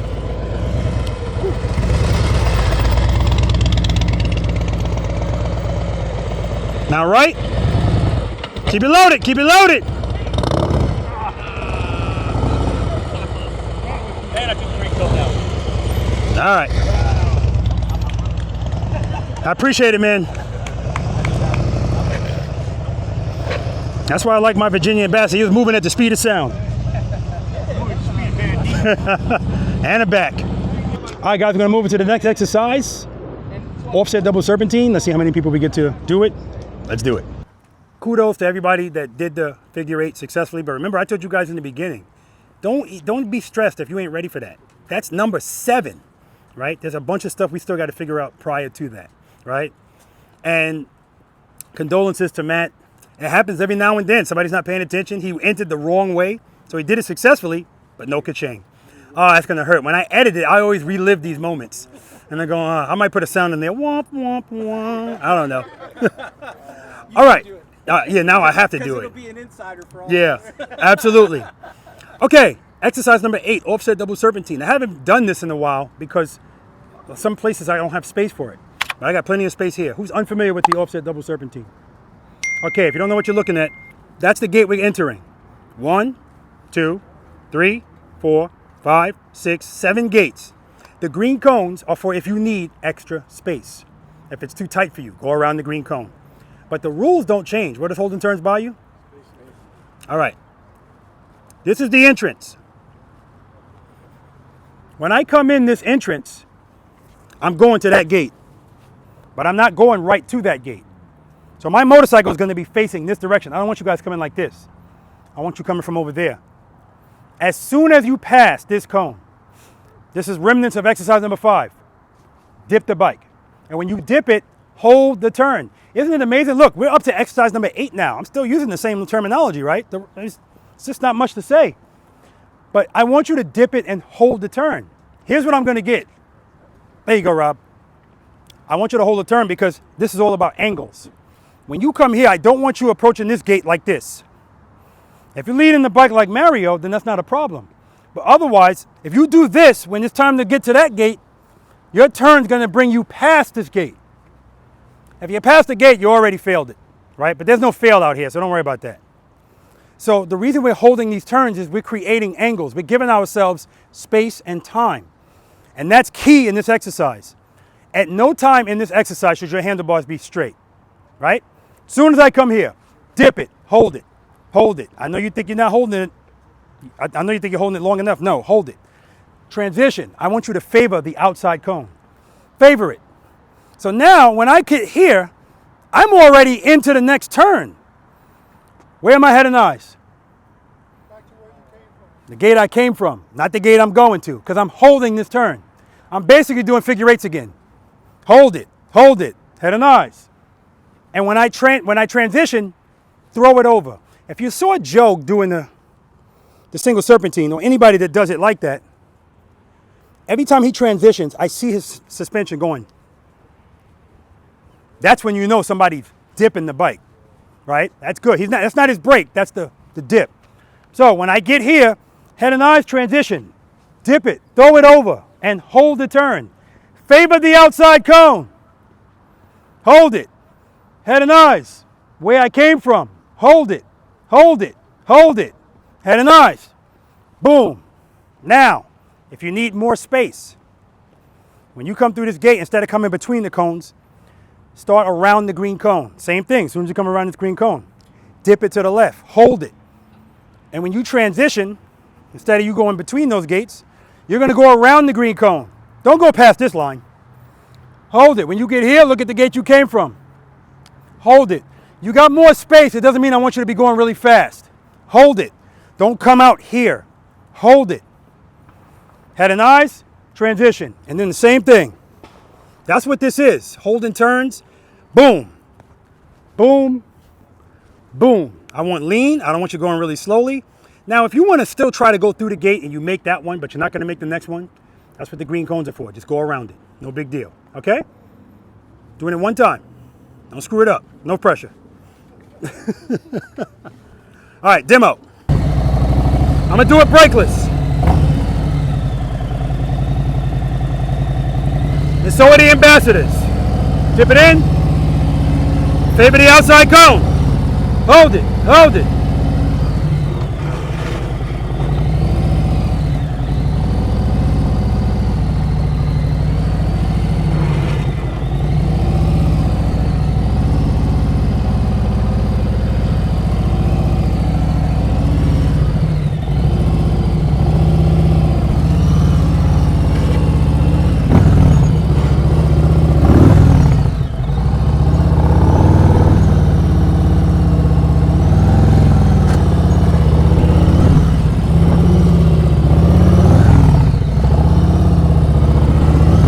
I got it, Joe.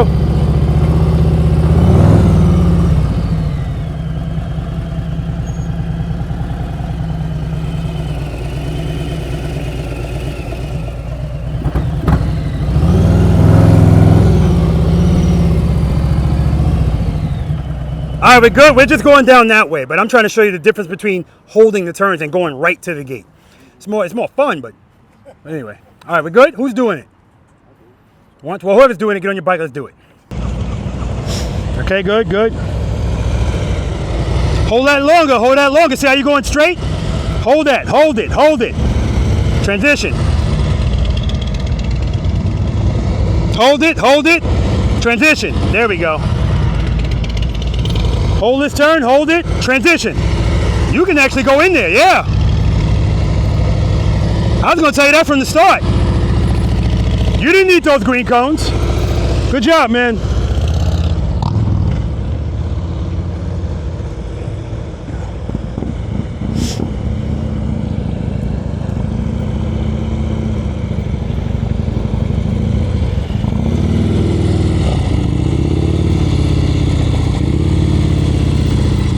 Nice.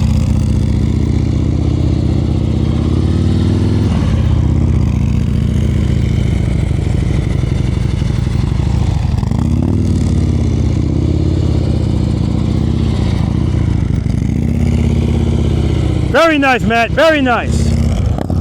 Very nice.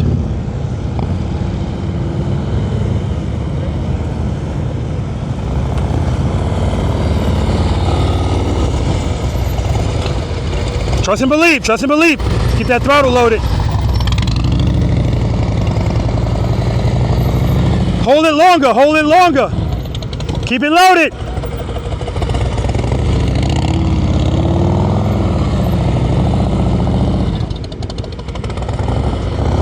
Got to keep that throttle loaded over and over since the beginning of the day, that throttle. And this is when it comes in, you know, it bites you when you start leaning the bike.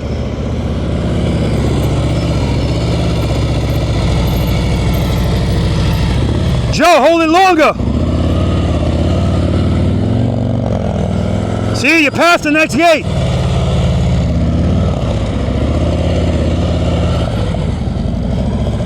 See, he's passed the next gate each time. Now, he leaves the bike enough so it's not a problem.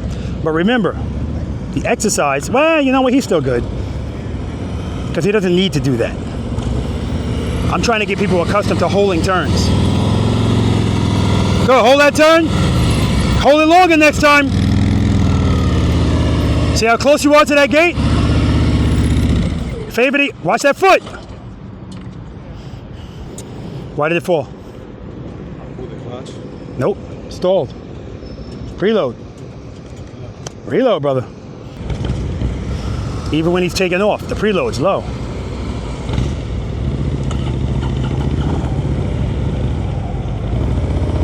Dip it in. There we go. That's how I want you to hold it. That's how I want you to hold it. Yes. Yes. Every time he transitions, he's facing the gate he came from. Yes. Hold the turns.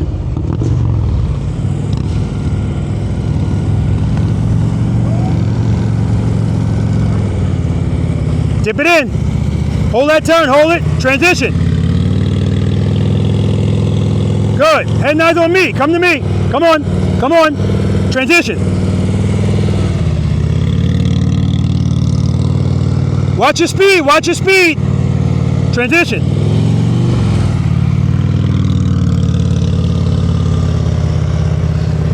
Watch your speed. Transition.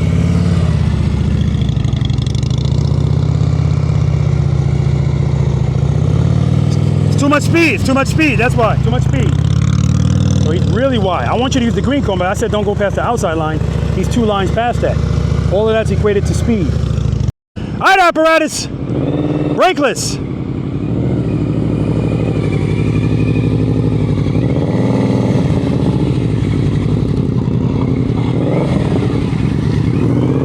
I don't want to get hit with the apparatus.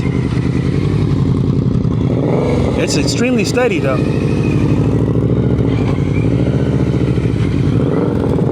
Excellent. Excellent. All right, guys. Last numbered exercise, Abominable Snowman. Now we're going to be holding some turns. All right, let's do it. All right, guys. Offset double serpentine. Any questions on it? So Ken said, "Yeah, this is the most fun exercise." It's because of that. Throw it over. Throw it over. But you know what often happens is if I tell you go around the green cones, you see all that extra space and you start going fast. Still don't want you to go fast, okay? I want you to keep your speed low because you're going to see, like Dan? No, Brian.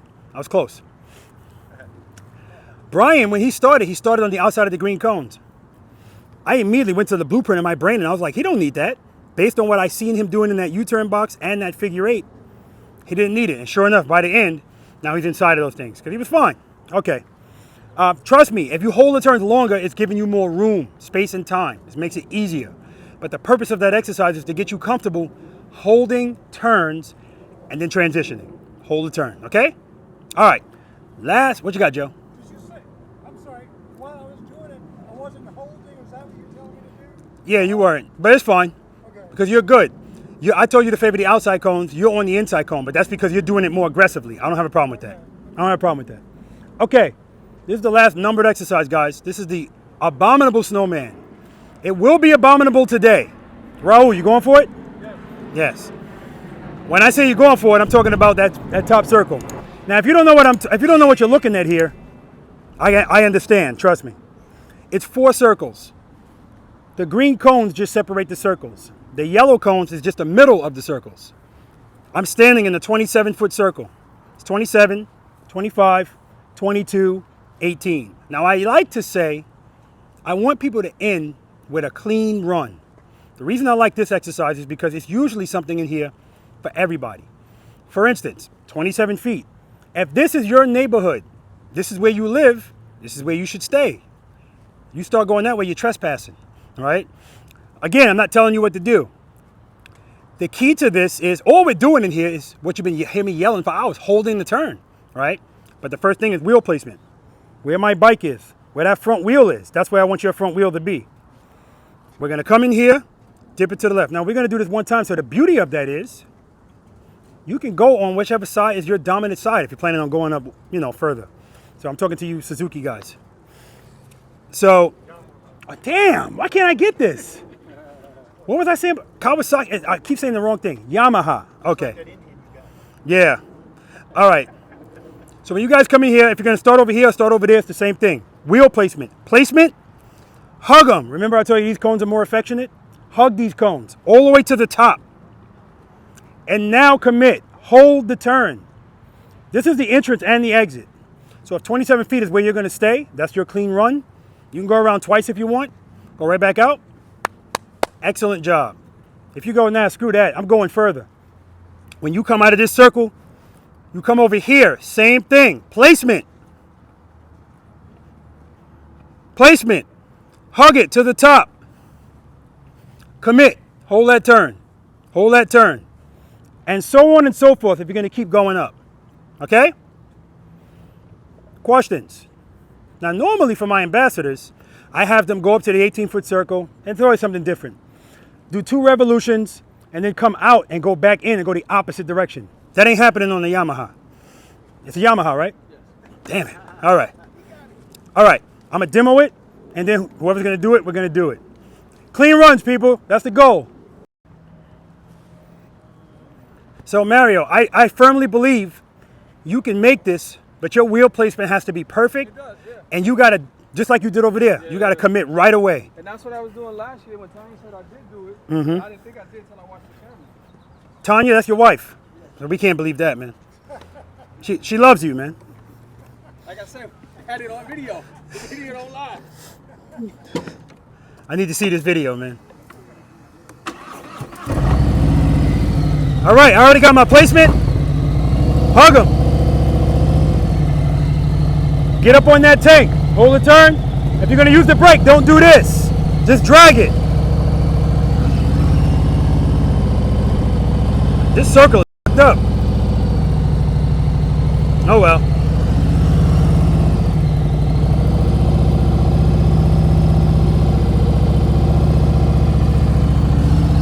All the way to the top and commit.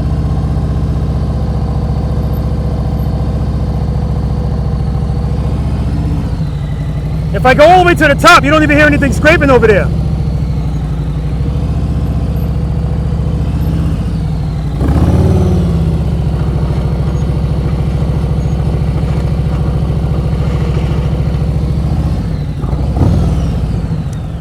Your assignment if you choose to accept it. All right.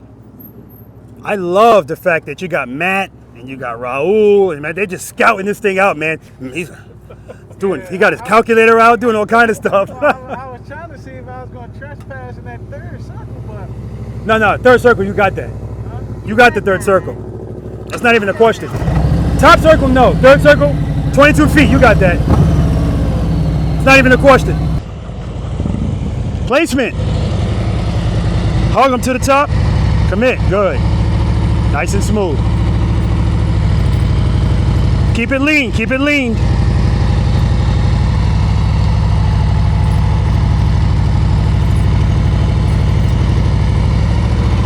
All the way to the left. All the way to the top. Commit. Trust it. Trust it. There you go. Trust and believe. Nice. That foot came off, but it didn't touch the ground. All the way to the right, all the way to the right, all the way to the top. Commit.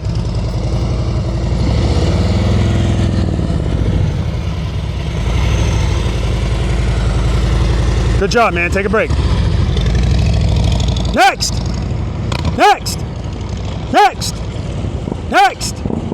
Next. Next. You go. No, you go.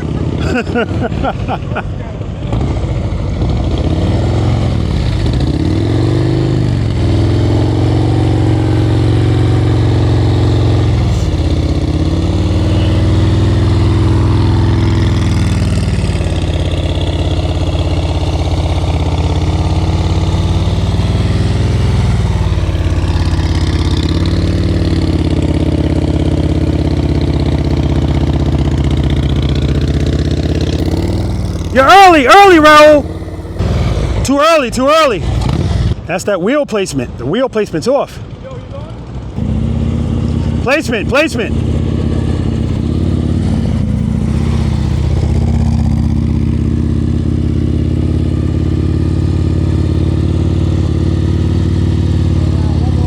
All right. Matt having a conversation with me while he's making his circles. All the way to the left. All right, you're early, Matt. You were early there, very early. Go all the way to the right in the next circle.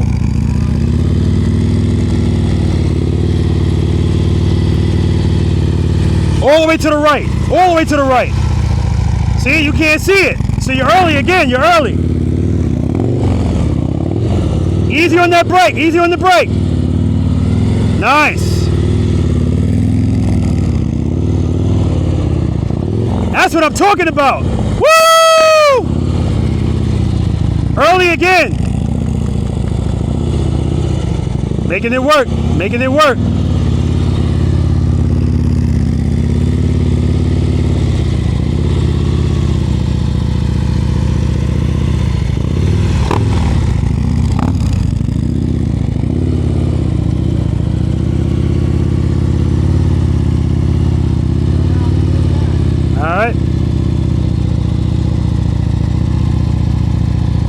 Clean run, baby, clean run!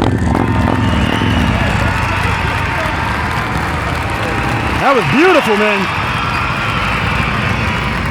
That was a butterface.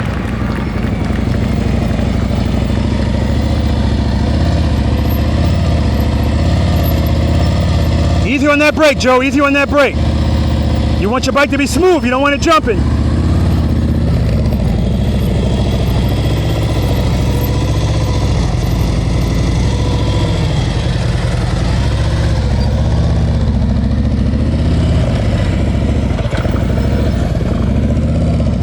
All right, again, he was early, gave up space over there. He still had it. He didn't like the way it felt though.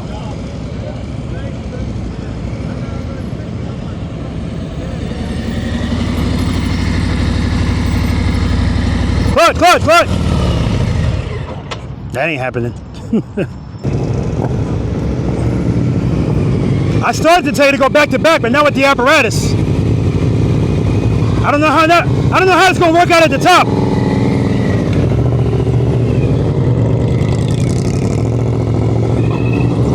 What, the ambassadors on their Yamahas are saving time. Instead of going one at a time, they're gonna go at the same time.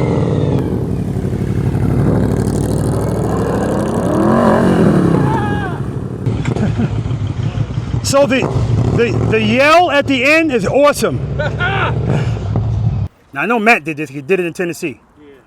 This is the bonus exercise. It's called to lean or not to lean.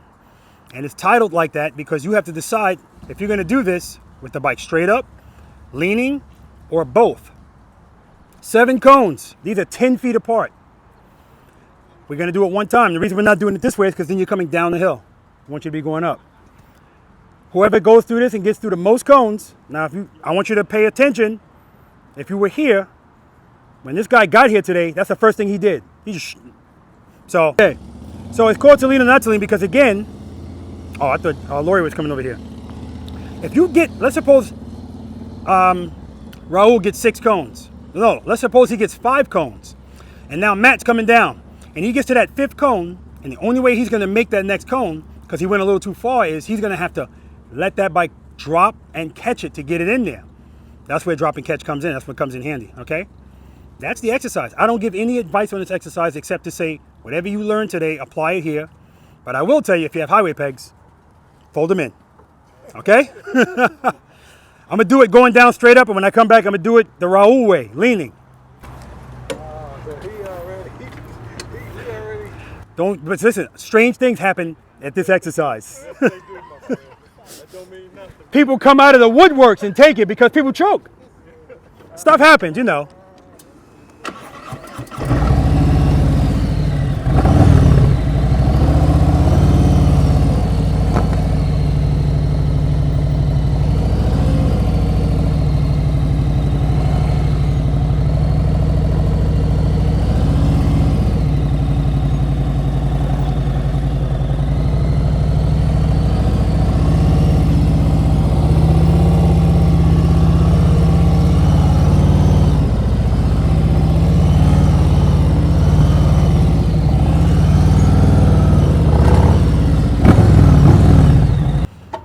Raul, you pulling up the rear? You're gonna let them all go first and then show them how it's done?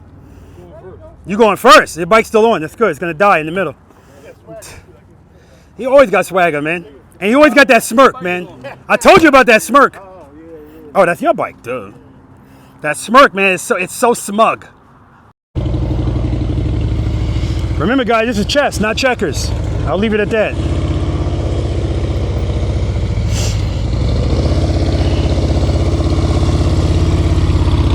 One cone, 2 cones, 3 cones, 4 cones, 5 cones, 6 cones.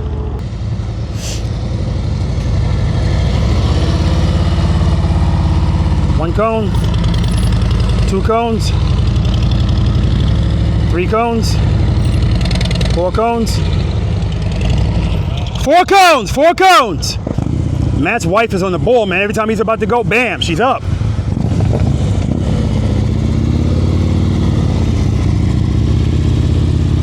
One cone, 2 cones, 3 cones, 4 cones, 4 cones. Apparatus. 1 cone.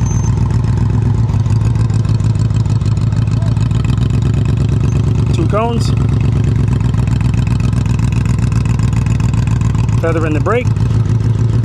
3 cones. Uh-oh. 4 cones. That's it. It's done. Stick a fork in them. 4 cones. Highway pegs are still out. 1 cone. 2 cones. That's it. That's it. 2 cones. Slow and steady wins the race. Apparatus! He's a pioneer right here with this. This is never a Beat a Bossy, a motorcycle exclusive. Am I ready? 1 cone, 2 cones, 3 cones, 4 cones, 5 cones. Oh! Get it in there! Oh! 5 cones! Exit interviews! Dude, that was impressive, man. That was impressive. I mean, wow. How you feeling, man? Tired. Yeah, man. We got through it, though. Yeah, we did. We did. Do you remember what you rated yourself when you first came out today? 7. Any changing that number? About 7.5. Okay. Keep it up, brother. All right. Enjoy medieval times. Enjoy your nap. Thank you. All right, man. And can I put Absolutely, a plug man. in Yeah, for absolutely, man. Little Scott's World is my YouTube channel. Oh, yes. And I document my experience on building and riding, learning how to ride the 2018 Road Glide, and I also have a 73. I had a 73 Dodge Charger, but I got a 2010 Dodge Charger that I did a engine build on. So check me out and join me on the journey. Like, subscribe, and join. Man, we should have did that at the beginning. Ain't nobody watching the end of the video. Appreciate it. All right, brother. Okay. How you guys feel? Awesome. Good. Tired, but good. Tired but good. Do you remember what you rated yourself when you first came out? I think I was 5 or 6. I was a 5. I think I said 6. Any change in your number? Definitely more confident. Okay. So Okay, I'd good. say 6.5. I still have a lot of practice in it. Okay. How about you? Started at 5. Okay. Any change in that number? Long way to go. I'd say 6. Okay, I'd say 5. No, I'm just kidding. That's great. Thanks, Rob. Yeah, watch the speed, man. That's the thing. The Understood. speed. Yeah, Okay? understood. A lot of practice coming. And he already said that he's going to hear it from you and then the video. Oh, you know I will. Yeah. You know I will. Okay, all right. How you feeling, man? Good. It was a fun day. It was great. It was, man. You remember what you rated yourself when you first came out? 3 to 4. Any change in that number? Probably more towards the 4 level. Oh, man, you're sandbagging. I'm going to respectfully disagree. It's too low, in my opinion. All right. All right? Well, appreciate it. Thank you for everything. Pleasure, brother. Take care. All right. How you feeling, man? I'm all right. I've been better, but I'm okay. Yeah. Well, I'll tell you one thing. I don't know if you've been better as far as a rider, but I think the improve. I love watching stuff happen right before my eyes, man. Like the metamorphosis. You remember what you rated yourself when you first came out? 0. Mm-hmm. Ain't changing that number? About 0.5. Man, no. About 0.5. No. I know everybody's the hardest, the toughest critic, but I respectfully disagree. That number's too low. If you could see life through my eyes, did you ever make the right turn, left turn from a stop? From a stop? I mean, not from a stop. That exercise, period. I did. 0.5s don't make that. I made it to the right, not to the left. 0.5s don't make it any time. That's my highest failure rate for a reason. And whenever people rate themselves, That's my barometer. I look, well, that and the stopping and stuff, but it's too low. You'll see. Have you ever watched one of my practice session videos in its entirety? In its entirety. Then you should know you're not a 0.5. All right, man. Appreciate that. I appreciate you, man. How you feeling, man? Tired. Yeah, man. Do you remember what you rated yourself when you first came out here? 5. Any change in that number? Nah, I say I'm still a 5. No. Okay. This is because I'm trying to still improve on the techniques that you identified and everything that you taught us out here today. I want you to remember those first 5 steps, making sure it's in first gear. Step number 2 is cover the rear brake. Make sure you're covering the rear brake before you move that bike, because there's a few times, especially in that U-turn bike, one of the turns I was like, bam, this is it.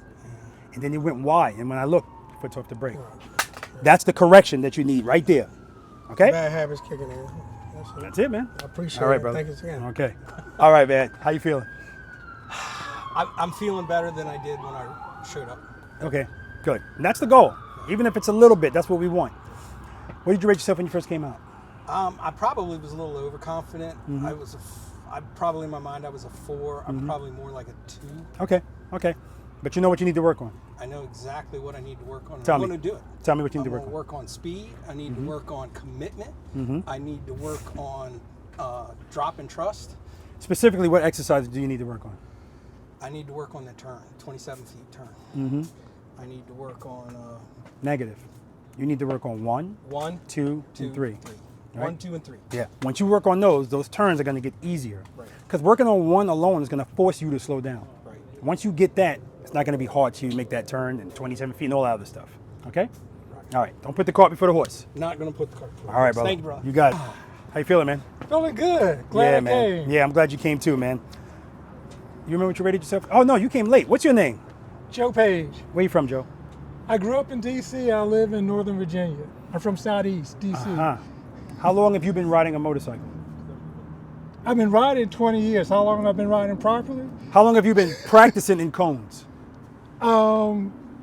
Really practicing the first time I came here to see you about 4 years ago. Gotcha. See, and that's why I added that. I used to just ask people, how long have you been practicing? Now I say in cones. And what used to be, sometimes, now is never, right? And I will say, I'm sorry to cut you off. It's my show. No, Yeah. No, but I will say those people practicing cones, you need a person who knows what they're doing to help you. Yeah. You just can't really do it on your own and think you can't. got it. However, we all learn differently. So the benefit of these videos are, there are some people that they take their iPad out to the parking lot and set up their cones and they just practice based on what they're hearing. So some people can learn it like that because they don't have the ability to be one-on-one, but I don't care how you do it as long as you're trying to do it, because it's going to happen. It's inevitable. That's why I love to tell people, the good thing about this is if you're committed to it, it's inevitable. It's going to happen. Okay? Yes, sir. Good to see you again, brother. Thank you. And I was going to ask you about the apparatus on the back of your bike, but then I was distracted by somebody else's apparatus. Right. All right. Thank you, sir. You got it, man. Come on up, man. Apparatus is the word. I'm going to put that in the title of this video. Practice session number 138, Maryland, advanced slow speed riding skills, in parentheses, apparatus. And nobody's going to know what the hell we're talking about except us. That's what I love. All right. How you feeling, man? Good, man. Good. Yeah. You remember what you ready? People had a good time. Yeah, So man. It was good, man. Yeah. You did the police motorcycle some justice today. Okay. Yeah. Well, I rated myself 4 when I first started here, and I think we're going to stick with that. Okay. Because, Okay. definitely has some work to do. So. Okay. I appreciate you coming out, and I highly recommend Armstrongs because I love the Comanches, but it's too hot for a weatherproof boot. I know. Should have done the other ones. Yeah. All right, man. Take care. Take care. Thank you. Is this real? It's real. Oh, okay. All right. What's your name? Guido Zucconi. Where you from, Guido? Born in D.C. I live in Maryland now. How long have you been riding the motorcycle? About 3 years. What are you riding today? Today, a 2024 Street Glide. How long have you been practicing slow speed riding in cones? Last weekend was the first time I threw out some cones and started Oh, doing really? some stuff. Okay, good. If you had to give yourself a rating 1 to 10, 10 being the best slow speed, what would you give yourself? Give myself a rating? Yeah. Ooh, probably 4 or 5 at Okay. best. Okay. All right. What I want you to practice, same thing, 1, 2, and 3, but so that's going to help you slow down. Right now, you're a rocket. You're ready to go. Yeah, fear's the biggest factor. Absolutely. So, I now know what I got to practice. Thank you. This is great. My pleasure, brother. Appreciate it. All right, man. How you feeling, man? You look tired. Yeah, I'm whooped a little Yeah, bit. man. Yeah. You know. I'm whooped. Yeah. What'd you rate yourself when you first came out here? A 5.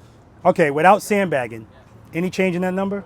I'm gonna stick with the 5. Oh my I'm God. gonna stick with the 5. I still got to work on commitment. You got a wedding ring on. You don't have to work on commitment. Yeah,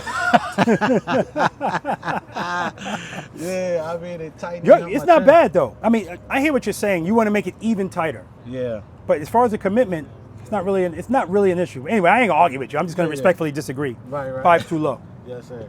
All right, man. I appreciate it. Go get some rest, shower. What's your name? I'm George, Where you from, George? from Frederick, so 45 minutes from here. Okay. How long you been riding a motorcycle? I just started with a touring bike this year. How long you been riding a motorcycle, period? Period about 5. Okay. What are you riding today? That would be a 14 street glide. Okay. How long have you been practicing slow speed riding in cones? Well, when I first got that, I started watching your channel, so I'd say 6 months or so. Perfect. Love it when people start out correctly. If you had to give yourself a rating 1 to 10, 10 being the best slow speed, what would you give yourself? I'd say probably 3.5 when I got here, maybe 4 now. Okay.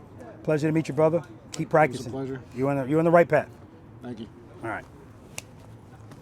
All right. The man of the hour, Jackson. You shaking your head. Listen, none of this happens without you. Okay. And plus, like you said, this is the first time you practiced since last year. Okay. So all things considered, I think you did great. What did you rate yourself when you first came out? I said 5, and I believe I used to be a 5. Okay. Now? This was a 1 or 2. Okay. Performance today. Please don't. I can say this till I'm blue in the face. I am going to be back here. That shouldn't be the next time you practice, right? Right? Just bring the bike out and practice, okay? Listen, again, always a pleasure. Thank you so much for everything. Thank you for feeding these people. That's why they all tired. I'm telling you, man. You feed these people and it's all over. I'm kidding, though. But it's always a good gesture. I appreciate the church, Seventh-day Adventist Church, for having us again. It's just outstanding, man. It's our pleasure, and we're looking forward to you coming back in September. Yeah, absolutely, man. Yep. All right, guys, listen, that's going to do it for practice session number 138. I want to thank everybody that came out here today and participated, people that came out just to observe. I want to thank everybody that helped out by picking up these cones. I appreciate it, man. I just appreciate everybody. Preloader Nation is just awesome. As always, above and beyond personalities. That's what you're dealing with here. Like-minded people. You attract what you are. So that's what you got here. Just above and beyond personality. So I love them all. And I don't use that term loosely. I really do. But anyway, that's going to do it. That's the apparatus right there, man. I thought you had questions about the apparatus. I don't have any questions about the apparatus. Do you want to talk about the apparatus?